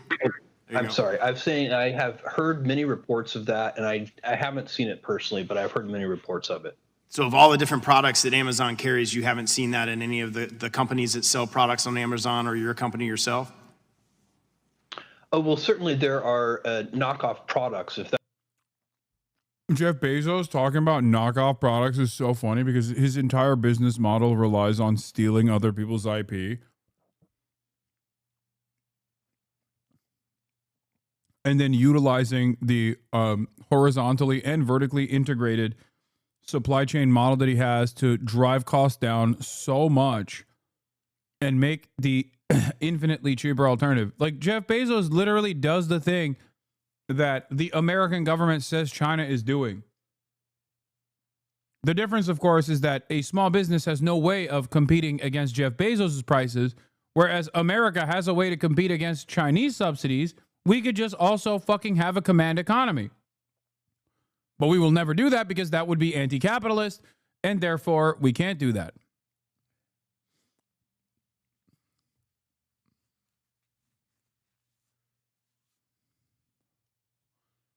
That's what you mean. And there are counterfeit products and all of that. But the Chinese, if the answer is the Chinese government stealing technology, that's the thing I've read reports of, but don't have personal experience with. Before I call on the next witness, I want to recognize Mr. Pichai, who I think wants to make a correction for the hearing. The only correction, thanks, Mr. Chairman. There was a question earlier about information with respect to China. I just wanted to acknowledge on record that I recalled in 2009, we had a well-publicized cyber attack originating there, which did exfiltrate some code from there. I just wanted to correct that on record. Thank you. Thank you, Mr. Pichai. The record will still reflect. I recognize the gentlelady from Pennsylvania for 5 minutes.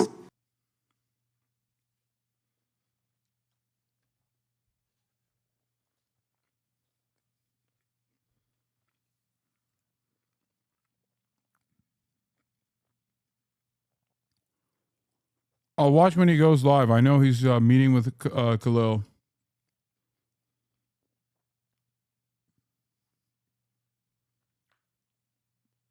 What is Kaya up to?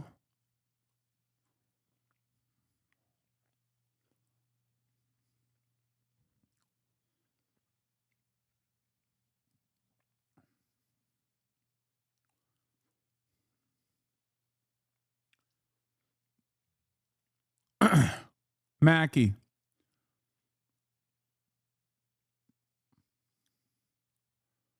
Apple doesn't experience IP theft because they literally give them permission to use various parts of their tech.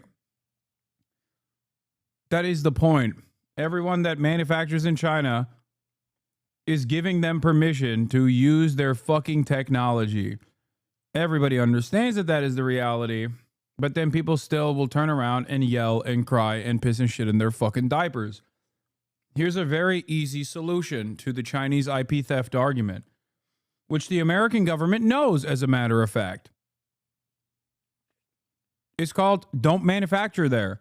Make it illegal to manufacture there. There's plenty of fucking products like microchips and microchip machines, like the machines that make microchips, like the technology in and of itself is directly stopped by the American government to move to China. Flashing red warning light. The International Monetary Fund threw out its global economic predictions from before President Trump launched his global trade war.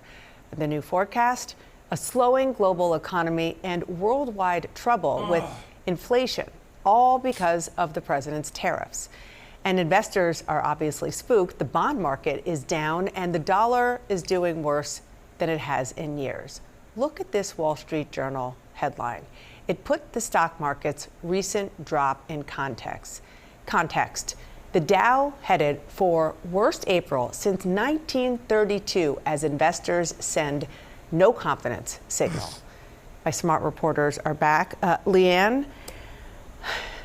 Yeah. I mean, it's hard to, I mean, yes, it's very good news that the stock market is back up, but one day does not a recovery make, and all of these other warning signs are very serious. Yeah, and part of the challenge and maybe the problem is that I'm hearing from sources is all of this was self-inflicted as well. And that is what is so frustrating to members of Congress, to people, to Wall Street, that this didn't have to happen this way. You know, Trump ran on the economy. He's barely talking about the economy now because it's obviously a weakness for him. He's talking instead about deportation and immigration and suing or taking colleges' funding away. And so it's a distraction to take away what is really happening to people's pocketbooks and people's expenses. But President Biden learned very well before that you can talk about other things, you can focus on other things, but if people feel the way they feel, that is a reality that can't be changed. You and your colleagues at the National Review wrote something that I want to read to our viewers, an editorial this morning, and what you write is, it's called Trump's War on the Fed, which is very much related to the trade war. Maybe you think Trump's trade policy has merit, or the Federal Reserve needs to be brought more firmly under the president's control. That's a separate question from how real investors with real money in the real world are really reacting to Trump's decisions. Their verdict is clear. They don't like it. That's right. I don't think that investors really around the world are looking at the conduct of U.S. trade policy and how chaotic and volatile it's been and saying we need more of that for U.S. monetary policy too. But obviously Trump wants to bring everything within his orbit, and he wants to be able to control everything with his whim. Markets don't like that. Markets want predictability, they want certainty, and that's the one thing that he is least eager to provide. Yeah, and of course, what you reference here with the Federal Reserve is the idea that a big part of why there was such a big market sell-off yesterday is because the president woke up and sent off a social media post that was really, really scathing against the Federal Reserve chair, who is supposed to be independent. Part of me wanted to see how much harder he could molest the money. Like, I really thought that he had it in him.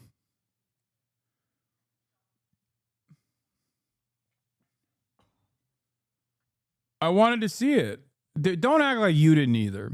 Like, part of you, you're like, this isn't to like belittle the economic downsides, obviously.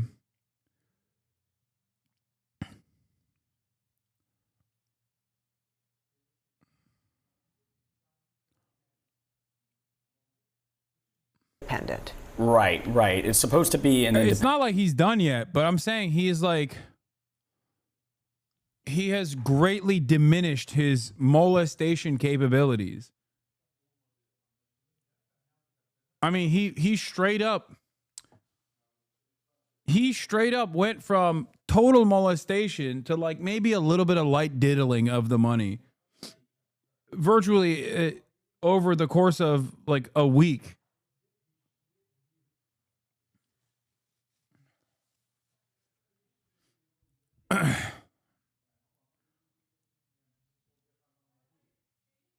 Not to say that he's not like going to continue. He will.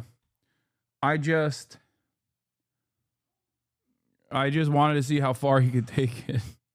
Independent institution, but it seems like with the economic frustration that is forecast at this point, that the president is sort of setting the groundwork to blame the Fed, you know, as people are frustrated if consumer prices go up. And we've seen that in the past as well, him saying, well, look, can you bring interest? This would be a good time to bring interest rates down.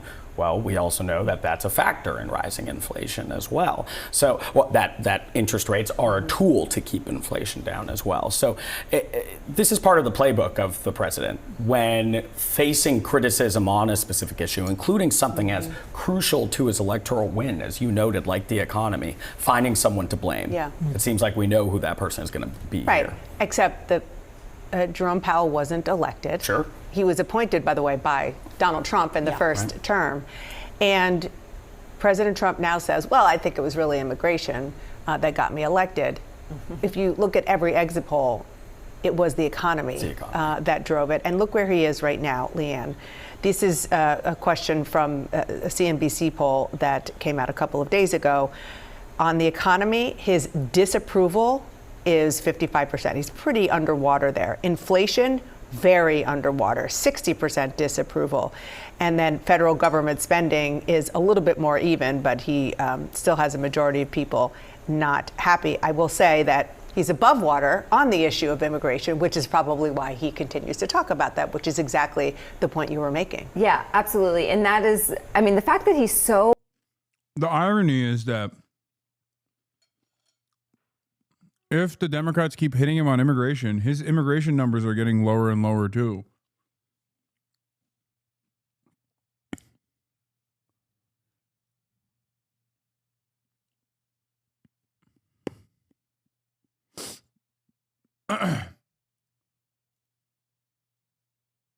Yeah, there it is. Oh my God. Right on. Right as I said this. Look, thank you, chatter. Thank you. B-Ball Hoops 365. I also like B-Ball Hooping 365. New Reuters poll finds Trump is no longer in positive territory, even on immigration.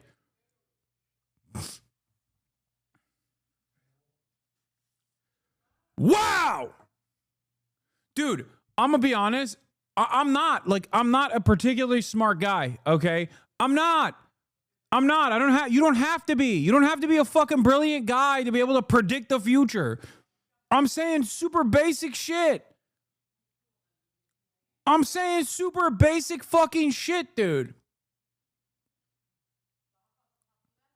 If Democrats make a big fuss over the depravity of the Trump administration's cruel and unusual white nativist immigration agenda, then the media will cover it more. And when the media will cover it more, people will be more fucking aware of what's going on. And they'll go, oh my God.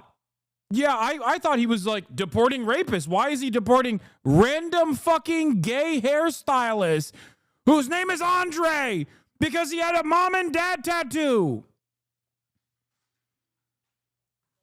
People are stupid. They're fucking malleable. They are easy to persuade. They are easy to dupe. And it turns out when the Democrats actually launch even the beginning phases of a counter-messaging campaign on the issue of immigration, oh my God, lo and behold, the fucking polls change. How could this have happened? Burgles, thank you for the 100 gifted subs. See, I can't pre-watch. I didn't know that Burgles was going to gift 100 gifted subs. I didn't know anyone was going to gift any subs, as a matter of fact. I can't see the future.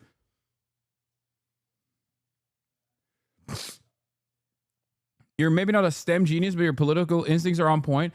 It's not even political instincts. I'm telling you right now, it is super fucking basic shit. It's super basic shit. It's just having a decent understanding of history and having a decent understanding of what, like, you know, the common American voter looks like and thinks like. Thank you, Dino Respesh, for the 5 gifted subs. I don't even think it's my poli-sci degree that's working here. There are plenty of people who have not only gotten an undergrad like myself, but beyond that have gotten masters. As a matter of fact, they've maybe studied a little too much. And that's precisely why I don't fucking understand it.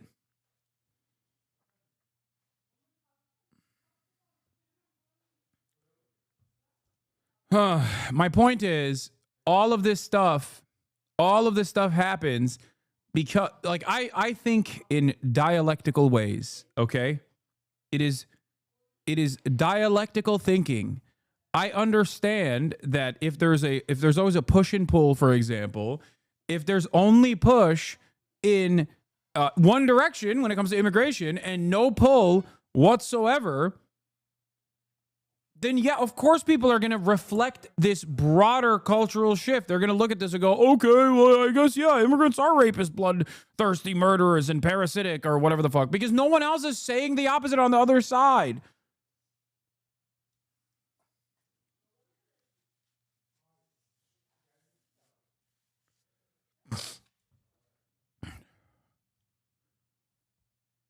You would be a great actuary. It's like basically predicting the future, but with math. I would not, because I haven't done any math in years, and I hated it, even though I was decent at it in comparison to the average American. Anyway, my point is, you can be a common sense thinker and be able to comprehend what has happened thus far and potentially talk about what will happen in the future. Okay, they failed in this live stream, it seems. This is why people like Senator Markey need me on their side. If I knew that Ed Markey was going to the detention facility, I would have gone with him and I would have live streamed the whole thing. And that is for all the staffers that are in this chat. And I know a lot of you motherfuckers are in here right now. Let your senators know. I will go with them. If anyone wants to go to Louisiana, I will fly out on my own, obviously. I will fucking stream your senator. I will talk to your senator. I will do it all, okay? I've said it, or I've tweeted about this earlier today. I will give all full-blown support. I am not a man who is capable of... I am not a man who is capable of, creating super PACs and funding people's campaigns like that. But I do have one thing. I have a community of like-minded thinkers who are very progressive, who will go out and will door knock, who will go out and will show support to Democratic Party politicians. I also have a decent understanding of what makes the news. So I will use that to your advantage. I will use that to your advantage if you do the right thing. Okay? I will fucking fly out to Louisiana. If you want me to fucking stream it, I will do it. Senator Ed Markey. I would have done that.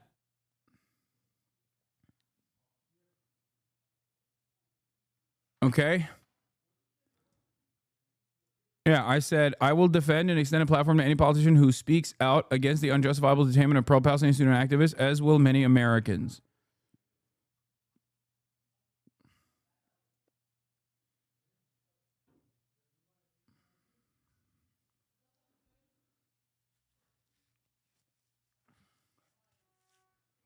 My point was, if someone can go to fucking El Salvador and make waves like this, then they can absolutely go to Louisiana. That's it. I'm down to do it. Officials with U.S. Immigration and Customs Enforcement have rejected the request of a former Columbia University graduate student for a temporary release from detention. Mahmoud Khalil missed the birth of his first child yesterday in New York. NPR's Adrian Florido reports President Trump is seeking to deport Khalil over his pro-Palestinian activism. Since ICE agents arrested him in New York last month, they've held Khalil at a remote detention center in Louisiana. His lawyers have been trying to free him while his federal lawsuit challenging his arrest as unconstitutional moves forward. On Sunday, his wife went into labor. Khalil's lawyers asked the director of ICE's Louisiana office to temporarily release him so he could attend the birth. The request was quickly denied. Mark Vanderhoot is one of Khalil's lawyers. He had certainly hoped and expected that the government would show some humanity, but they did not. His baby was born the next day. Khalil listened on the phone. Anti-Semitic. Okay, this is awesome. Okay, very excited.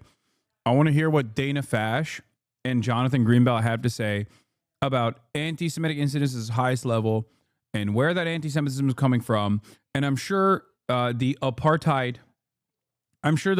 Defense League is going to have a very reasonable position on all of this, right? Now, a couple of things that I want to mention here. Is anti-Semitism, like real anti-Semitism, not like fucking anti-Israel shit, on the rise in the United States of America? Abso-fucking-lutely. If you say that that is not the case, you are delusional, okay? You have out and about David Duke style neo-Nazis running their fucking mouths on a daily basis. You got 14-year-olds who are hearing from Dan Bilzerian about the Talmud and how it showcases the real nature of the Jew, the international Jewry, and its mechanisms of control. Like, all of that shit is now becoming more and more normalized. That's terrifying. That's absolutely fucking anti-Semitic. Okay? Part of the reason why that's blowing up is because of the likes of Dana Fash, as a matter of fact, because of the likes of CNN, because the reality of the matter is all of these institutions have constantly made the false conflation that Israel is for the Jews and Jews are for Israel. And if you ever criticize Israel, then you're anti-Semitic. And all of that violence is in direct display for an audience that gets most of their news from TikTok. So they see the fucking violence and they don't see the contextualizations that these fucking dipshits try to offer.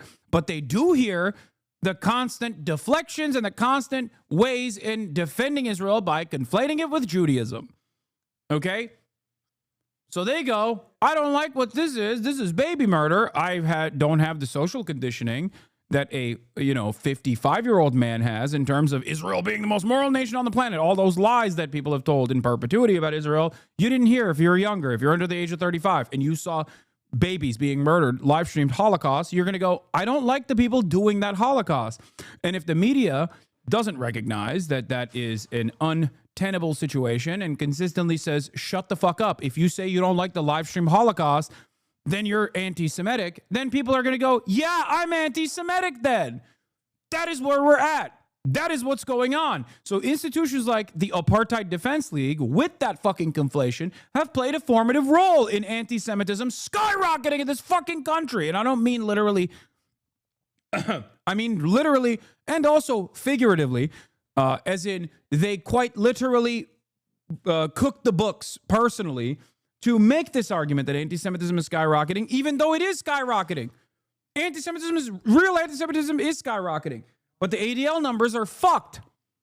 Why are the ADL numbers fucked? When are you going to talk to E instead of reacting to every time he talks about it? You keep saying you want to talk to him, but never reach out. That's so fucking stupid. Shut your stupid fucking mouth. I have reached out. He is the one who is too pussy to fucking have me on the show or talk to me. God damn it. I'm talking about some real ass shit here, and you're over here talking about me. My favorite content creator is on an extended crash out. Why won't you talk to him? I can't talk to him. He's too fucking scared. He's a pussy. That's why, okay? Yeah, anti-Semitism skyrocketed because I didn't watch the fucking context puke. That's why. Anti-Semitism skyrocketed. Why? Because of me. Me. I did it. Anyway. Yeah, we're talking about real anti-Semitism, and this fucking dumbass chatter's like, well, what about this drama? So, as I was saying, these are people that are also responsible for why anti-Semitism is skyrocketing in this country. But ADL has also cooked the books by accelerating the ridiculous conflation of Judaism and Israel by saying pro-Palestinian demonstrations are automatically anti-Semitic incidents. This is ridiculous. Okay? This is fucking ridiculous. It was crazy. So yeah, of course it looks like, oh, well, anti-Semitic incidents are actually, they've grown by 7 million%, as a matter of fact. Because I've decided that when a college freshman says, like, I'm wearing a keffiyeh, and I said, free Palestine, that's actually an anti-Semitic incident. Oh, I saw a sign that said free parking, but I thought it said free Palestine, and I thought that was anti-Semitic. The Jews are tired. That's E. Fartlow, for those of you who don't know. That's an anti-Semitic incident. If you do that, then yeah, you're not a serious institution. You're not taking the issue seriously. And it's ironic because you're supposed to take this issue seriously. This is your job. Your job is to care about anti-Semitism. But you're so fucking horny to defend Israel that you just are promoting anti-Semitism. You're making more anti-Semitism.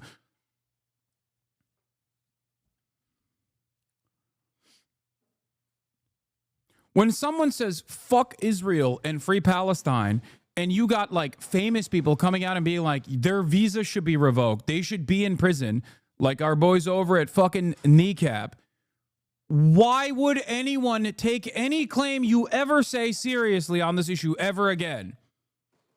If you say, oh, you made a tier list where he says Sabra hummus is the worst tier hummus, a tier list that's about like how Arab coded you are, a Habibi tier list, that's actually the Holocaust. No one's going to take you seriously ever again. The fuck are you doing? And it's especially mind-boggling because real fucking anti-Semitism is spiked at this point. What the fuck?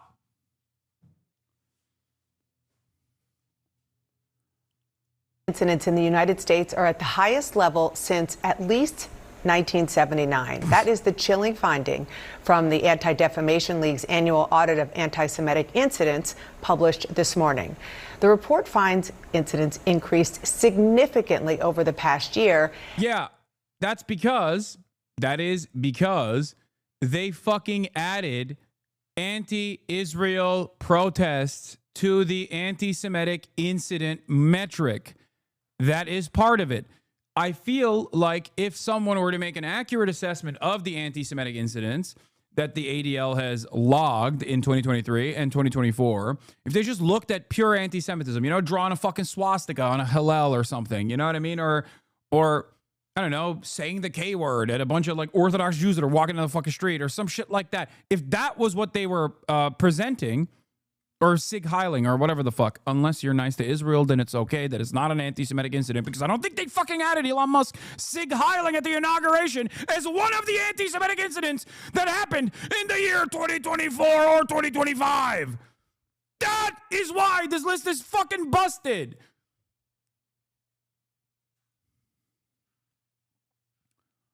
Anyway, my point is, if you looked at the actual numbers, they would probably still show a major spike, because a lot of people associate Israel with Judaism. And when they see fucking baby murder, they go, oh, well, what the fuck? Jews are loving baby murder, it seems. And they go and do anti-Semitic shit. Part of the problem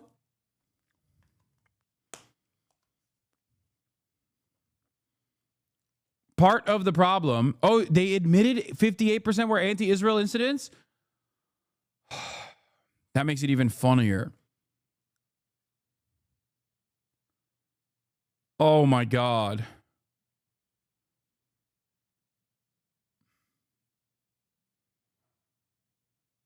So 58% of anti-Semitic incidents are fake. Incidentally, the ADL's campus update email list is legit one of the most batshit things you can subscribe to. Here's just the last couple of weeks: a nonstop torrent of bad faith, tabloid fear-mongering, racism, and libel. The ADL 100% supports what Trump is doing. Oh, yeah, I'm going to talk about that in a second. Yeah, audit of anti-Semitic incidents, executive summary. By the way, I do not trust the ADL, okay? Call me an anti-Semite for that take if you want to. I do not trust an institution that gets backing from the Israeli Knesset, okay? I do not trust an institution that goes to Israel and talks about how important it is to do a propaganda war in the Western world. These are things that Jonathan Greenblatt has done. I do not trust an institution that has spied on American Jews over and over again. And I'm not even talking about recently, because they do that they do that right now as well, but they did it in the past too, at the behest of another apartheid, the South African apartheid. That's right. In the 90s, the Apartheid Defense League, also known as the Anti-Defamation League, was caught spying on American Jews, union leaders, and black activists that were protesting against the South African apartheid. Do you understand? The ADL has engaged in acts of espionage on American soil at the behest of not only Israel, but also fucking apartheid South Africa. This is a real thing that they did in the fucking 90s. So I don't even trust any fucking information that they put out there, because I know what their position is. It's ridiculous. ADL tracks incidents of anti-Semitic harassment, vandalism, and assault in the United States since 1979. We have published this information on an annual audit of anti-Semitic incidents. In 2024, ADL tabulated 9,354 anti-Semitic incidents across the United States. That represents a 5% increase from the 8,873 incidents recorded in 2023, a 344% increase over the past 5 years, and an 893% increase over the past 10 years. It is the highest number on record since ADL began tracking anti-Semitic incidents 46 years ago. Incidents of vandalism and assault increased significantly in 2024. Assaults increased by 21% to 196 incidents. For the first time in the history of the audit, a majority of all incidents contain elements related to Israel or Zionism. Oh, so the majority of the incidents that you logged were not even fucking valid. You see what the problem is when you fucking present yourself as an institution that is supposed to fucking defend Jews in America against anti-Semitism, and then you so very openly fucking defend the apartheid state that is doing a genocide instead, and in that process, you literally make this information impossible to use. I can't use this information. I can't use this information at all. And I need information like this because this is what I do. My job is to combat anti-Semitism as well. So ironically enough, when an institution that is supposed to be tasked with combating anti-Semitism is so openly, so nakedly, at a time when they are needed the most, as a matter of fact, so nakedly increasing anti-Semitism, literally and figuratively, by fucking massaging the numbers and adding anti-Israel statements onto their anti-Semitic incident report, they fucking fail spectacularly. Oh, a large portion of Israel-related anti-Semitic incidents occurred at or the vicinity of anti-Israel protests. Out of over 5,000 anti-Israel rallies tracked by ADL in 2024, 2,596 involved anti-Semitic messaging in the form of signs, chants, or speeches. Fuck you. Suck my fucking cock, okay? Suck it from the back. Oh my God, from the river to the sea, Palestine will be free. That's an anti-Semitic incident. I'm not even lying about this. This is literally what they actively say.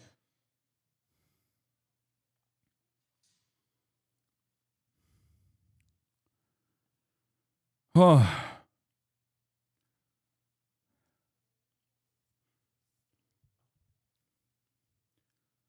What the fuck?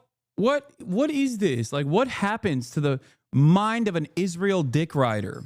What happens to your mind when you want to defend Israel so hard that you become a fucking psychopath who is hallucinating on a regular fucking basis, and simultaneously, as you are defending the oppressive settler colonial state that is doing a genocide, you somehow constantly find yourself as the victim.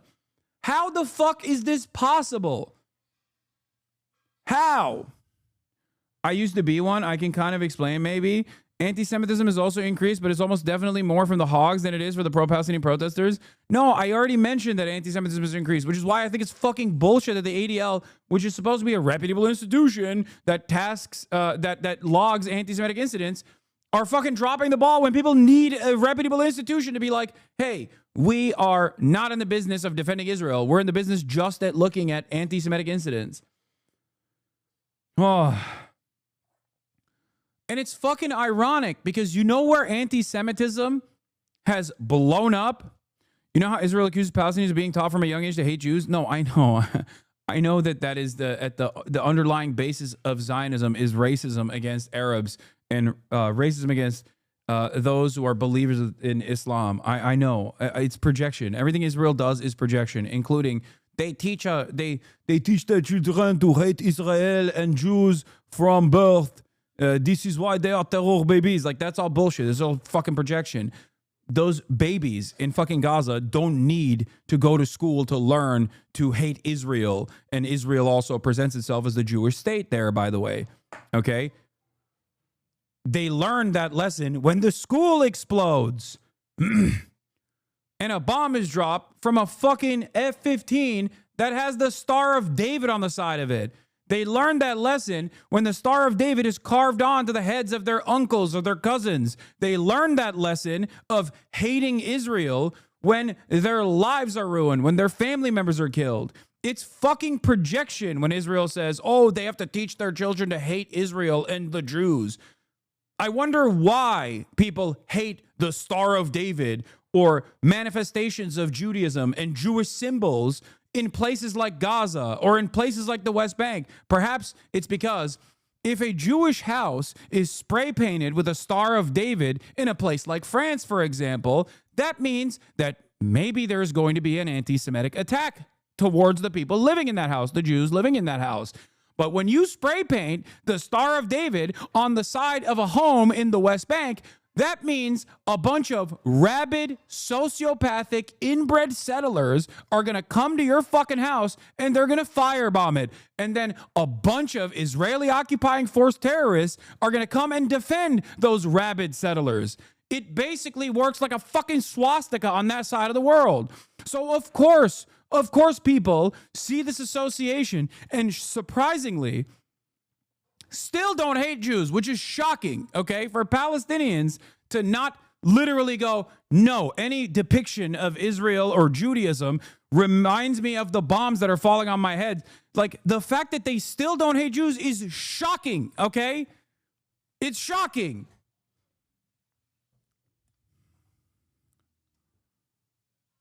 It's essentially the same as Republican strategy of saying everyone is out to get you. They say everyone in the Middle East hates Israel because they hate Jews and Israel has to keep us safe. Exactly.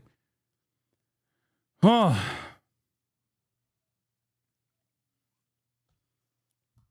For a Palestinian to hate manifestations of Judaism in the way that they've experienced it, like, for example, when they fucking propped up the menorah in the middle of the fucking Gaza Strip in the midst of their ongoing genocide, is like saying, why did Jews in the immediate aftermath of World War II hate the fucking Germans? What do you mean? Oh, I'm sorry. I guess the Jews didn't appreciate fucking strudels anymore. Like, no, it's because the fucking Germans annihilated them. What are you talking about?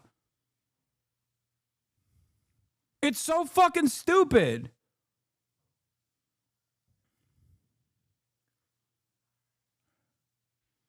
Many American Jews and Israel supporters remain blissfully unaware of the role of Jewish supremacy / fascism in Israel. My mom hadn't even heard of Kahanism until I told her like a week ago. Ironic, because Kahan is an American invention too. That's another thing. Just like Jewish supremacy paired up with American exceptionalism created this fucking insane ideology that literally was designated as a terrorist ideology by the fucking state of Israel until not that long ago. Israel was like, we are a violent, fascist, ideology-backed Jewish supremacist ethno-state, but this is a bridge too far for us. That's what they used to say.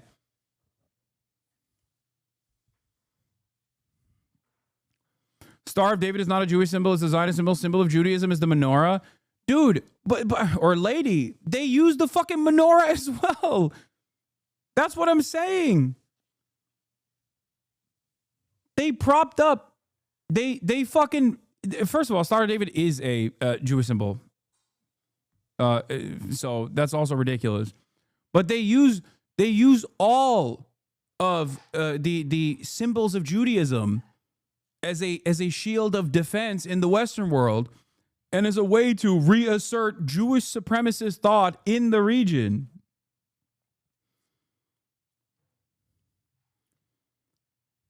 Anyway.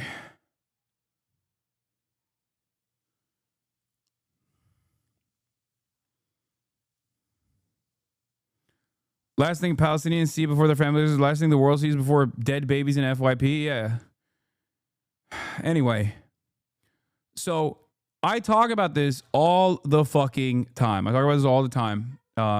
Over and over and over again. Okay?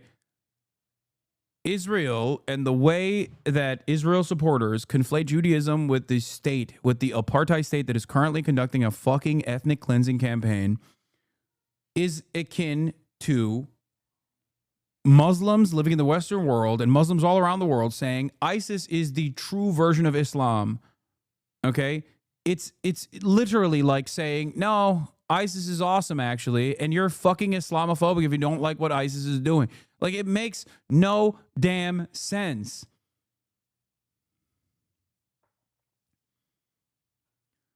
And to make matters even more annoying and unsustainable, okay, the defenders of Israel, especially in the Western world, take the most arrogant and the most entitled fucking stance you have ever seen, where the expectation is, of course you're going to fucking give me another $12 billion of weapons that I will immediately deploy on mostly children under the age of 18. I'm going to kill more children. And if you say that that's bad, you should be fired from your fucking job. This is the basic premise that we're talking about. Why the fuck would Americans look at that and go, yeah, no, this is great, actually? It's basically gotten to a point in the United States of America that the only people who have this kind of, the only people that look at what the Zionist arrogance and entitlement and still say, no, they're the chosen sons and daughters of God and we got to send all the Jews to the desert so the fucking rapture can happen, is psychopathic, also inbred evangelical Christians that go to mega churches and have anti-Semitic televangelists like fucking John Hagee constantly tell them that, like, we have to keep giving money by way of kufi to Israel so that they can keep fighting the Muslim scourge. And then one day, Jesus Christ will come back to earth and fight the devil's forces in Megiddo. This is literally real. It sounds like a fucking anime. That is unironically a thing that tens of millions of Americans believe. Okay? Oh.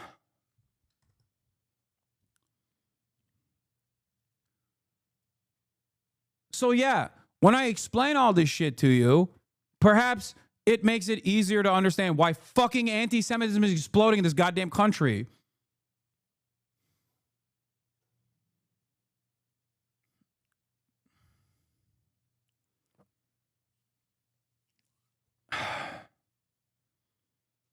Yeah, John Hagee also famously said God sent Hitler so that 6 million Jews could be fucking ethnically cleansed so that they could kickstart the process of creating the state of Israel. That is crazy. That is an insane thing to say. You know who invited him to DC to speak? Israel did. That's right. And all of those fucking assholes like Van Jones or Chuck Schumer that wrote an entire book about the growing anti-Semitism concerns in America, they sat next to Pastor John Hagee, who famously said that thing about Adolf Hitler.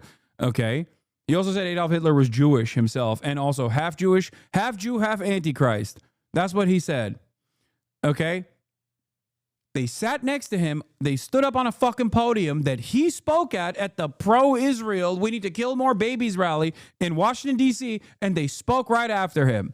So when those guys tell me about anti-Semitism skyrocketing, I laugh. Bitch, what do you mean? You're there with the fucking arch anti-Semite. What are you talking about?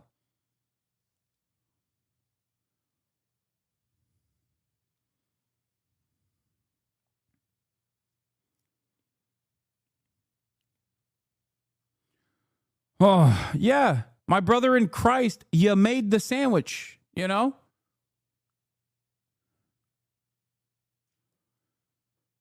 Oh.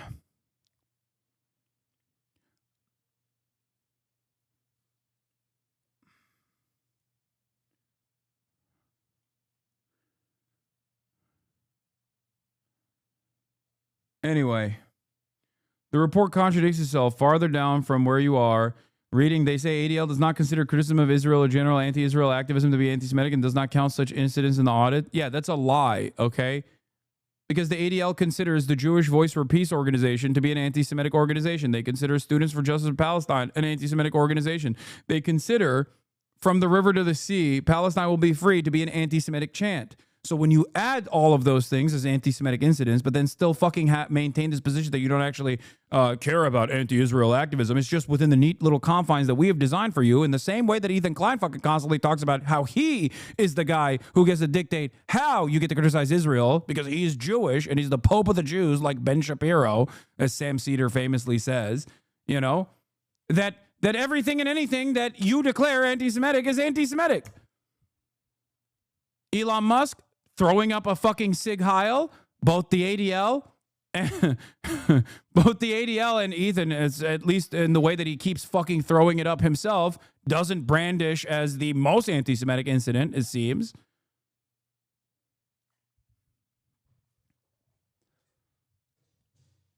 Sabra Hummus, anti-Semitic incident.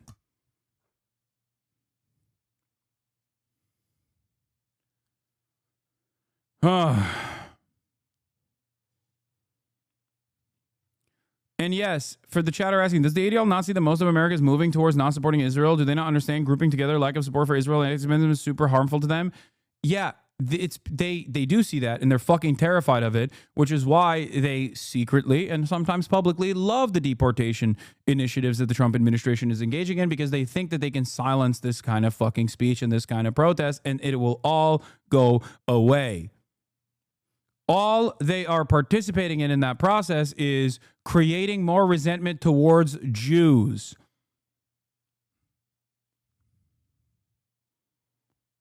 Yeah. And lo and behold, What is really fucking insane, and Megaphonics is absolutely correct for this, Twitter happily accepted money without a second glance in exchange for promoting this anti-Semitic screed, by the way. Twitter is the primary place where anti-Semitism has exploded. Twitter is owned by Elon Musk, and after Elon Musk took over Twitter, he actively allowed neo-Nazis to be on the platform. He opened up the algorithmic faucet for neo-Nazi takes to run wild on this platform. I saw a dude writing a long-ass rant about how the Klan was actually a self-protection measure against the unruly blacks the other day. Do you know how many likes that thread had? 20,000 when I looked at it. 20,000 likes. Every other day, there's another fucking post of like Adolf Hitler, and people are just like, oh, this was the most misunderstood figure in history. 100,000 likes. Where is the anti-Semitism coming from? According to the ADL, certainly not Elon Musk, certainly not Twitter, certainly not the Trump administration. It's coming from English majors who are Jewish themselves who say, don't do this genocide in our name. Those are the anti-Semites, not Twitter, not Elon Musk. At a certain point, you have to recognize that they don't give a shit about anti-Semitism. I'm sorry. Jonathan Greenblatt does not give a fuck about anti-Semitism.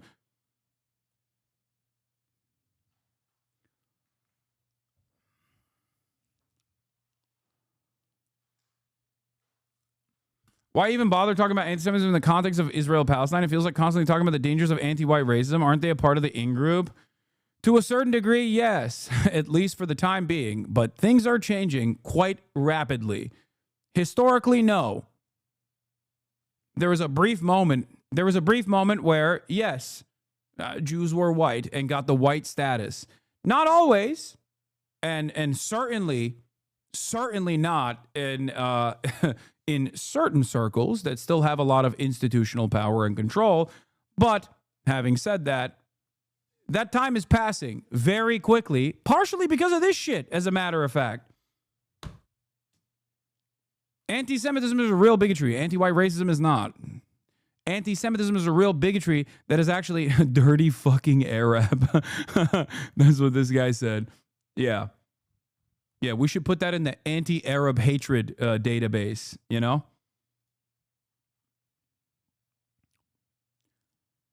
No, let's hear what other kind of awesome takes this dumb fuck has to have. Yeah, Adam Friedland's what are they going to do? Take white from us bit? Yeah. The difference is like he is worried about that.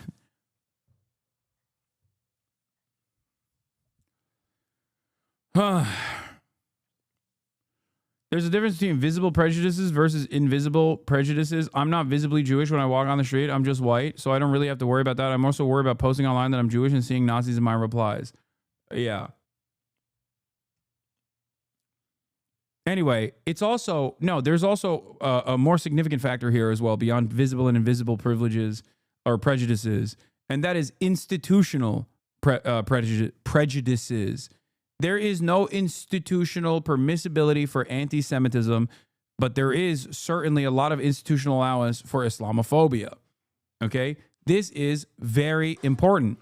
But ironically enough, the Trump administration recognizes that reality, which is why they're using Israel as an entry point to erode First Amendment freedoms, because Israel has eroded First Amendment freedoms in this country. Israel is the only country, and its lobbying group is the only lobbying group that has been able to successfully, with the exception of the agribusiness industry, Israel and the agriculture business is the only two lobbying groups that have been able to successfully undermine First Amendment protections in this country, and they did it quietly for decades. You have the ag gag on the one side, where you know, it's illegal to fucking film processing facilities and shit like that. And you have Israel on the other side. Okay? AIPAC has been able to write legislation in 30 plus states in this country where if you ever protest against the state of Israel, if you ever actually attempt to boycott the state of Israel, if you ever actually demand divestment from Israel or Israeli products, or if you ever advocate to apply sanctions to the state of Israel, then you can be fired from your fucking job. That's real. The two senators at the time that constantly fucking railed against this, by the way, was Bernie Sanders and, rest in peace, Dianne fucking Feinstein, ironically enough. Now, the Trump administration knows this, which is precisely the reason why they're using the institutional muscle that a lot of these pro-Israeli groups that masquerade as pro-Jewish groups, that masquerade as groups that are combating anti-Semitism, and the institutional muscle they have within liberal circles, within NGOs, within progressive movements to their advantage. That is precisely the reason why when they go to Harvard and say, hey, we're going to come after you if you don't fix this anti-Semitism that's running rampant on your campus, and Harvard says, yes, sir, of course we will do that. They quietly concede on that note. And then the Trump administration comes back and says, actually, we want more. We want you to fucking hire all of our conservative fail sons. We want you to admit all of our conservative fail sons. We want you to do affirmative action for dumb fucking hogs. And Harvard says, no, enough is enough. What is the lesson to learn from this? It is that a lot of these liberal institutions still very much can be manipulated, very much will concede on points as long as you say, oh, this is anti-Semitism. And that's precisely the reason why, precisely the fucking reason why the Trump administration, knowing this, is not eroding the First Amendment off of, I don't know, anti-Christian thought first, because if they were to do that, everyone would be like, what the fuck are you talking about? That's precisely why the point of entry into eroding the First Amendment is through combating, in air quotes, anti-Semitism. Do you understand?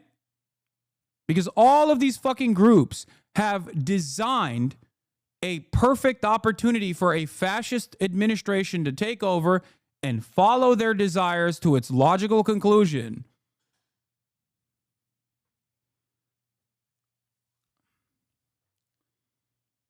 That's it. I know they're not going to do the anti-Christian bias yet, though. Don't worry. That's coming too. Of course it's coming. It's never going to stop. Fascism is a suicide death cult for this reason. It's just, we're talking right now about how they are going to start the conversation, how they have started this attempt. They've started this attempt by opening up the floodgates and creating a new precedent around the First Amendment, if the Supreme Court allows it to, by prosecuting falsely the likes of Rumeysa Öztürk, the likes of Mosen, the likes of Mahmoud Khalil. Okay?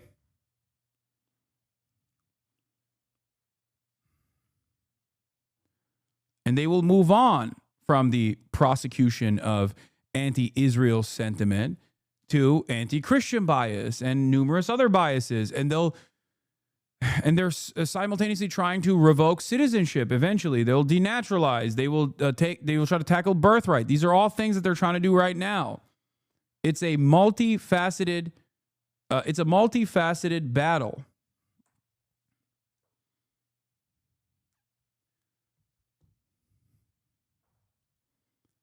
Okay? Institutions like this are playing a formative role in this. And that those happening on college campuses rose more steeply than in any other location. Joining me now to talk more about these findings is CEO and National Director of the ADL, Jonathan Greenblatt, who this week in the Time 100 issue is named one of the 100 most influential people in the world. I'll just throw that out there, Jonathan. Yeah, Adolf Hitler was too, so. But let's focus on this finding, because we have talked for the past several years as you've released this report, and it's been an increase. Last year it was a huge spike. They continue to trend higher. The explosion, I mean, you can see on the screen, we're putting up a graphic that really illustrates the data that you are putting out here over the past 2 years is stunning. Yeah, I mean, look, Deanna, I feel like I say this every year, but we've never seen a moment like this. But the reality is, over the last decade, anti-Semitic incidents in America are up nearly 900%. And to think that after breaking the record last year, we did it yet again. But this is the 5th time in 6 years that we've shattered another ceiling. And we're talking about nearly 9,400 incidents in 2024, almost 200 acts of assault, more than 2,600 cases of vandalism, and more than 6,500. When they say that, by the way, they're talking about like a bakery, okay, that's doing a fundraiser for the IDF or some shit. And then someone goes and spray paints that bakery. And then they go, oh my God, this is an act of anti-Semitism. You're attacking a Jewish business. It's like, no, dumbass. I'll give you an example of a real instance of anti-Semitic vandalism that you might have considered not to be a real instance of anti-Semitic vandalism versus a fake instance of anti-Semitic vandalism that is being marked as a real one. There is a Yiddish language learning center in Brooklyn. And in the immediate aftermath of October 7, the Yiddish language learning center in Brooklyn was tagged with graffiti saying like, fuck Israel or whatever. Okay? That is a instance, is a lighter version of this, but it's still an instance of anti-Semitic vandalism. Why? Because what the fuck does the Yiddish Language Center have to do with Israel? If anything, its very existence is antithetical to the Zionist project. But most people don't know that. So they think, oh, Jewish institution, they probably love Israel, so let's go fucking tag it. That is a real instance. That is an unfortunate byproduct of Israel packaging itself as the nation state for all Jews and packaging its actions as doing this for Jews in general.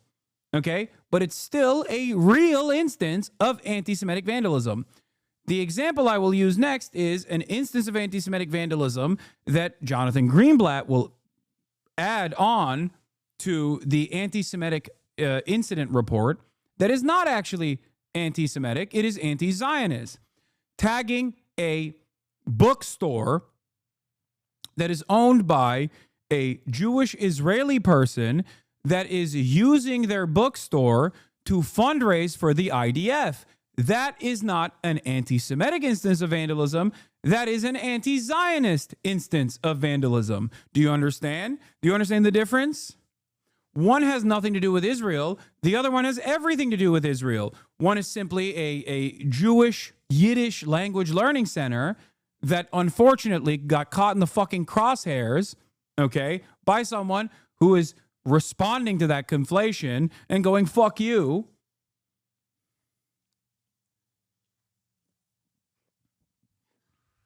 The other is people engaging in an act of protest against an institution that is using a storefront to literally fund and facilitate more terror. That's it. You're informing us, but you can't expect the ADL to make these considerations? No, the reason why the ADL doesn't make these considerations is because their entire purpose is not to actually log anti-Semitic incidents. The only reason why they log real anti-Semitic incidents is so that they can conflate it with fake anti-Semitic incidents, incidents of anti-Zionism. And if they didn't do that, if they only cared, if this institution came out and was like, we are the Apartheid Defense League, we only care about the apartheid, whether it's South Africa doing it, whether it's Israel doing it, we don't care. We are lovers of apartheid, okay? And we only care about anti-Zionism. Everyone would go, what the fuck are you talking about? What the fuck are you talking about? Everyone would be like, okay, well, you're an unserious institution.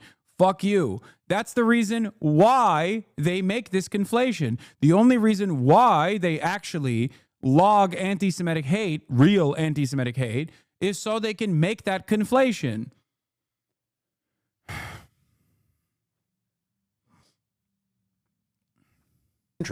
Cases of harassment.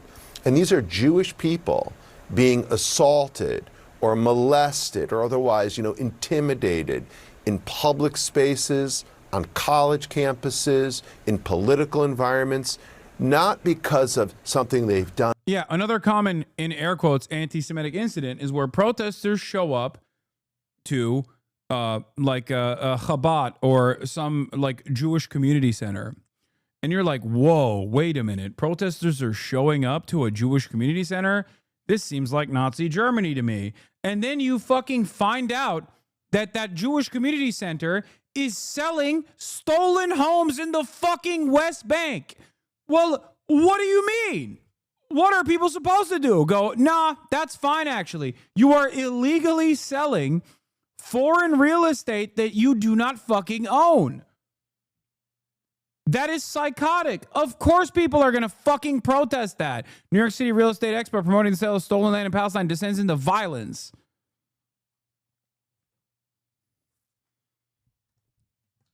And a lot of people at first believe that shit. And I explained it away over and over and over again on this broadcast. Hopefully some people understood what I was talking about, but many people did not. Yeah, here it is. Look, what were they protesting? There's 100 plus synagogues in LA. Why were the protests at this one?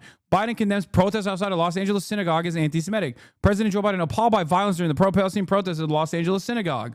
President Joe Biden appalled by violence during the pro-Palestinian protests at Los Angeles synagogue. Why were the poor Palestinian protesters outside of this Los Angeles synagogue? Why were they there? Is it because they fucking hate Jews? Is that why? Were they like, I hate Jews and Jewish expression? I hate when Jews go to the synagogue? Is that what it was? Is that what was going on here?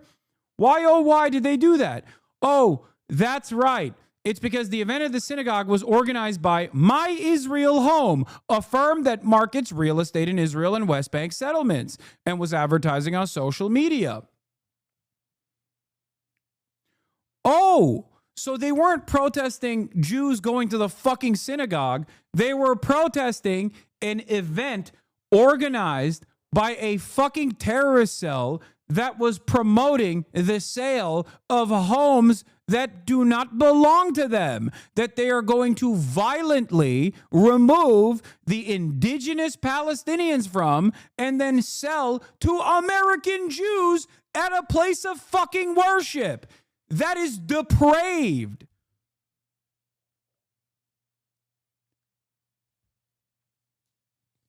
This is what I mean. So many Jewish institutions of faith, so many Jewish advocacy groups, okay, that claim that they care about improving the lives of Jews have absolutely sold American Jews and Western Jews and all Jews around the world to the idea that Zionism trumps your well-being here, okay? That's why my Jewish friends who are anti-Zionists are far more radical than I ever could be, because they recognize this reality. It is fucking insane. It's no different than ISIS. It's what people claimed CARE and all of these like Muslim advocacy groups were doing. But Israel gets to do it in broad fucking daylight, and there's no expectation of pushback. There's no expectation that people will learn the wrong lessons from this conflation that is not only incorrect, but very fucking dangerous.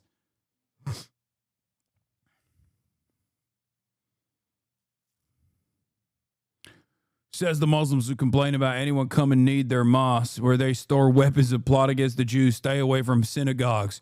Hypocrites. Yes, dude. You go to a mosque in Dearborn, Michigan, and they just have all of their weapons there to kill every non-Muslim with eventually. Oh.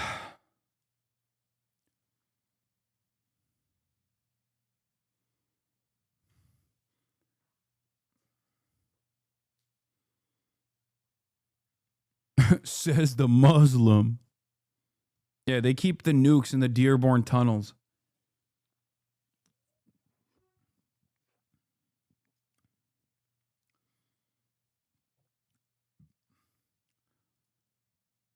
In any case, all of this plays a major role in Americans looking at the situation and going, okay, well, I guess all Jews do love this shit. What the fuck are they supposed to learn? Americans are too stupid and too self-interested to learn anything.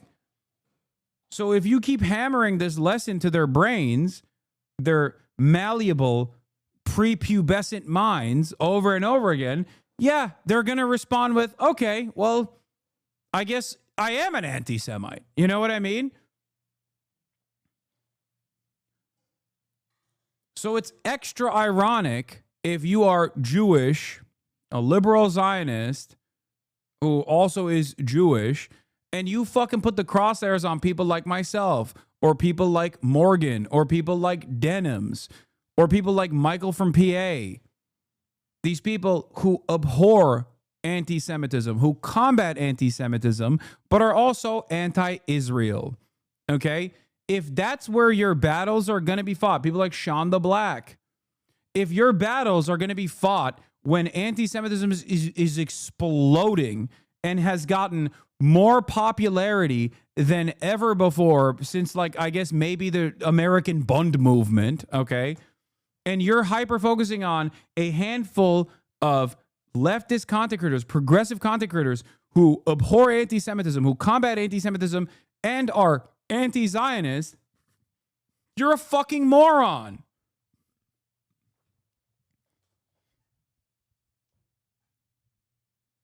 That's it.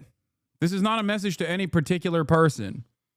But just because of who they are, what they believe in, it's fundamentally un-American. And you talk in this about something that we just see with our own eyes, which is that the anti-Semitic incidents on college and university campuses, that is what has spiked more than any other location. Mm-hmm. I want to talk about that, and especially as it relates to what we're hearing from the Trump administration, Jonathan, because they are cracking down on top universities.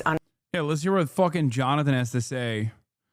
Jonathan, who is so busy combating anti-Semitism that, you know what he did? Alongside Ethan fucking Klein, by the way, demanded that Twitch ban some of those content creators that I just mentioned, myself included. Twitch banned some of those content creators. And also made Zionist a protected category. The ideology of Zionism is a fascist ideology. It is an exterminationist ideology built around ethno-religious supremacy. Okay? And now it is a protected category. Think about that. That's what he's busy with. This dumb fuck. He thinks people like myself, people like Morgan, are actually saying Jew when they mean Zionist. That is the argument here. If I hated Jews, I would just fucking say it. Okay? Look at fucking Candace Owens. Look at Dan Bilzerian. Look at all of the people who are getting so much clout all over Twitter. But of course, Jonathan Greenblatt can't combat Twitter, can't combat anti-Semitism on Twitter because Elon Musk is Donald Trump's butt buddy. Elon Musk and Donald Trump are very pro-Israel. So they can say and do whatever the fuck they want. They can even throw up Sig Heils, and Jonathan Greenblatt will defend them because he only cares about Israel. He does not care about anti-Semitism. On what they say is all about anti-Semitism on campuses. They froze more than $2.2 billion in federal funding for Harvard. And that prompted you to say, quote, resolving the very real crisis facing Jews on campus should not jeopardize the American system of higher education. Do you think the Trump administration is using anti-Semitism, which you point out is very real, especially on college campuses, but using that to crack down on elite universities that it just doesn't like? Okay, so there are a few things to kind of unpack here, Deanna. So number one, let's just underscore, anti-Semitism is a crisis, it's a catastrophe that has not gotten nearly enough attention from the very institutions where it's happening.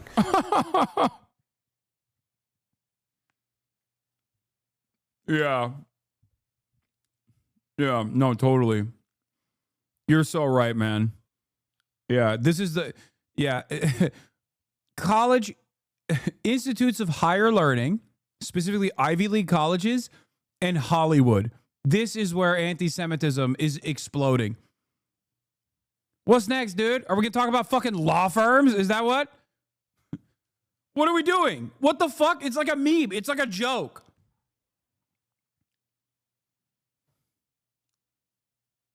The capital of anti-Semitism is not the fucking Klan meet, okay?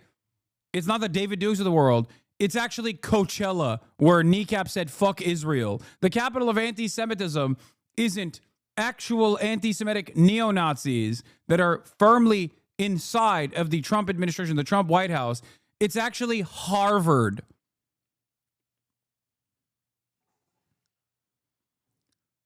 To also turn around and to say the media, there's not enough attention being presented towards anti-Semitism is like the most hysterical thing you can ever say. It's like when in the aftermath of October 7, you had like these Upper East Side New York Jews who were very fucking wealthy themselves and totally fine going to fucking parties and shit. And in between those parties, they were posting about like how scared they were to leave their houses and talking about, will you save me? Will you protect me? Will you hide me? You're going to get canary mission for this? Brother, you think I haven't gotten canary missioned already? Or what the fuck are you talking about? Will you hide me? Yeah, you know who we have to hide? People who have fucking spoken out against Israel. That's what we have to actually fucking hide. Because the federal government is coming after them and deporting them and blackbagging them, which is the question that Dana is actually presenting to Jonathan Greenblatt here. And Jonathan Greenblatt's first response to this is, you know, no one has actually cared about anti-Semitism at these fucking institutions. No one's talking about it. That's all people talk about. I've talked about it so fucking much.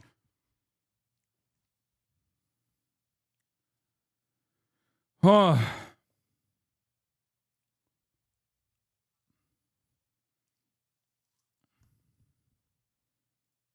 Again, at ADO, we issue an annual report card. Like, look at the exploding anti-Semitism they're showcasing here. You know what this was? This was Cambridge, Massachusetts. I think it was in Harvard. Okay, those are protest field marshals trying to stop I assume the student was Jewish, counter-protester, a Zionist counter-protester, from filming the faces of this die-in protest that they engaged in on the campus yard. Okay? This was a die-in. It's like a sit-in, but they're just like showing, they're just doing a protest. Okay? Zionist counter-protest comes in with a phone, camera ready to go, specifically to dox every fucking student that participated in it. Every single student that participated in it. And remember, this is like a couple months at this point. No, not a couple months, sorry. This is 10 days after October 8th.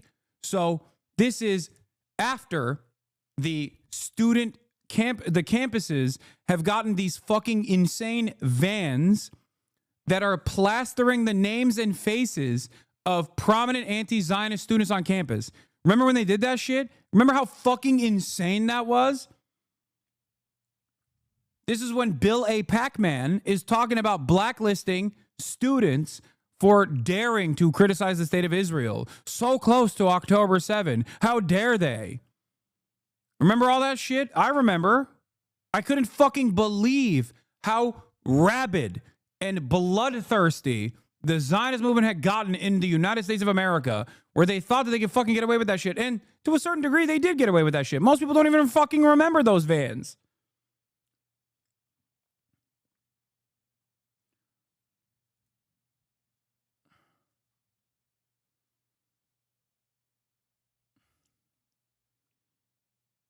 Think about that.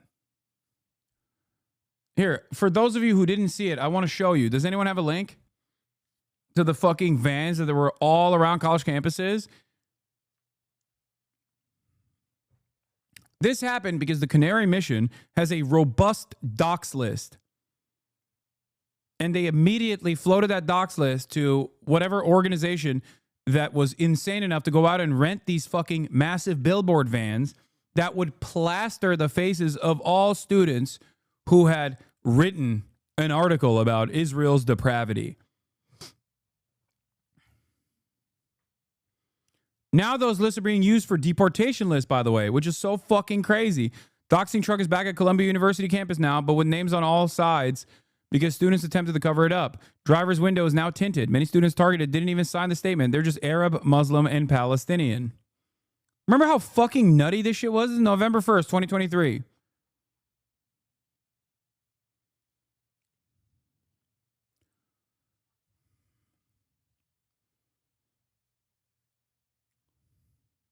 Think about that. Think about how fucking unacceptable this shit was. Think about how insane this shit was. Bro, I'm telling you right now, it would be valid if you did this towards like unmasking people who are fucking white supremacists, right? And even then, there would be significantly more backlash towards this. Okay? Let alone the fact that you are saying these people are anti-Semitic because they're anti-Israel. If you did this for white supremacists, you would get destroyed by Fox News. Fox News would be like, you're ruining the lives of these brave, bold students for the crime of what? Speaking their minds? If you did this for those who work within the Canary Mission, if you did this for students on campuses that are prominent in the counter-protest movement, Zionist students on campuses, can you imagine if I, with the money that I have, okay, went and rented out a truck to go all over fucking college campuses and I plastered the faces and names, and some of them even had addresses, mind you, of all of the Jewish, Israeli, pro-Zionist students. I would get fucking assassinated. Can you imagine what that would look? I'd go to CCOP before I even finish the fucking trip around the block.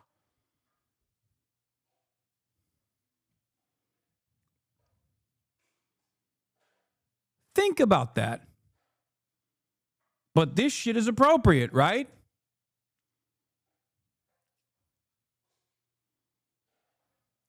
But that doesn't even work because you'd be putting your name on it where these groups that funded this remain nameless, so no accountability. That's not true. That's not true. They're not nameless. We know The Lobby was an Al Jazeera documentary that uncovered a lot of the fucking major funders of this shit. There are also big donors that are public, like Seinfeld did this shit in fucking UCLA campus. Jerry Seinfeld is a public figure.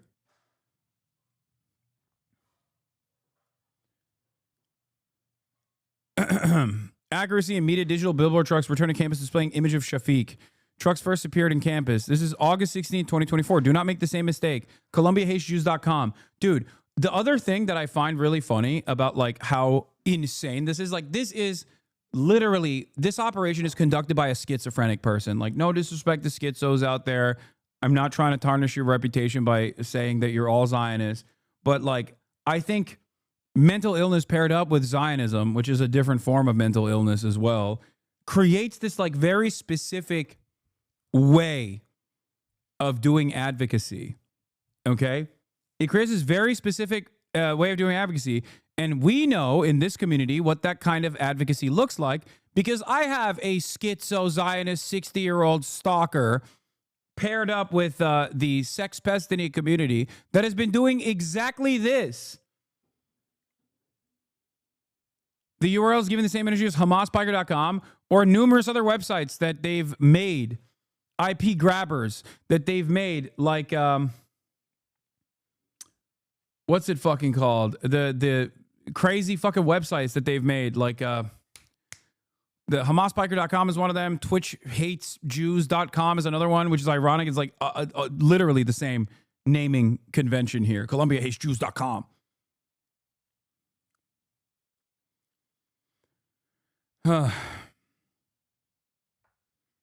Or was it Dan Clancy HatesJews.com or something? Games at DanClancySucks.com. Twitcher terrorist the game that they made. Advertise on Twitch.com is another one. Yeah. It's really interesting where, like, you kind of manic post in the same exact way where you think like you're fighting a just cause and you just come across like a fucking unhinged sociopathic asshole.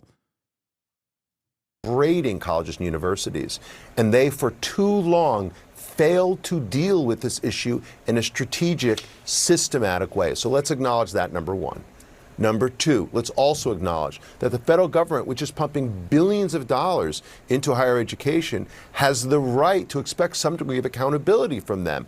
We've seen, the U.S. government demand it with law enforcement agencies, with other institutions. They're pressing here, and that is long overdue.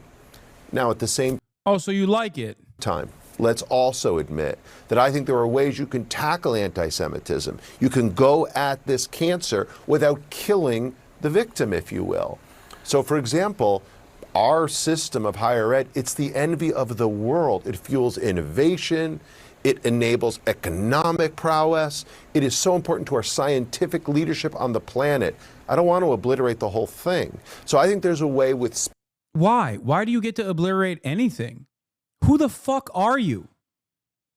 You're just some fucking asshole that works with the Israeli government. Like, why the fuck should I have to listen to you? Okay? Do I have to listen to you as an American citizen? You're just another random American citizen. Who gives a fuck? The fuck do you mean? Like, I don't want to obliterate the entirety of the institutes of higher learning here. Like, what the fuck do you mean? Who are you? Who the fuck are you? Specific strategic measures that you can get to the root causes of anti-Semitism, and the federal government has a role to play, but I worry about the overreach that, again, could kill the golden goose, if you will. Yeah. He's just worried about what it looks like for Jews in America to a degree where it's like, okay, well, maybe don't say shalom, Mahmoud, when you're doing the deportation. Israel has him thinking he has the right to obliterate things. That's what I mean. Zionism is such a specific type of brain rot where you literally think that everything is Israel, and everyone that you want to tackle, you can tackle in the same way that Israel tackles Hamas. The mind of a Zionist is fascinating. Every Zionist treats everything that's going on like they are the fucking great state of Israel, and all their enemies are Palestinian children to be obliterated. Well, I don't want to obliterate all the Palestinian kids, just some of them, the ones that are holding up copies of Adolf Hitler's Mein Kampf. This guy spoke at the pro-Israel rally right next to UCLA encampment that led directly to the attack. He couldn't care less about student safety or the sanctity of higher education. Yeah, no, of course. He's a fucking fascist mouthpiece, and so is Dana. Okay? You defend the live-streamed Holocaust, you are a fucking Nazi. Okay? If we lived in a just world where justice was served, you would be tried at Nuremberg in a similar structure for all of the work you put in so that the Holocaust could continue. That's it. Go ahead, cry about how fucking anti-Semitic I am. How dare you compare a person that is combating anti-Semitism to a Nazi, to the worst atrocities perpetrated against the Jewish people. Okay? That's what you're doing. Never again doesn't mean never again just the Jews. Okay? There is a reason why there is an entire field of study dedicated to the fucking Holocaust. There is a reason for it. Ridiculous. Never again means never again for anyone. And the Trump administration is also arresting international students, revoking some of their visas. You have been really clear that due process is essential. You have said that it's not even remotely clear that this has been the standard. What is the ADL doing to pressure the White House to give students who are being arrested due process? Well, look, at the ADL, it's our job to protect the Jewish people. We're not sort of public defenders for some of the Hamasniks on these college campuses, and I don't want to be. And I think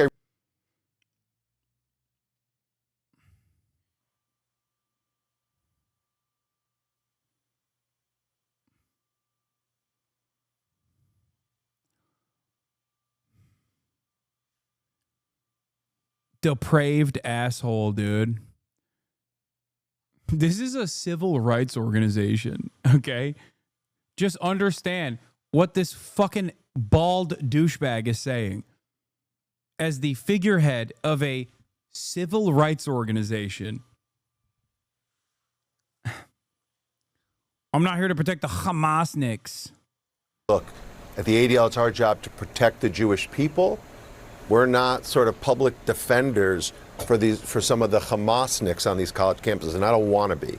And I think I really need to say that. If you take Mahmoud Khalil, who's one of the ringleaders at Columbia, based on his conduct, we thought he was a very problematic individual. I don't know if he lied on his visa application or anything like that, but on his conduct, not his speech. The challenge becomes when the administration doesn't substantiate or clarify this. Yeah. The real problem is that, oh God, his fucking IDF dog tag is shining in my eyes too. Ugh. That is a swastika, by the way. That is no different than the fucking totem cough, okay? Straight up. Straight the fuck up. That is you wearing an Israeli occupying force dog tag as you're on CNN.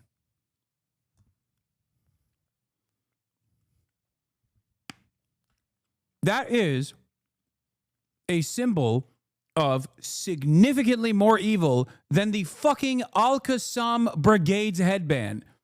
Okay? Straight up.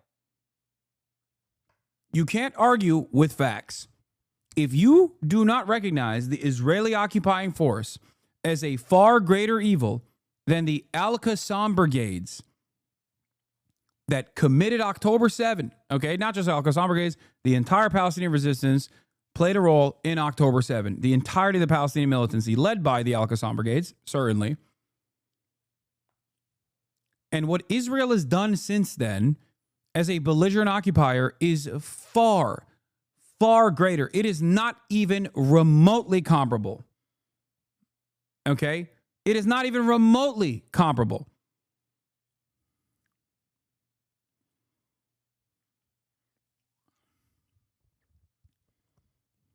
It's like wearing the ISIS banner, basically. Straight up.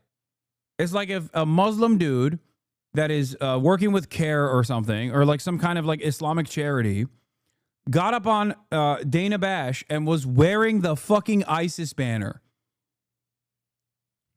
And talking about, like, we're here to defend Muslims. We don't care if Jews get deported. Specifics of the charges.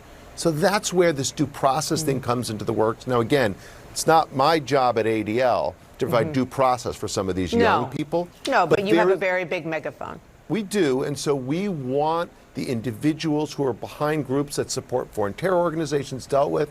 We think there should be accountability when people commit violative behavior and conduct. But yeah, he's saying, do it the right way. We want you to deport people for the crime of protesting against Israel. You just got to give us some facts so we can make it defensible, Mr. President. That's what this conversation is. You're going to tackle someone on speech or their ideas, you better clarify, you better substantiate so everyone... Yeah, he's not even upset about tackling the concept of speech, by the way. Get the fuck out of here. Get the fuck out of here. Suck my fucking dick, dude. If you don't like it, leave, okay? You don't like it, leave. You go to Israel all the time. Stay there. You go and speak in front of the Knesset talking about the importance of doing a full-scale information war in the Western world. Stay there. They don't have free speech there. If that's what you want, stay there. Ridiculous. Fucking ridiculous. Oh, I don't want to implode our golden goose of higher institutions, but you know, it is fine to deport pro-Palestinian student activists as long as you show what kind of speech is not permissible. The fuck are you saying, dude?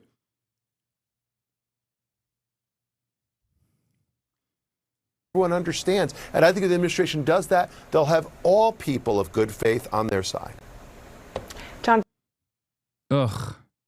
This morning, I fucking hate this scumbag so much.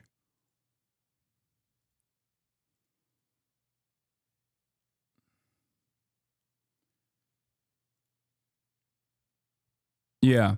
The ADL is trying and failing to tiptoe the line between fueling Trump's crackdown on free speech / criticism of Israel, while also half-heartedly attempting to distance itself from the blowback that's causing more and more Americans to associate Israel with authoritarianism. Don't fall for Jonathan Greenblatt's bullshit. The ostensibly liberal ADL is one of the main drivers of Trump's crackdown on our constitutional rights. They are the ones to blame. No matter how much they try to deflect, they are celebrating it all behind the scenes.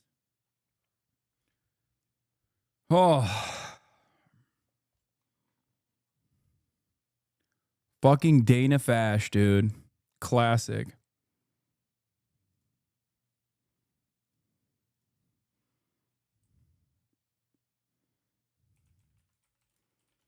Apartheid Defense League. Yes, we're going to do Isaac Chodener's piece on this as well. Don't worry, I'm coming to that right now.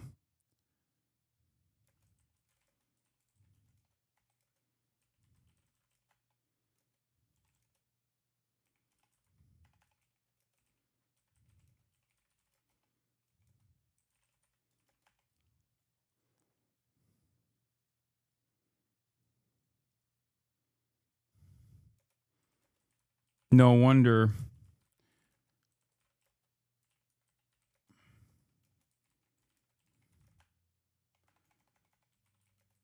Keep up the good work.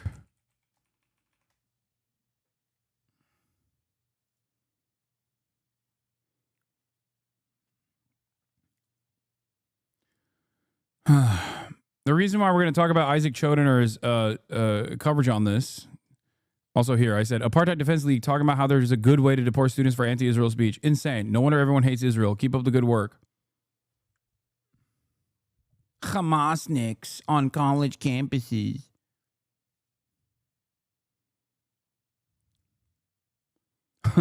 This chatter keeps saying BRICS Plus is the only solution to Zionism. Okay, dude.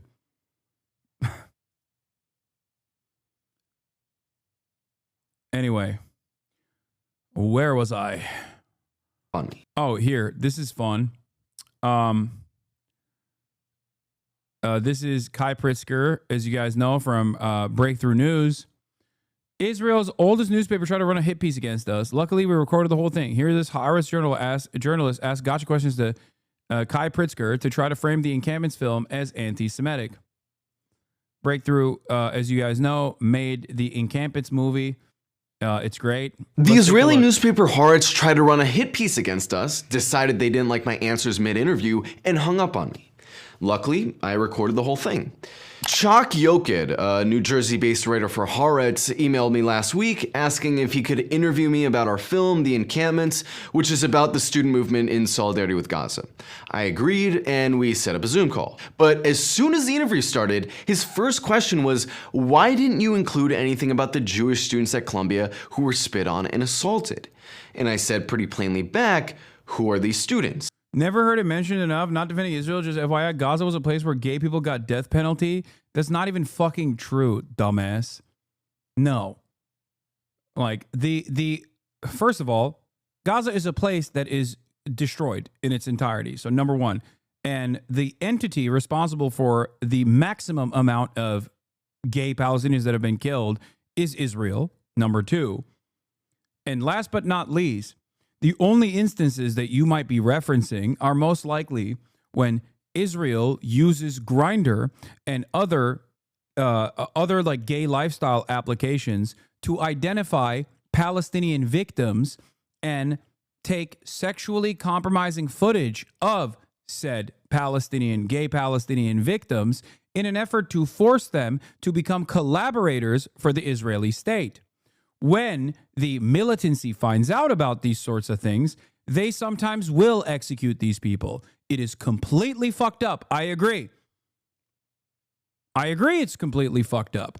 Having said that, what do you think America does to spies, especially during wartime? What are we talking about? There is a death penalty. There's capital punishment already in the United States of America, and there's certainly capital punishment for fucking treason, especially during wartime.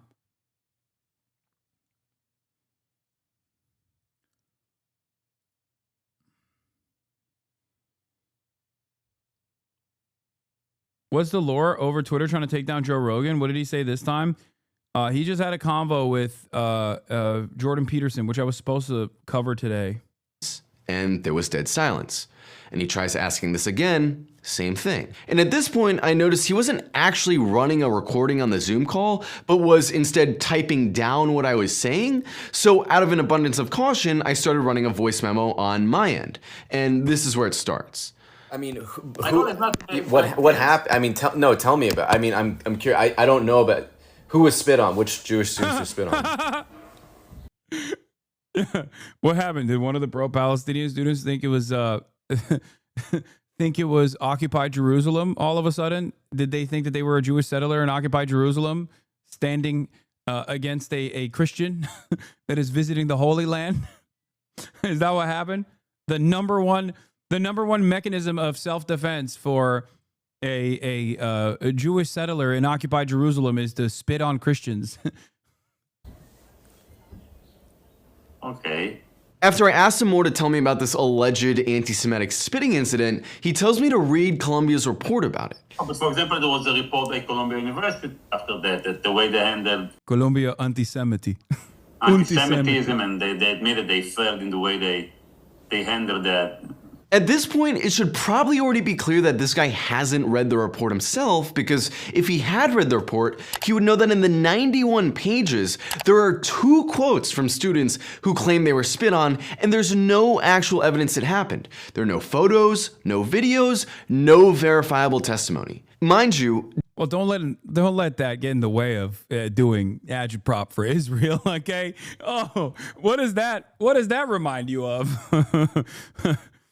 Yeah, you can have some of the most live streamed harrowing events of all time, and even then, it's just like, even if it's not on camera, even if it didn't happen, Israel will still find a way to be like, no, it definitely happened. And if you actually question that, you're a fucking anti-Semite. During those 2 weeks, Columbia's campus was probably the most photographed and videographed square mile on the planet. The politicians and the media have been trying to portray the Columbia campus as this den of violence and anti-Semitism. But if this was the case, how is there not a single video of Jewish students being attacked? Furthermore, according to the citations in the report, these 2 quotes were taken from listening sessions facilitated by Hillel, a pro-Israel Jewish organization on campus. In our film, we interview a university whistleblower who suggests a lot of these incidents were concocted or inflated by pro-Israel students on campus. That's corroborated by the large number of Jewish students in our footage who participated in the encampment.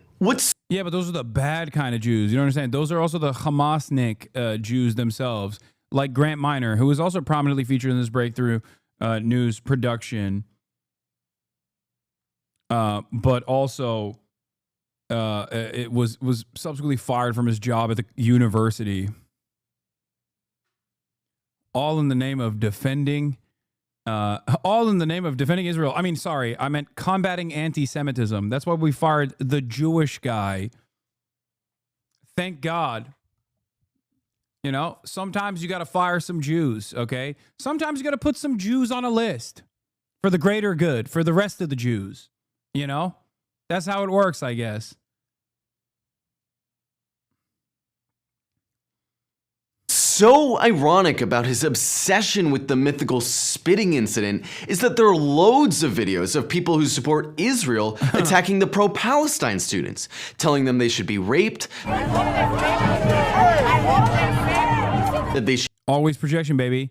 This little dipshit is now a part of the IOF, by the way. Should be killed, beating them bloody, and attempting to murder them, like they did at UCLA.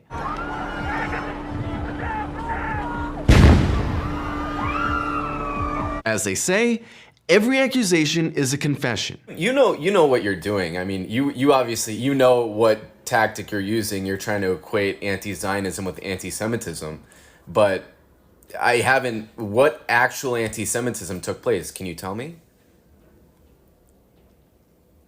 Okay. The stories that you can find online. Name one then. Name one story. Tell me. Give me one story. Okay. Okay. Then he goes further into his own speculation, saying, you'd be naive to think that the students there believe that Israel has a right to exist alongside a Palestinian state. And I think... Oh, buddy. Oh, boy. Works cited, racism.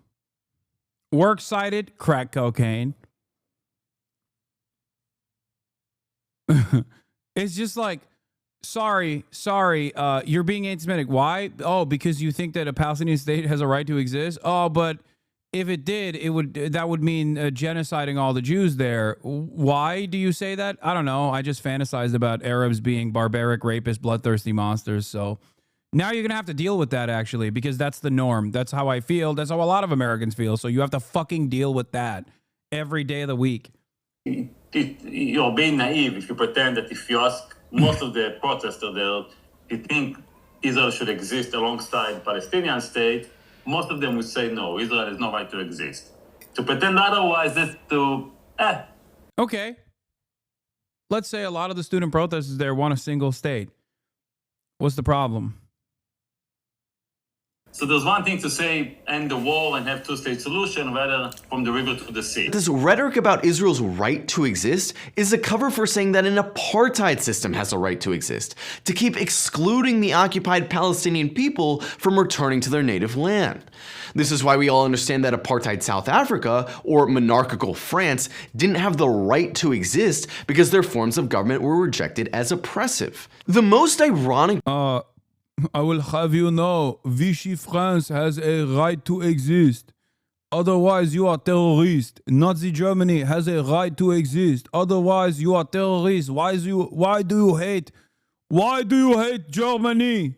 Part of this argument is that people who support Israel always say that Palestinians want to wipe Israel off the face of the earth, when it's Israel that's actually wiping Gaza off the face of the earth. It's the Palestinian state that's been denied, and it's the Palestinians who are fighting for their right to exist. Again, every accusation is a confession. Next, he asked me about the claim that Colombia is invested in weapons manufacturers and asked me if I believe this to be the case, as if it's a matter of opinion. The claim that the university is invested in weapon manufactured, right? Is that something that you personally believe is the case? Is it something that you investigate, or you just bring it from the He's like, how did you find out?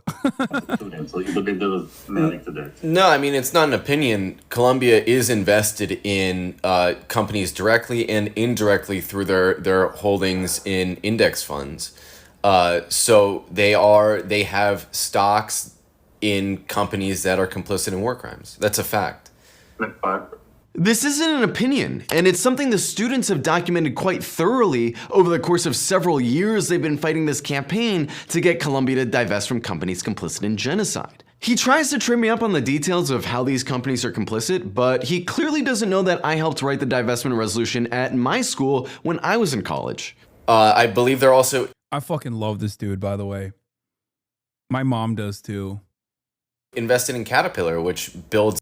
Some chatters asked, his last name is Pritzker, is he Jewish? Which is ironic because my mom also asked. I don't know, but he's dope. I suspect he is. He's a fucking Chad. It's the D9 bulldozer in Caterpillar. And General Electric. How are they involved? What connection to the war? General Electric? General Electric makes the engine for the AH-64 Apache helicopter, which is the attack helicopter that Israel used. AH-64 Apache helicopter, yes. The interview goes on pretty normally for the next few minutes until he asked me why I think Colombia decided to arrest their students on April 18th, which sparked the global encampment movement. I told him Colombia arrested their students because they're beholden to their donors who support Israel. His follow-up question is crazy. I mean, that's Colombia's agenda, is to... They are beholden to their donors. Oh my God. This is the article that he wrote. An extremely vile racist article in the liberal Zionist Haaretz outlet claims for blacks in New York, Jewish money is the source of their problems and justification for actions against Jews. The article begins by admitting it relies on absolutely zero data about the events in Monsey and Jersey City, just anecdotal evidence, nevertheless is full of anti-black racist tropes. The author, Zach Yoked, this guy that is talking to Breakthrough News right now, claims that an animosity towards Jews by black people has replaced the solidarity during the civil rights era. He goes on to claim that black people blame Jews for all their social and economical problems. No actual data is presented. He continues claiming that an entire community of young black people from Jersey City to Brooklyn to Harlem to Queens are sitting on a poisonous explosive, i.e., are all anti-Semites, and there is no need for any data from current data from the ADL to understand its dangers. The author then goes on to provide several anecdotes from a measly 1.5 stroll he took on Harlem's 125th Street, after which he felt justified in making a sweeping generalization about the so-called rampant anti-Semitism in the black community and demeaning local inhabitants. Yeah, maybe they were staring at your fucking bald head, big guy. I could go on. The author's ignorant racism does not acknowledge the fact that Harlem is an extremely diverse part of New York, including people from tens of countries of all colors, languages, and religions.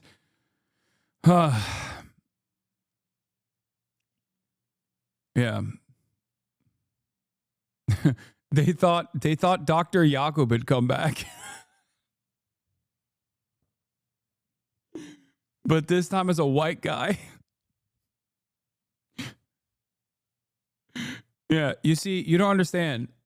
They thought Dr. Yakub had finally controlled tricknology to make himself white after inventing white people. And they were angry and resentful. So when their donors say something like, we don't want pro-Palestine protests on our campus. Dog, is this why some black accounts are going online saying Palestinians are racist? Black accounts. Yeah. Yeah, that's why some black accounts online signing off from Langley, Virginia, are posting about how Palestinians are so racist. They listen. What about the money from the donors for Israel? But there were many reports about money coming from the Gulf countries, from Saudi Arabia. This is one of my favorite fucking TikTok accounts, by the way. A group of black Americans went to Palestine to facilitate food distribution and get them medical supplies, right? The entire time they were there getting called racial slurs, so they decided to speak out. 35,000 likes. The organizer of the trip is not mad at them for speaking out about their experiences. She feels a real ally wouldn't have gotten mad about being called racial slurs, and she accused the blacks of turning this into oppression Olympics. The blacks. No, we are not confusing them for Ukraine. She said Palestine 100 times in the video. We have the right country. Wish everyone the best.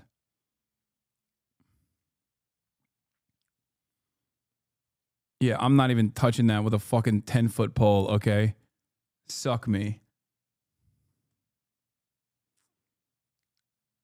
Wealth Turtle is back. This time with a new post. Dubai, Abu Dhabi, all this, Qatar. How does that play a role in the way the university is reacting? The thing about this comment that's so revealing is that the Gulf countries, specifically the two countries he mentions, the UAE and the Kingdom of Saudi Arabia, have normalized relations with Israel. They've basically abandoned the Palestinian people in their time of greatest need. If anything, Gulf money going into Middle East studies departments and Islamic centers at American universities is undermining the Palestinian cause and defanging these departments. So he's actually making my point about pro-Israel money, but I don't even think he realized that. Is it coming from private individuals? Is it coming from the state? Is it coming to Columbia University? Are you saying it's going to the students? Because that's something that has been, people are saying, oh, the students were funded by like outside groups, all this. Is that what you're saying? I'm not sure what you're saying. I'm saying about Google later, about reports about Arab countries donating $8 billion to Ivy League universities. Okay. That's it. You can check later if you want. Okay. The Gulf countries also support Israel, so. Yeah. Hold on. You're talking about the Gulf countries, Saudi Arabia, UAE. They're trying to normalize with Israel, so I'm not really sure that. How do you feel about the decision to deport Mahmoud Khalil? The last question he asked was how I feel about the abduction of Mahmoud. Here was my answer, which made him completely lose it. This is the logical extreme of the Israel lobby and Zionism in America. They know they've lost the argument. They know they've completely lost the younger generation, which is exactly what the encampment movement showed. So they're now trying to they're just trying to make it illegal to support Palestine. They're trying to ban free speech because they know they've lost the argument. There was a poll that came out, a week or two ago that said that now the majority of Americans, both Republican and Democrat, have negative views of Israel. I mean, Israel's... Listen, okay. Yes. I'll be honest with you. I don't think my editors will publish it. I can talk to them and maybe email you back if I see that they're... I don't think they're going to publish this manifest. I just don't want to waste your time and my time. I don't feel comfortable sharing an opinion of someone who says that no Jewish students was attacked, part of the students. You're putting words in my mouth. I asked you to tell me about the incidents you're referring I'm not to. aware of any. If you were there for months and months and you're not aware of any students who was attacked, then there's no point of this interview. Sorry. I never said no. None of them was attacked. Listen, talk to my editor. I don't want to waste my time. Tell me who it was. Check later. Check later the reports, and I'll talk to you later. You're the one. Right now, I feel like it's a waste of both of our times. I'll be honest with you. No. This is it's obvious. I love that he went no politic here. He went no politic here. No politic here. No politic here. No politic. Israel number one. No politic.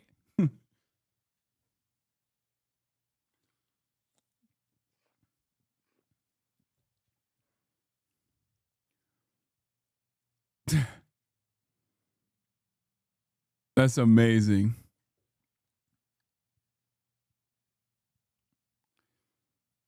Yeah, this is a real account. For sure.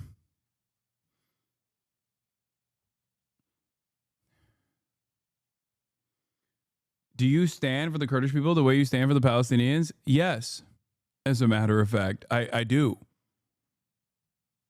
It pushes inflation up when people are saving their money because their price is falling. Isn't really a good thing in and of itself either. Bro, I actually lost so much of my stocks at this point. I just want to see how bad it will get to.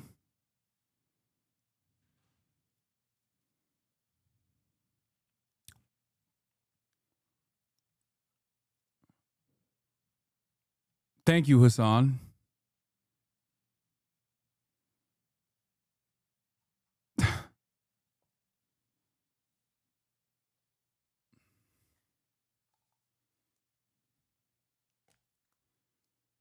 Kurdish stonk lurker, new guy.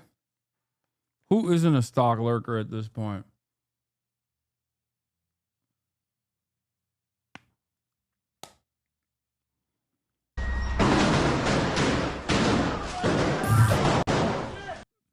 The shots of IDF soldiers falling downstairs and tripping backwards are illustrative of Israel's whole military strategy.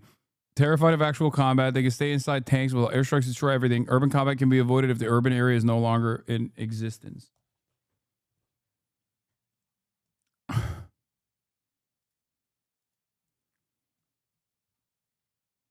It's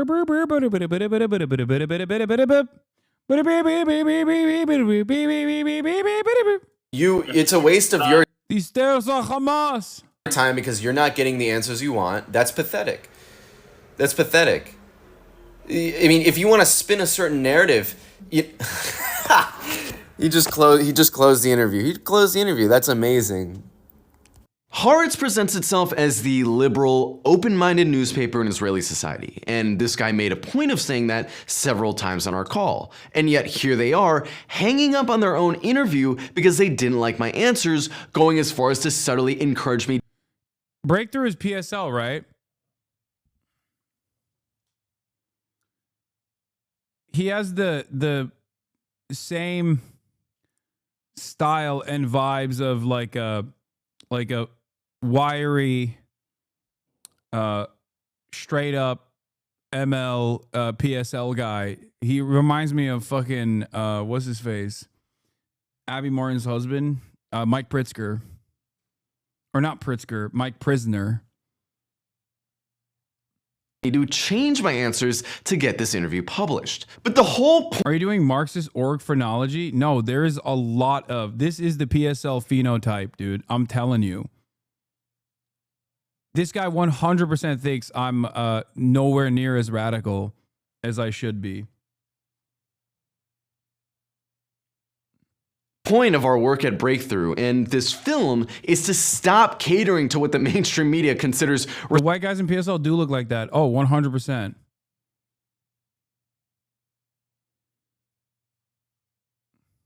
Respectable. So yeah, not gonna happen. Israel's PR strategy has always been to make itself out to be the victim, which is exactly what you're seeing on this call. This journalist took an interview about a film about a genocide and the destruction of all of Gaza's universities and somehow still makes himself— That's not what people think. You were welcomed by the organizer for the rally. No, I'm kidding. I'm memeing. —out to be the victim. The idea that it's the students camping out on lawns who are violent and hateful, and not the nuclear-armed superpower stomping off against a largely defenseless population, is just the latest insane narrative that Israel's trying to spin in its fraudulent victimhood narrative. It should come as no surprise that the people who've been defending Israel's barbarity for the— What is PSL? What's PSL? All Google using is Pakistan Super League? What the fuck? Party for Socialism and Liberation, chatters. Jesus Christ.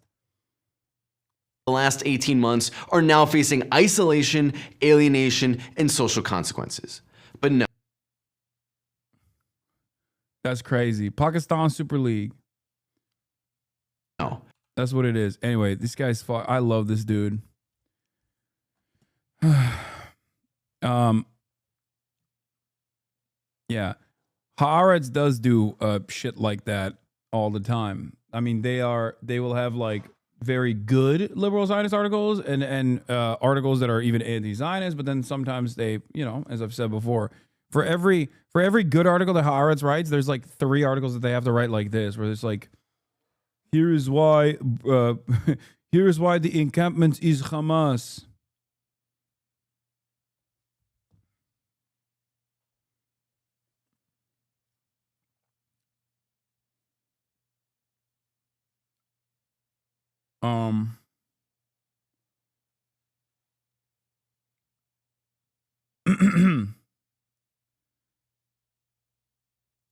Matt Lieb on Coachella and anti-Semitism at Coachella has a Hamas problem. The videos coming out of the Coachella Music and Arts Festival has been absolutely horrific. A band of drunken Irish hooligans projected this statement: Israel is committing a genocide against the Palestinian people.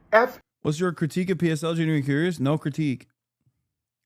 Israel, free Palestine. Can you imagine? Got a bunch of kids to chant free, free Palestine. Free, free Palestine! Which of course they happily did, because these kids don't watch the news. They watch is TikTok, which has a lot of primary sources of Gazan people being bombed by Israel. Also, one of the Irish rappers said Tiach Fied H Arla, which is Irish for I am anti-Semitic. Headliner Green Day changed the lyrics to one of their songs to say this: running away from pain like the kids from Palestine. And it didn't stop there. No, in fact, I have been given a bunch of leaked footage from Coachella in which they do this to other songs. Do you have the time to free Palestine? We all support Hamas. Wake me up when Israel ends. Oh my God! Stop at Green Day. That would be so. That'd be so sick. Even Lady Gaga herself did this. Love Yas and war, see to the river, Gaza to Ramallah, want to be Hamas. This is so stupid. Oh, geez. Artist after artist let it be known exactly where they stand when it comes to Israel. Even Post Malone. There will be no more Israel. My famous pops are Post Malone. Zionism needs to go. Missy Elliott did the same thing. She put her thing down, flipped it, and reversed it. And it turns out that in reverse, it was a subliminal message straight from the Ayatollah of Iran. Work it. I put my thing down, flip it, and reverse reverse it. We must bring down the Zionist entity. We must bring down the Zionist entity. If you got a big, let me. What happened to music being non-political? You know, there was a time when music was just about holding hands, figuring out who keeps letting dogs out, and about like Vietnam. I, for one, am ashamed that I ever went to Coachella. Got my first hand job. Oh, that's amazing. Looks like Coachella. One of the funniest things is like when Matt Leaf started doing this at first, people didn't know who he was, so they thought he was being serious. Like, even in my community, people didn't know who Matt was at first. So they'd be like, dude, did you see this? Dude, did you see this? Do you see this guy? Can you believe it?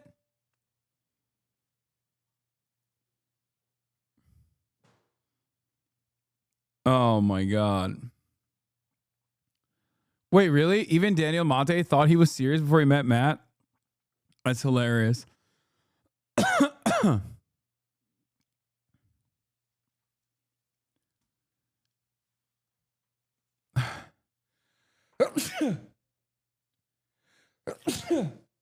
Oh God. Okay. Growing fight between Harvard and the White House as the Ivy League hits back with a lawsuit over the funding freeze, calling the cuts unconstitutional. So these are grants. They're unconstitutional. Meanwhile, the White House is reportedly considering pulling another $1 billion in funding, accusing it of failing to address anti-Semitism on campus and ending its DEI programs. Fox News legal analyst Greg Jarrett joins us now.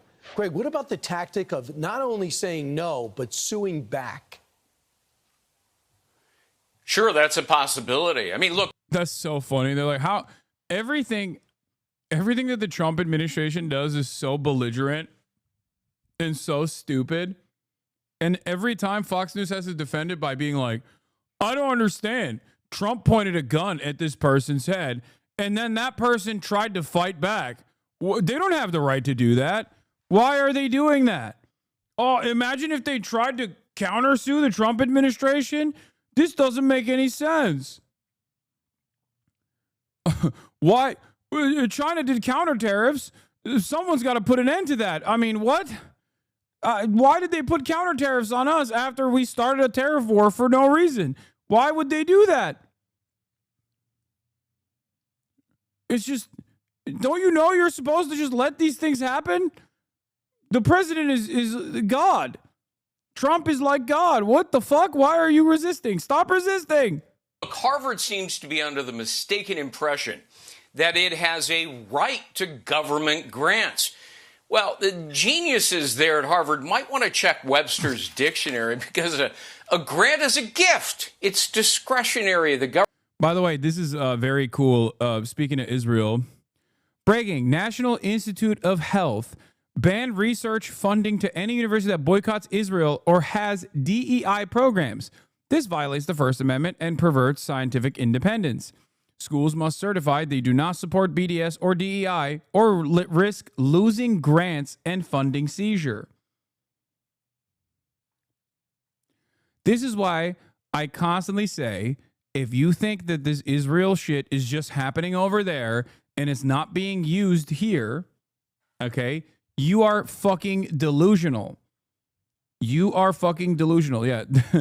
Is DEI, no more DEI. How about defend expanding Israel? That's what DEI stands for now, okay? Defend expansive Israel. Defend expanding Israel. That's what DEI stands for now. Only Israel, okay? That's it. The only DEI initiatives I care about is the expanding greater Israeli state. If you don't, when you start off every morning, you have to do 3 instead of no Hail Marys, no fucking Bismillahs or anything like that. Astaghfirullah, you can't do that. You have to say, Am Israel High before you walk into the institution. And when you're working on your publicly funded research, you have to think like, how will this expand the state of Israel, the glorious state of Israel? How can we make sure that Israel takes up all the way to maybe even Ankara? Okay. Because like Lebanon, that's just more Israel, obviously. Syria, also more Israel, duh. You must do a loyalty pledge to the beautiful state of Israel and all of its territorial expansion initiatives. You must be thinking at all times about how you can contribute to the cause of Israeli expansion. Under new guidelines released by the National Institute of Health, any medical researcher will have all funds terminated if they support a boycott of Israel. They can support a boycott of any other country or even U.S. states, just not Israel.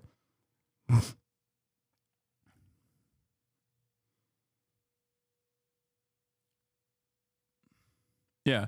You must do land acknowledgements. Acknowledgements that Gaza and the West Bank are in Israeli territory. You must do land acknowledgements like southern Lebanon, soon to be Israel. Wait, this interview with Elizabeth Warren is hysterical. I'm saying that President Biden had a mental acuity. He had a sharpness to him. You said that up until July of last year. I said what I believe to be true. And you think he was as sharp as you? I said I had not seen decline. She should have said, I'm just, I'm smarter than most men in positions of power or something. And I hadn't at that point. You did not see any decline from 2024 Joe Biden to 2021 Joe Biden? Not when I said that. The thing is, he was sharp. He was on his feet. I saw him. Live event. I had meetings with him a couple of times. Senator, on his feet is not praise. He can speak. Wait, why is she laughing? Yo, don't laugh. Are you crazy?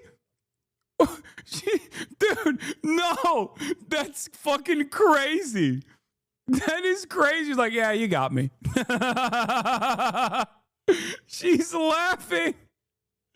Oh my God. She's like, yeah, it was pretty crazy, huh? In sentences is not praise. All right. Fair enough. Fair enough. Look, the question is, what are we going to do now? Okay. That's crazy. She laughed. That's crazy. Why does it even matter? What's Biden going to do? He doesn't even know what date is. I know. That's the funniest part about this. Just be like, yeah, the fucking team hid it from us. You know what I mean? Just say something that at least like makes you look normal instead of whatever this was.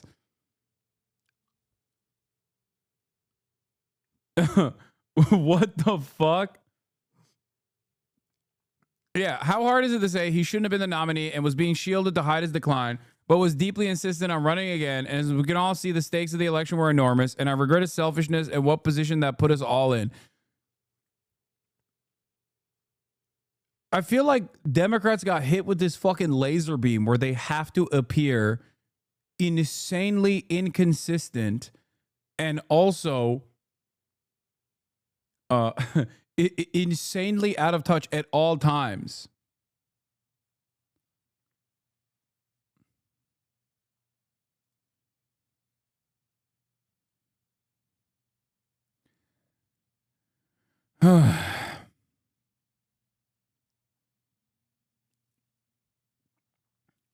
Left Reckoning, thank you for the raid. Hope you had a good stream.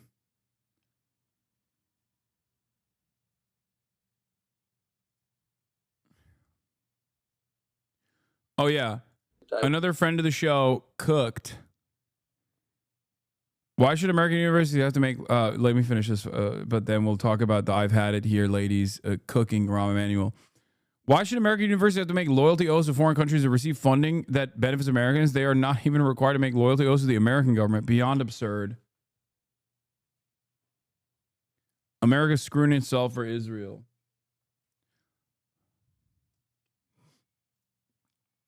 Insane stuff. What is this banger?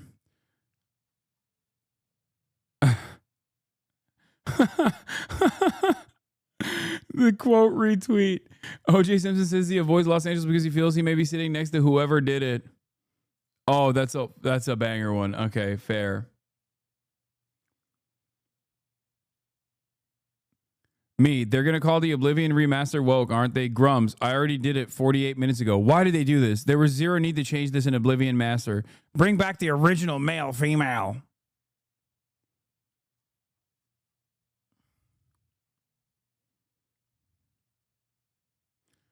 Yeah, why make the change, though? It was clearly proven to be unprofitable, no? Yeah, look at this failed Elden woke.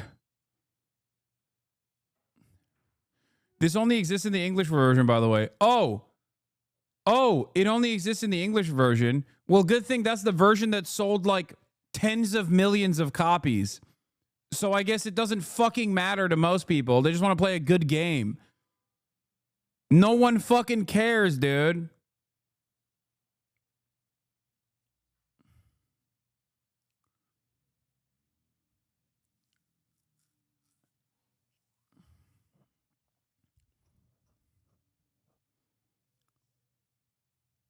The remaster has 180,000 people playing on Steam right now. Yeah. Yeah, I'm so glad we have anti-woke games like Baldur's Gate 3 or Elden Woke.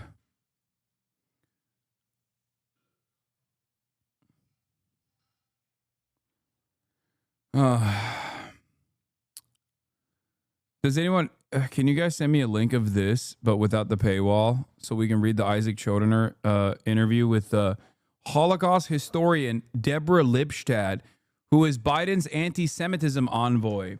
Because the reason why I wanted to talk about this, is because like this shit doesn't end. What? The defeminization of the Spriggan? Oh God, these.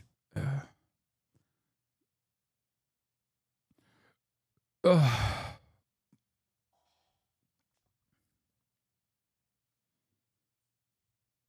of the 180,000, Hasan will not be playing because he hates gaming frogs. No, because I don't know if it's actually fucking BDS or not. I don't fully understand if the anti-Microsoft boycott extends to other products such as this one, but I'm not willing to fucking entertain the headache, okay?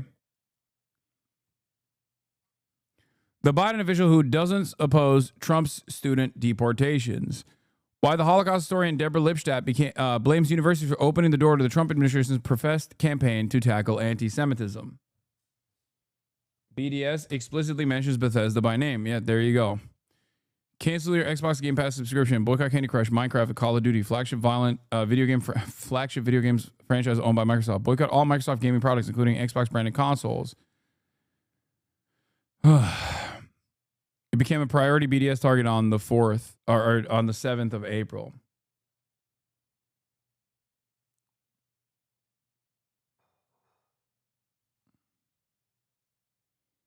You've been BDSG for so long. Buddy doesn't stream games.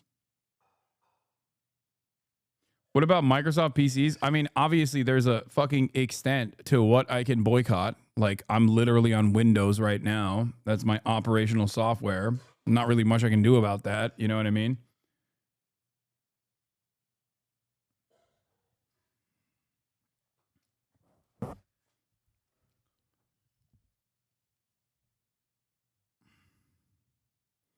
If it's BDS, then boys, I'm Israel Chai Sag.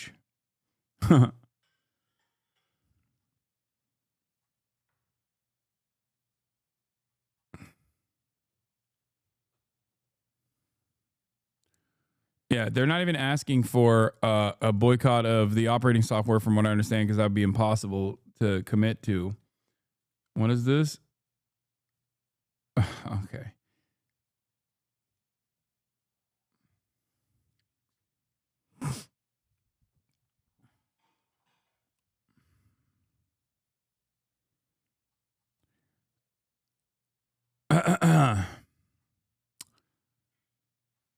Anyway, let's continue with Isaac Chodener.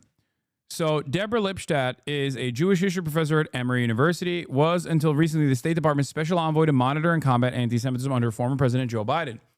Lipstadt became famous and was later portrayed on screen by Rachel Weisz for winning a judgment in a British court against the Holocaust denier David Irving, who had sued her for libel. Lately, Lipstadt offered surprising support for some of the Trump administration's actions, telling The Forward, "I'm not opposed to the administration rescinding the student visas of some of the people that they're rescinding the student visas of," she added.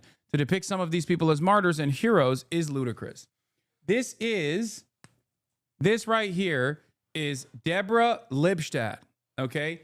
She is a famous Holocaust scholar and was Biden's anti-Semitism envoy. Now, the reason why I think this is important to cover is because this also shows you that the Biden administration had very similar ambitions to the Trump administration. Okay? Isaac Chodener recently spoke by phone to Lipstadt. During our conversation, which has been edited for length and clarity, we discussed whether the Trump admin really cares about anti-Semitism, why she wanted to keep some of her comments off the record, and the problem with Trump derangement syndrome. Are you pleased that the Trump administration is talking so much about anti-Semitism? Right off the fucking jump. She says, I'm pleased that they're addressing it because that's what I did for the past 3 years, which was to really push the Biden admin to seriously address it. So I'm very, very pleased that it's on their agenda. Psycho. Okay? This is the Biden anti-Semitism envoy being like, yeah, Trump's agenda is to tackle anti-Semitism. I'm sorry. You're a fucking sociopath. Okay? You are a fucking sociopath. If you think that the Trump administration is in any way, shape, or form sincere about combating anti-Semitism when Sebastian fucking Gorka is their counterterrorism specialist in the admin, whose father was a part of the Vitesse Rend, who literally fucking kidnapped Jews for the Nazis, and that Sebastian Gorka himself still fucking wears the Vitesse Rend pin proudly, okay? What kind of fucking Holocaust historian are you? What are you saying? That this admin cares about anti-Semitism is the most delusional. This is the most delusional crock of shit I've ever heard. Yeah, don't believe me? Here's the Times of Israel article. Nazi link group proud of Trump advisor for wearing medal. NBC News looks into anti-terror analyst Sebastian Gorka's alleged membership in Hungarian Vitesse Rend organization. Members of a Hungarian ultranationalist group with ties to World War II era Nazis have said they are proud that the Trump admin advisor wore the group's medal at the inauguration of U.S. President Donald Trump. Every inauguration, there's another one of these weird moments. This inauguration, you had Elon Musk throwing up the fucking Heil Hitler twice. Last inauguration, it was the Dragon of Budapest, Sebastian Gorka, loudly and proudly proclaiming his love for a paramilitary organization that collaborated with the fucking Nazis in doing what in Hungary, you might ask? Oh, that's right. Identifying, targeting, kidnapping, and shipping off the concentration camps Jews. That's what they did.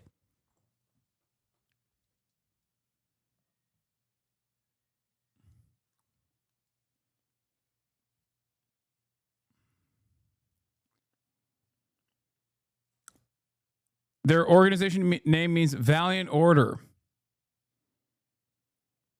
3 people asserted that Gorka was a well-known member of the Vitesse Rend. But, of course, I forgot. You can be as anti-Semitic as you want if you support Israel. If you support the glorious state of Israel, the most moral state of Israel. You can sig heil all day, every day on the most prominent stage in front of millions, if not billions of people. You can prominently showcase your pin of an organization that literally fucking kidnapped Jews and sent them to concentration camps. You know. As long as you say Am Israel High. You say 3 Am Israel Highs every morning and you're good. it cleanses you of the support that you have for anti-Semitic, historic and contemporary anti-Semitic institutions. Anyway. And what do you see the agenda as being? Well, I guess I've gone through a transition. Let me step back for a minute and say that from my first day in office, one of the things I called for was institutions such as governments, universities, media to take anti-Semitism seriously. I talk about anti-Semitism as a multi-tier threat. One is the threat to Jews and Jewish institutions, but it's also a threat to democracy. But also you support the biggest threat to democracy, Donald Trump, and undermining one of the pivotal hallmarks that is supposed to protect theoretical democracy, the First Amendment. And I know that's a very easy thing to throw around. People will say food insecurity is a threat to democracy, which is true, but there's a very direct link in terms of anti-Semitism. And that direct link is the fact that anti-Semitism is a conspiracy theory in contrast to any other form of discrimination. It is a distinct characteristic is as a conspiracy theory. What do you think the Trump admin is doing to fight it? It's calling universities to account. And if you look at the first demands it made to Columbia, what's striking about those things, to end the encampments en masse, those were things that Columbia students have been asking for a very long time. I fucking hate this person. You are such a fucking scumbag. Like, you love that the Trump administration is forcing free speech to happen on a fucking Columbia campus. You love that the Trump administration is stopping. You love that the Trump administration is stopping any sort of anti-war demonstrations taking place, anti-genocide demonstrations taking place. Would you have this exact same attitude historically towards groups that were demonstrating against Nazi Germany at the time? Now, of course, the Holocaust is not a comparative, is not an analog here. Part of the reason why it's not an analog is because it wasn't fucking live streamed like the Israeli Holocaust is being live streamed. So not a lot of people knew about the concentration camps. There were suspicions.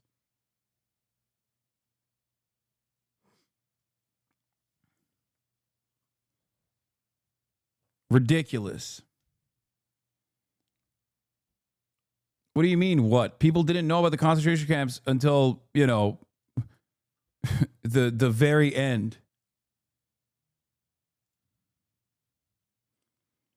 You're a smart person. You used to be the Trump admin cares about anti-Semitism. I'm a little confused here. Isaac Chodener says, yeah, I don't know. They haven't spoken to me. They haven't consulted with me. So all I can judge is by, but Deborah, your entire career has been judging people for anti-Semitism. In some cases, very effectively. The president hosted white supremacists for dinner. Elon Musk made what appeared to be a Nazi salute. Surely you can look into their souls here. I have called that out. Okay, but more broadly, can you make some sort of judgment?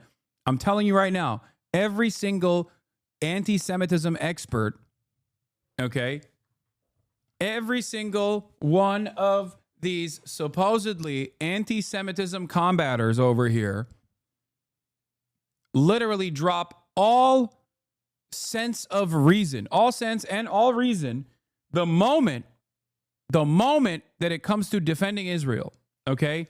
That's it. You can be as anti-Semitic as you want as long as you are pro-Israel. You are a Holocaust revisionist? Okay. Wait, what are you talking about? You're smoking drywall? Not true. What? What is this? I think you guys are fighting each other for no reason. I don't think this person is...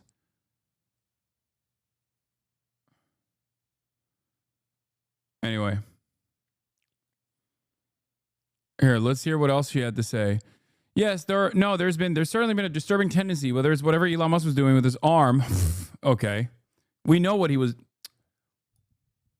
I wonder what Deborah would have to say about a prominent anti-Zionist such as myself doing whatever Elon was doing with his arm. I wonder if she would just still consider that to be whatever Hasan was doing with his arm. I mean, it seemingly doesn't take much.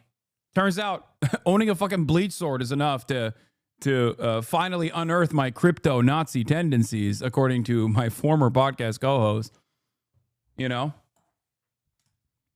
Yeah, what did he do with his arm? Would you be comfortable if someone was doing the arm thing? You know, in front of you?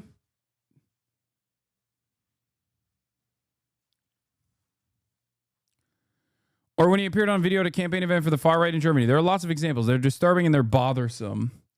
I agree with you about the connection between anti-Semitism and democracy, but it also seems to me like picking up students off the street who write op-eds or demonstrate in favor of ending the war in Gaza is problematic for democracy too. Absolutely, absolutely. There's no question about that. Look, we pride ourselves in being a country that abides by the rule of law, the democratic rule of law. When I say I take anti-Semitism seriously, I mean we have a legal system that we can address. A judge made a ruling in August 2024 after the students filed suit because they'd been blocked access to certain pathways at UCLA because they were Zionist-free zones. The judge, Mark Scarsi, found that it was abhorrent that certain parts of campus had been physically blocked off from students who refused to denounce Israel and Zionism and ordered UCLA to ensure equal access. The lawsuit is still ongoing. But the Jewish students on campus who have no way to bring their grievances, or when they bring a grievance, find that the university doesn't take it seriously, which has been the case at a number of our most elite universities, or give up on the university. One of the calculations when applying for college now is, will I feel safe for a Jew? Dude, I'm sorry. I cannot fucking stand that so much of this conversation is literally entertaining the psychotic hallucinations of hysterical people. Okay? If you think that Jewish students are not safe in Ivy League institutions, you are smoking crack cocaine. Okay? It's like saying, I don't think Jews are safe in Hollywood. Okay? What the fuck? Oh my God. It's like saying, I don't think Jews are safe in West Hollywood or Beverly Hills. God damn. Like, what are you saying? This is a laughable fucking notion. It's so sickening when associated, when attached to such a fucking demonic anti-democracy movement that is straightforwardly fascist, okay? In a way to justify the Trump administration's undemocratic actions against free speech, to say, well, Jews are not safe in Brooklyn, you're on crack, dude. You're on fucking crack cocaine. It's like trying to reason with a paranoid schizophrenic.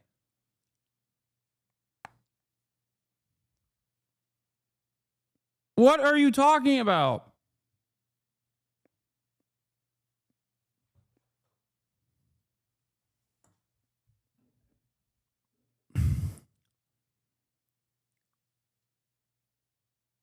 I don't understand it. Like, I genuinely, why would anyone remotely entertain this?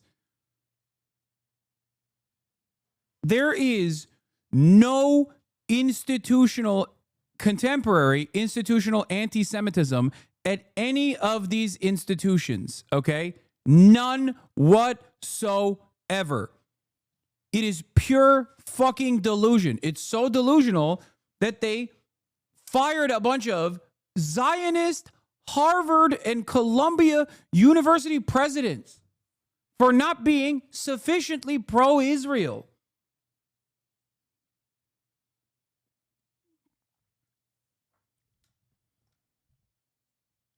It's fucking ridiculous, dude. Oh my God.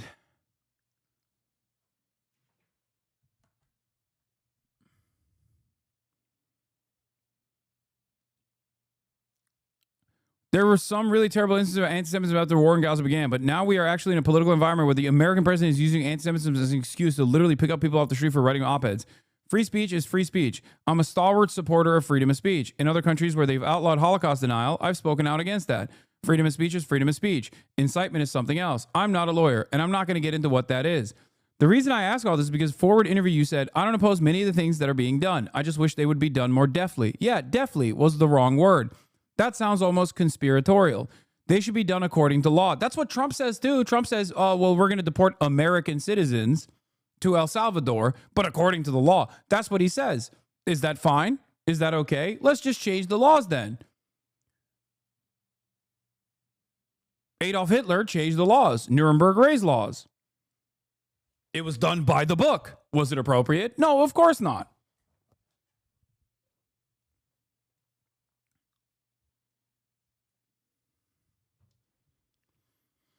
Oh my God. Here's the other thing. Universities are regulations. Universities are rules. You can't cheat. You can't plagiarize. You can't build in campus in certain places. Universities have rules. You can't cheat. You can't plagiarize. And if you plagiarize, we will fucking black bag you and then ship you to El Salvador.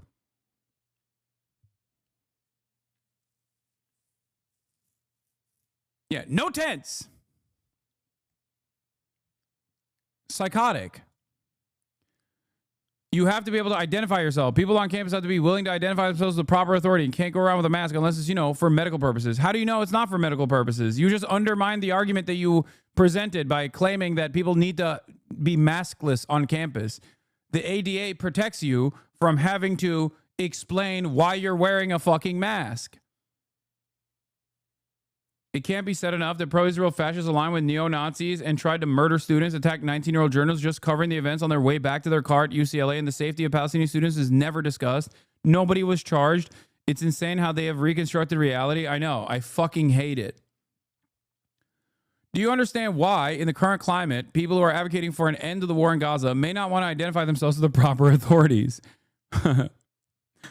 I don't even know what Isaac's own personal framework on Israel is, but he just straightforwardly cooks a lot of these people. A lot of he's very cutting. You get a fucking phone call from Isaac Chodener, just don't pick it up, okay? Hang up the goddamn phone because he is going to dice you up.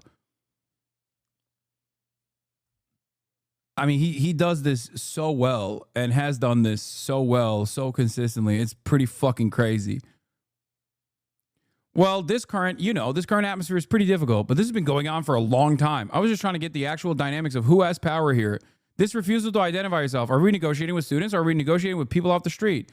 When you said that the people being picked up are not heroes or martyrs, what did you mean by that? I mean, some of the people, and I'm not going to get into any specific cases, but some of the people who have been detained or cited are people who have obstructed entrances to universities, have taken over buildings, have broken the regulations of the university. I'm not talking about speech. I'm talking about action. None of that is deportable, you fucking freak.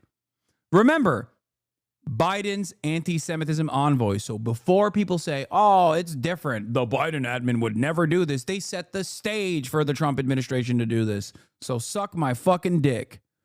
Without making direct analogies, you could point to any civil rights movement in the past, which people did not just engage in speech. They blocked entrances. Civil disobedience has a long history, but these protests were often directed at a particular group of students, like the UCLA example I gave you. But what I'm so afraid of, and having our kids' conversation is indicative of, is that some of these actions of the administration in the recent weeks are taking the focus off the very real problem of anti-Semitism. So selfish. Oh, it's taking... I like what the Trump administration is doing in terms of using border enforcement, immigration enforcement as a way to undermine the First Amendment at the behest of the glorious, beautiful state of Israel. Okay?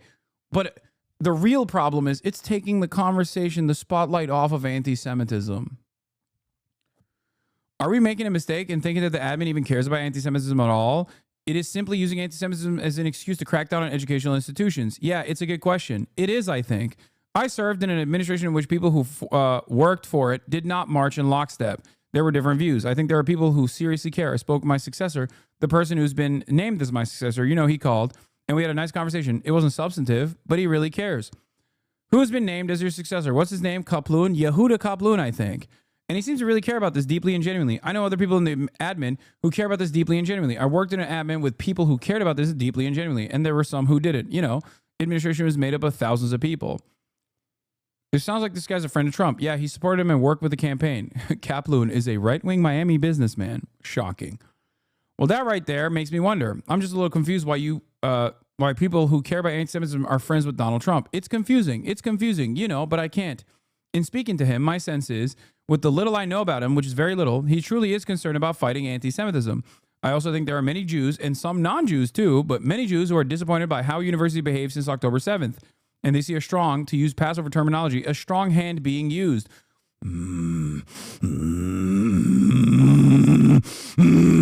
This kind of stuff infuriates me so much. Like a strong hand being used.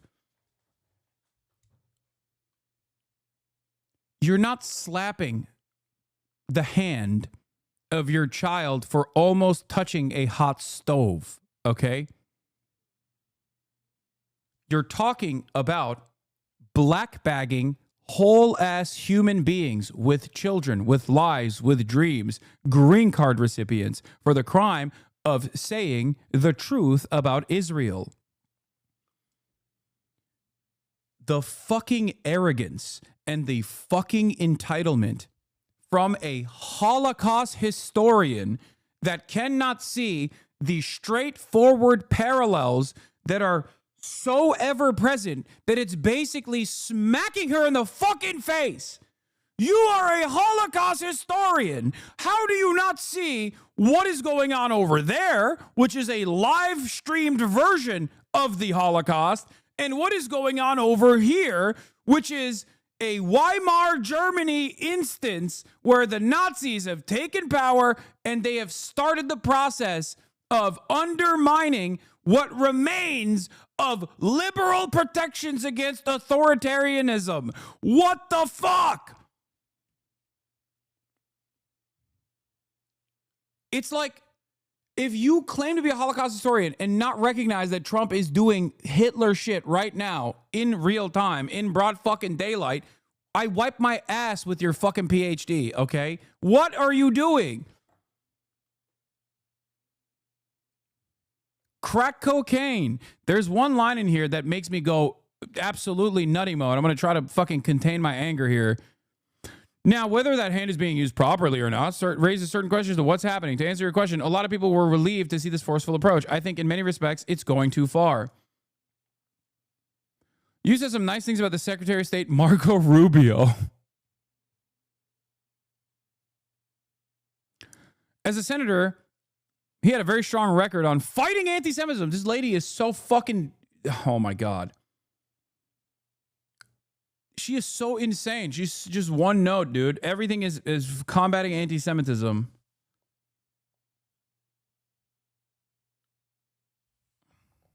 Brain dead.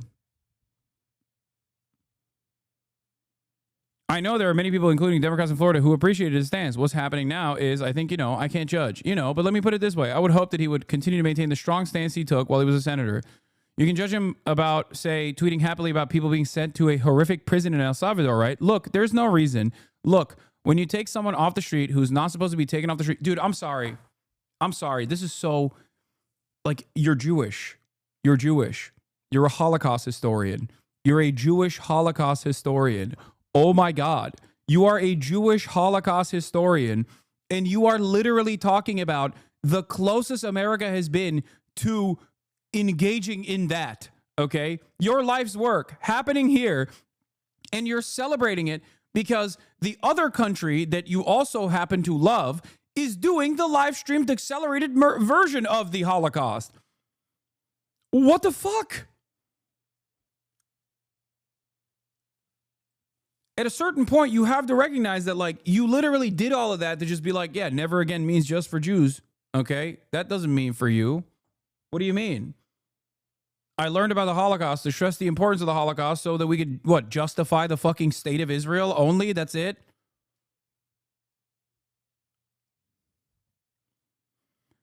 Oh, I come from a tradition and a personal belief that if you make a mistake, say, I made a mistake, we're going to fix it. That's disturbing. They may not care that they made a mistake. Off the record and not for quotation. That's the issue. Is there a reason you don't want to say that on the record? Yeah, I don't, because I'm still, I don't want to give people the chance. There's some people I know, including good friends of mine, who suffer from what the Republicans would call, Trump derangement syndrome. Anything he does is bad. Look, he moved the embassy to Jerusalem, so I give him credit for that.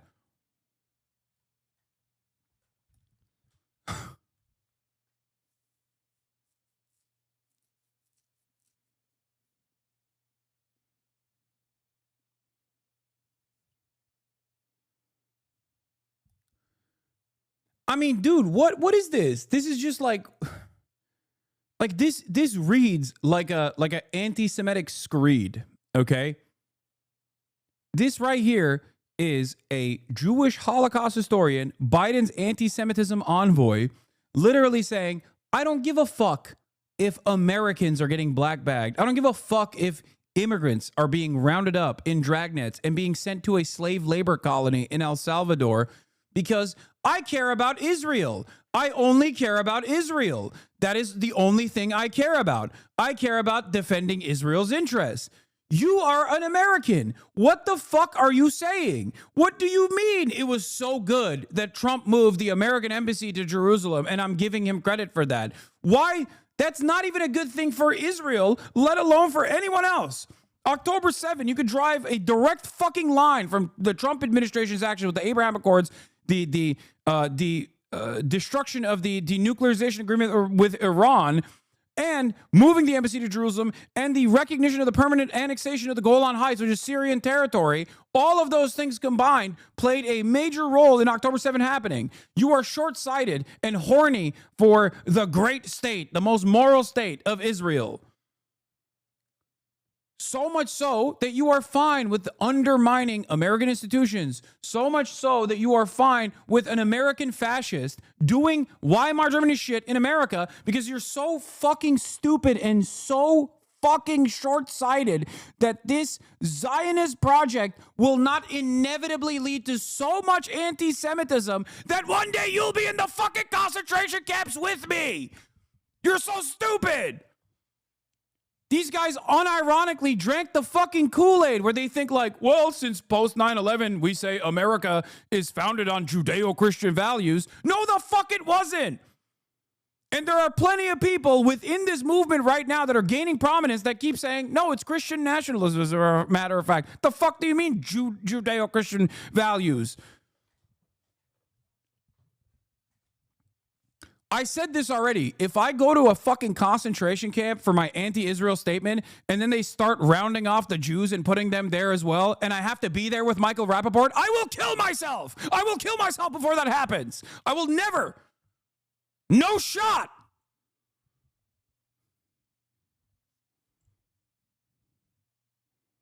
Imagine the fresh hell. Not only are you in a fucking El Salvadorian concentration camp, you have to fucking sew socks together, but then you have to sit there next to fucking Michael Rappaport.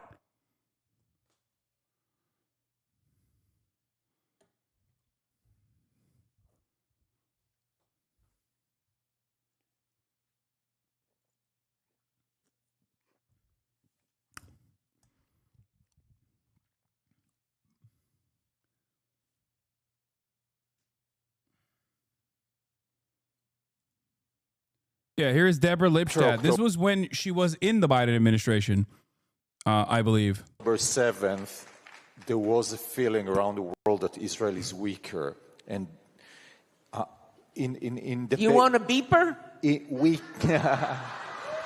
I can give you a few. You are so funny, Deborah Lipstadt.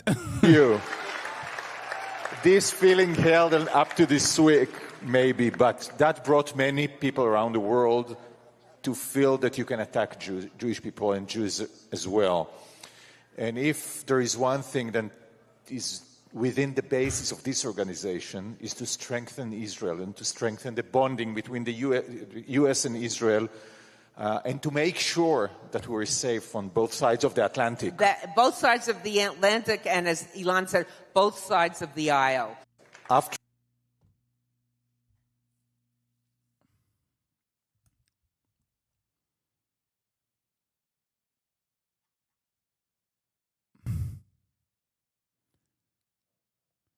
I wasn't asking you to just say that because it was the Trump administration that it was bad. I was just pointing out that they're sending people without any sort of due process to a horrible prison in El Salvador. You know, that's something I find disturbing. And I would hope that, you know, that they would recognize that, because that's not what this country is about. What this country is about is only sending pro-Palestinian students to El Salvador.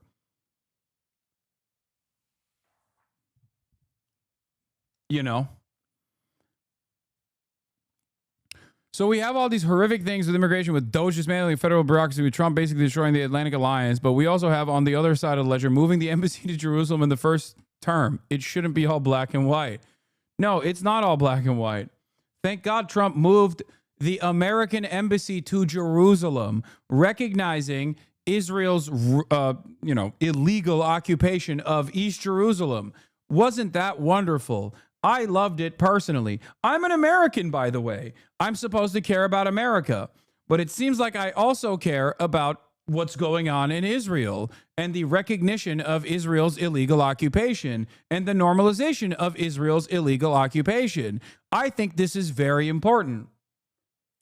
I don't think she caught Isaac's sarcasm here just a hunch. No, she didn't, because she's so fucking horned up on Am Israel Chai bullshit. She's so fucking horned up on thinking about Donald Trump's incredible gifts to the glorious state of Israel that she can't fucking understand anything that's going on. Like the fact that we are experiencing Weimar Germany levels of fucking oppression, and she's a goddamn Holocaust scholar. It's like, there is no, it's over. There's just like, what do you mean? Biden's anti-Semitism envoy, folks. Remember. I want to go back to your comment about these studies being picked up about not being heroes and martyrs. You have no specifics there, but it seems like maybe you are more willing to criticize them than the Trump administration. No, I'm an equal opportunity critic. I did think about your praise of Rubio, and I saw you praise Mike Pompeo too on this issue. I'm not praising them on everything, only on Israel. If people are close to anti-Semites or part of a party that is awash in anti-Semitism or working for a man who dines with white supremacists and says really gross things about Jews, it makes me think that if they're pro-Israel, you give them slack, that you wouldn't if people were doing the same thing but were not pro-Israel. That's exactly the point here, by the way. I did skip the paragraph. It's too long. I don't give a shit. We're a nation of laws. It wasn't tolerance that allows the Jews to thrive here. Jews have flourished in this country because it was a nation of laws. When students feel they have no place to bring their grievances or what they like, it's just like blah, blah, blah, blah, blah. What about the students? What about the pro-Israel students? Not even the Jewish students, because the Jewish students are being undermined here too, as long as they're fucking anti-Zionist.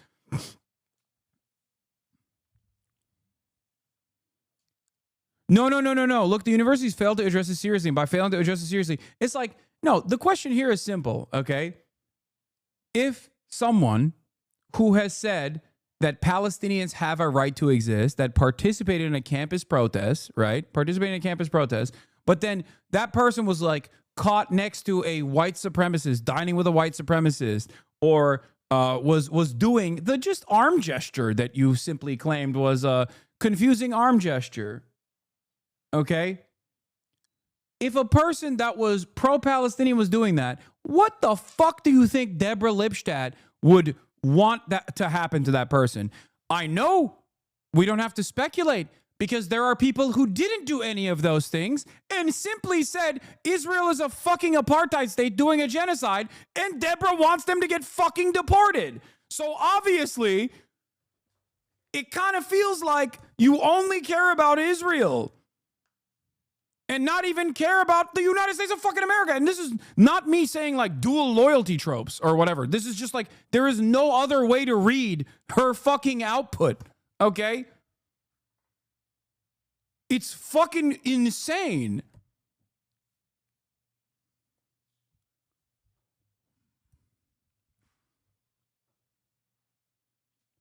Is she even Jewish? Yes, chatter. Deborah Lipstadt, who is a Holocaust scholar, famous Holocaust scholar. Yes, no, Deborah Lipstadt is Jewish.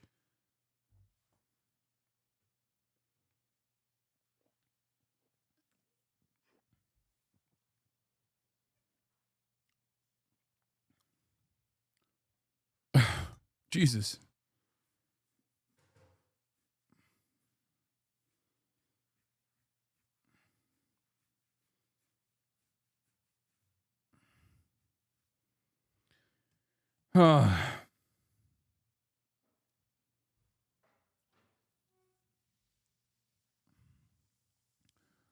They dismissed their grievances. They created an inhospitable atmosphere. We're now seeing the fruits of that failure. What disturbs me so much is that the debate will now become over whether anti-Semitism is being used as a weapon against people we don't like. Anti-Semitism should not be a cudgel, but you seemingly like people fake bringing up anti-Semitism against people who are not anti-Semitic.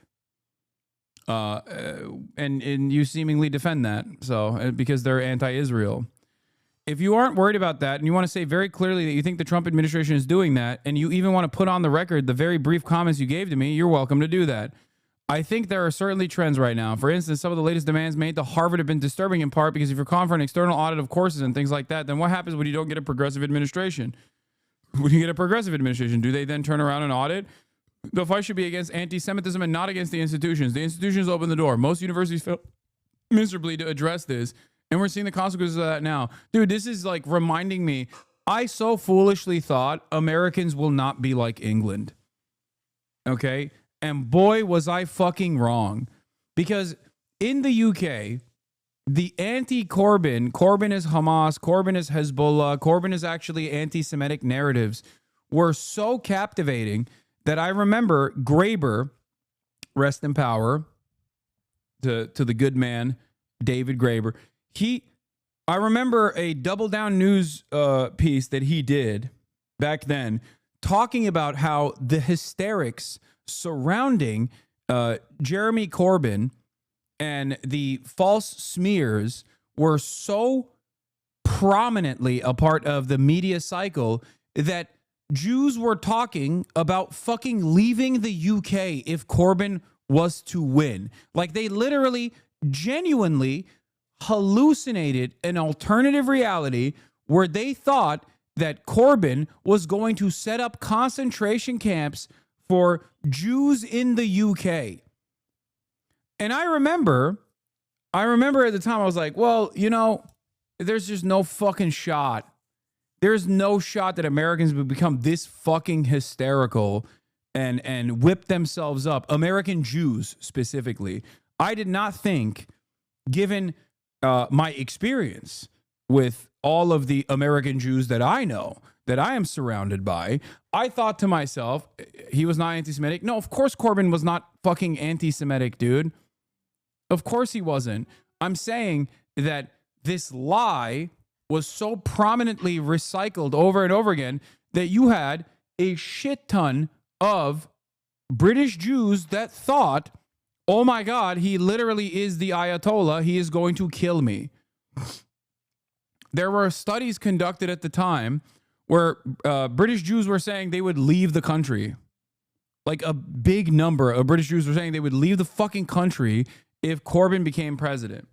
Now, or prime minister. So I found that I found that to be a moment of mass hysteria born out of misinformation. But I thought that American Jews would be like, yeah, okay, dude, calm down, right? It turns out there are at least a decent number of people who have whipped themselves up in a similar fucking frenzy where they unironically think that there were pogroms happening on fucking American institutes of higher learning. Like, how do you delude yourself into believing, especially as like well-read people, especially as people who are like alumni of these campuses, of these institutions, how the fuck do you delude yourself into such a ridiculous position?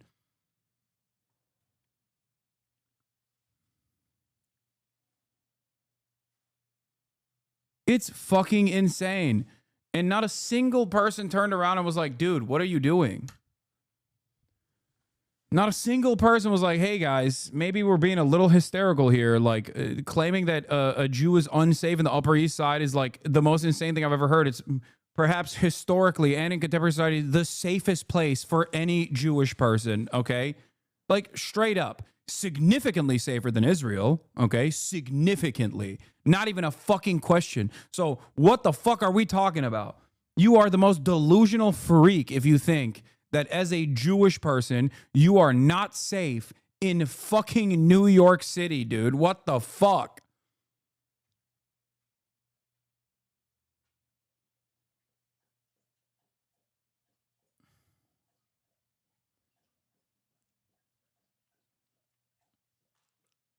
Saying that Jews are not safe in the Upper East Side of Manhattan is like saying white gay men are not safe in West Hollywood, okay? Yeah, not safe from getting your dick sucked, maybe, okay? What the fuck do you mean?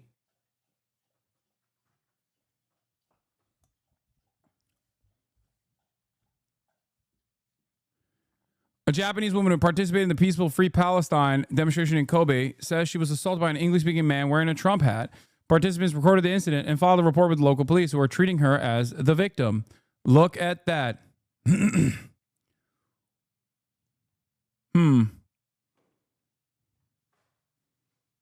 Cool.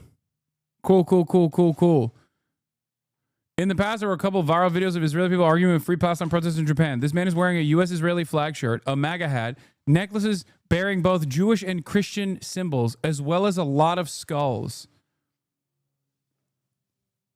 This dude is... This is the most confused person on the planet. I don't know what the fuck's going on here.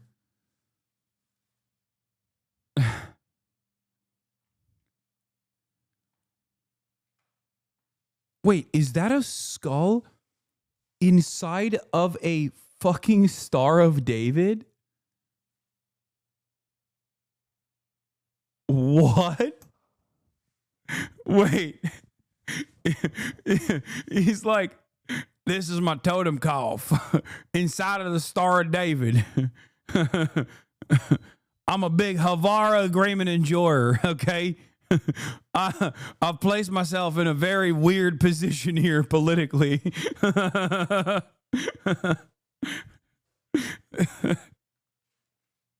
I'm just an enjoyer of history.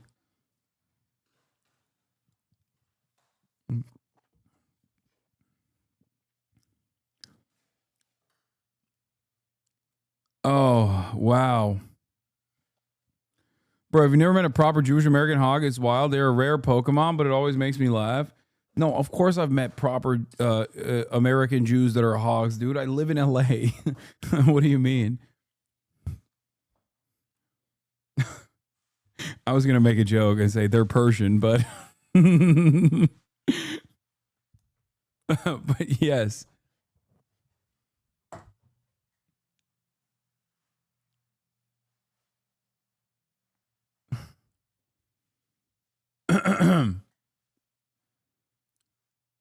It's fascinating. People can care so much about something while knowing next to nothing about it. It's just vibes. A skull placed within a Star of David is a controversial symbol, often perceived as provocative and potentially offensive representation. It has been interpreted as a symbol of the Punisher mentality, suggesting an eye for an eye attitude, and has been criticized as a form of violence or aggression. I've never seen that before.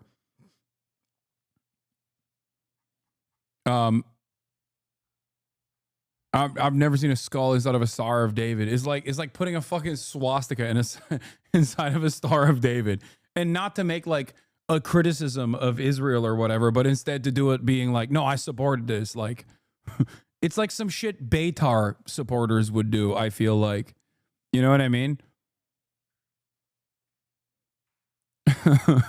Yeah, Kanye West did that. Exactly my point. That is precisely my fucking point. Ooh, questions about Gaza sparked tensions that represented Byron Donalds. I wanted to be heard. I'm tired of listening to lies. I've been apolitical all my life. Do you think your voice was heard tonight? No. Maybe somebody will listen to this. Chaos breaks out at a town hall meeting with Congressman Byron Donalds. Good evening, and thank you for counting on Gulf Coast News. I'm Christy Soto. The meeting got so heated, people were being escorted out by deputies. Gulf Coast News reporter Madison Adams shows us the intense moments. Madison? It was quite a rowdy town hall meeting. Byron Donalds answered questions from constituents, but things got heated pretty fast. The meeting ended with shouting matches and a few people escorted out of the room by deputies. You are not the only person who has a point of view. I'm worried about you. Sharon Osbourne called you out. She wants your visa revoked. What? I don't think she was talking about me. I think she was talking about Kneecap.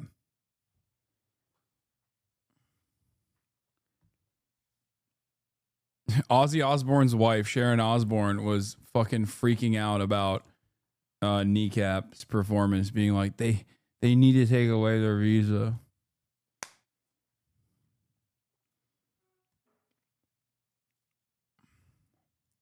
You are not the only person who has a point of view in this room. Hamas would either bludgeon her or worse. Hundreds of Southwest Florida residents packed the auditorium at Estero High School to hear from Congressman Byron Donalds. Some in support, others in opposition. Byron's running for governor. What do you think about that? Oh, hell no. That ain't happening. But he's really exceeded expectations, and we're glad to see he's moving up.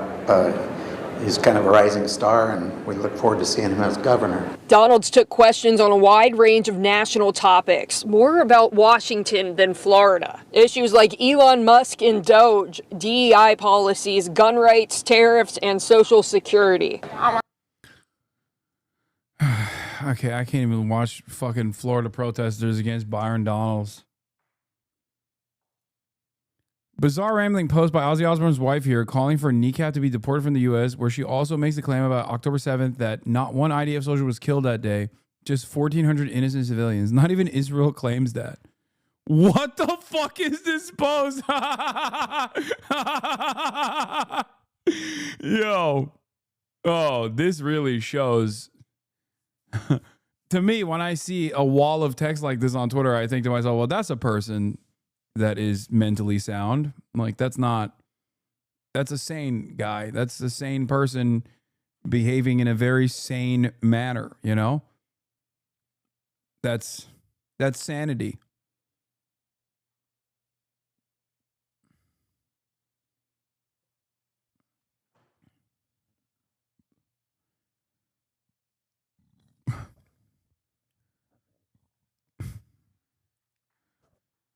This is awesome.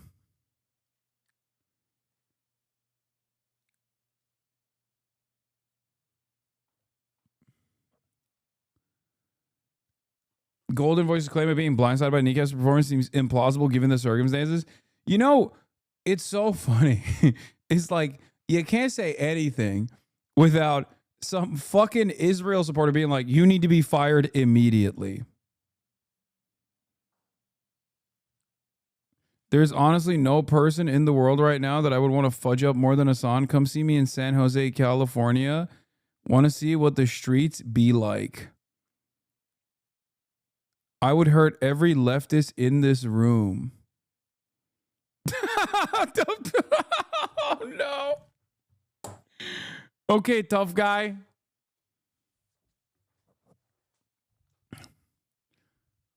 Bro, don't you dare step foot inside of San Jose, bro.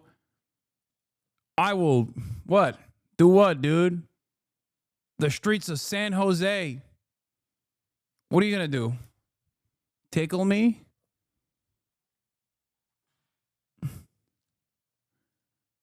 Amazing. Bro, you can't make a threat or try to... I can't even call this a threat. And you say fudge up in the process. This ain't Veggie Tales, man. The fuck? If you come to the streets of San Jose, California, I will show you. I will Heckarino fudge you up. Soy right, baby. Soy right. Bring it, dick. Yeah, I know that's your goal here. You want me to bring my penis to the mean streets of San Jose, California so you can suck it, it seems. Bro is dignitized. Oh my God.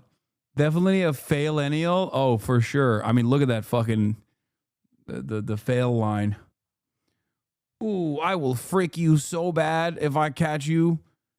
If I catch you at the Cheesecake Factory in San Jose, California in the mean streets, I will give you the suck job of your life, dude. Only reason you pointed out, because you know. What, that you want to suck my penis?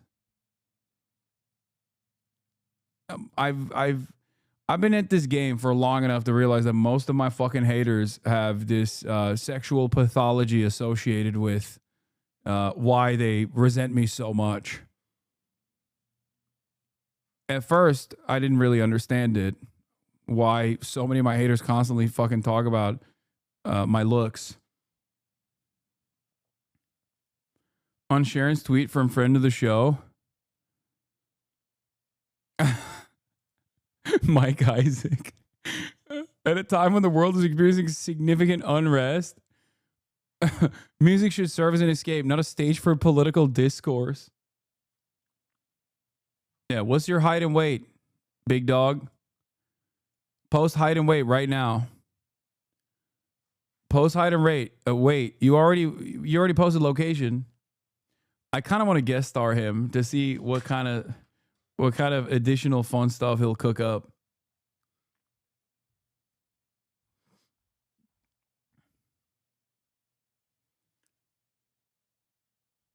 Bro, is that meme video where the dude is like, let's fight, and while we fight, let's kiss, and let's kiss and fight. Let's take each other's shirts off while we fight and kiss.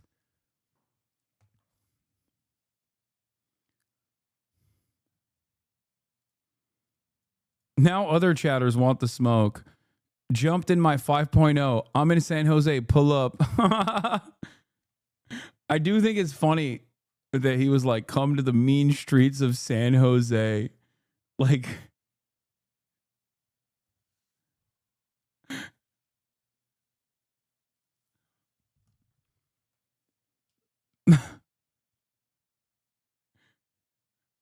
Oh, man.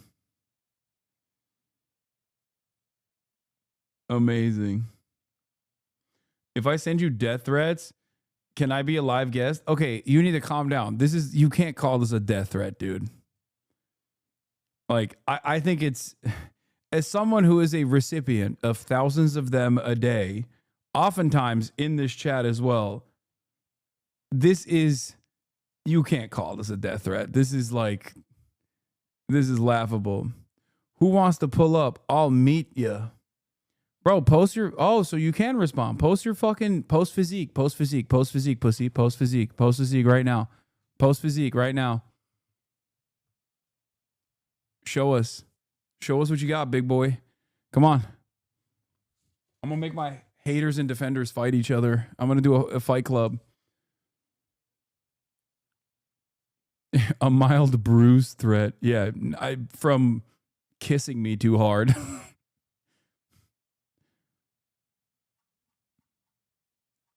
Post physique, pussy. Do it. Don't egg it on, dog. He wants to meet. I want to see. We're going to go meet for meet.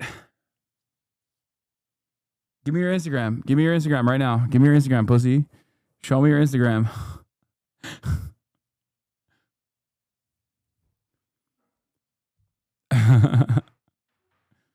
Yeah, it's Arby's. I got the meat.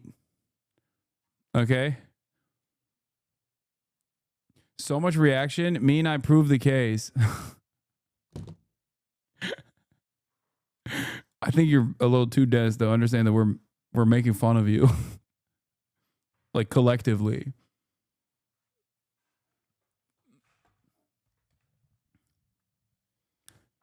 Okay, chatters that are talking about give me a place, pussy. No, stop. You're not going to go fight this random dipshit. Okay, please. That's so stupid.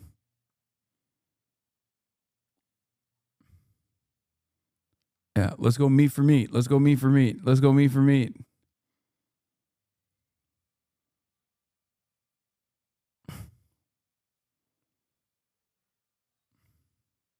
Yeah, because you're scared. I'll take you all on, but you got to give me time to power up and transform at the start of the fight.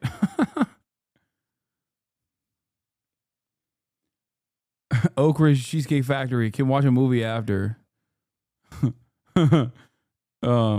Anyway, let's go girth for girth.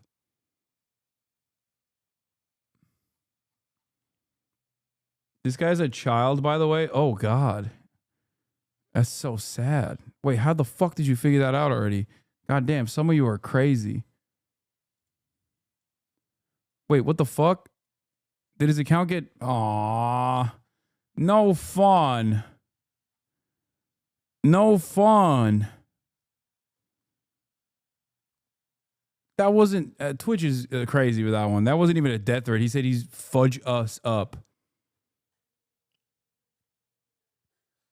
Chat, stop reporting people for harassment if they're saying, I'm going to fudge you up. Oh, never mind. It's not. He's not banned. Oh, thank God. Bitches.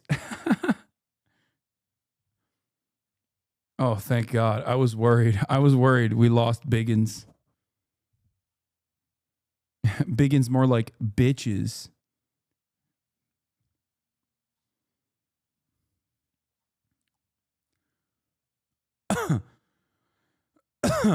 I kind of love him too, Chatter. You're not wrong. I was going to do the JRE stuff. Jordan Peterson has a question about the Douglas Murray conversation and shit like that, but I'm too tired for the night. Show him this. Yeah, you like what you see? Biggins? You want to find me in the mean streets of San Jose? Is that what you're going to do?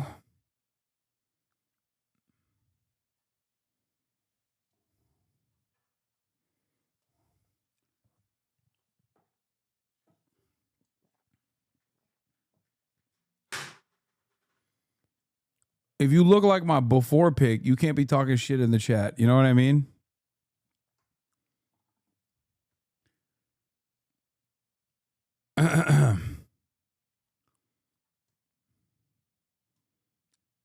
He likes biggins. I mean, you could talk shit. You just can't be like, I'm going to fuck you up. Like, you can't. Okay. All right. Anyway.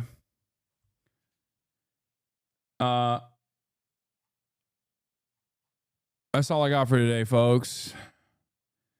I'm tired. I'm gonna hang out with my family. 7-hour broadcast. Maya and I are collabing this weekend, and we'll have some other special guests as well. San Jose chatters rise up. Another half day, dude. Half day in the books. Quiet quitting. Love you all, and I'll see you tomorrow. Peace. Sunny Los Angeles, California, says Hasan. The starlight to the starlight to the topic just begun.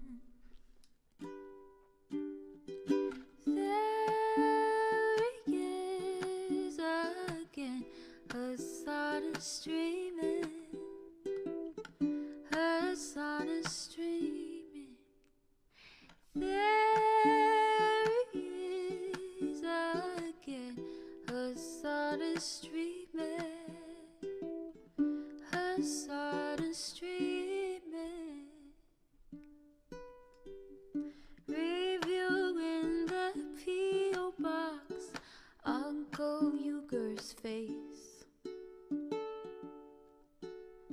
Sudden discord agitprop, great names take embrace.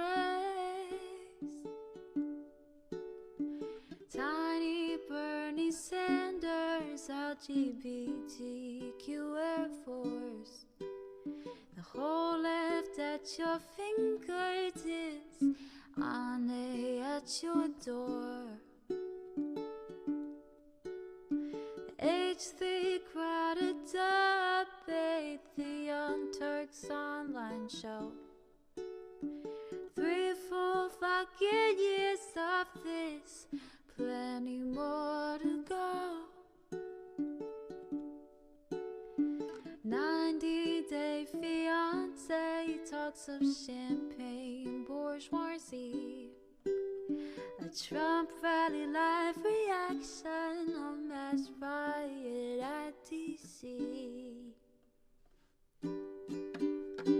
There he is again, Hasan is streaming. Hasan is streaming. There he is again, Hasan is streaming. Hasan is streaming. Reading live stream fair comments, Austin show chat advice. And all the ways the right-wing pipeline can suck you in online. JCS react, Lord frame gets broken, cover blown.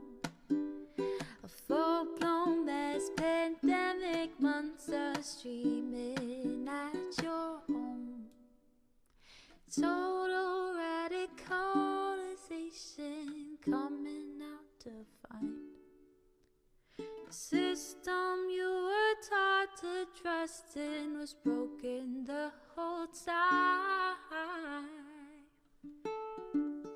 All these daily streams, whether big or whether small, have helped me and so many find the meaning through it all. There is again her sun is streaming, her sun is streaming. There he is again, her sun is streaming, her sun is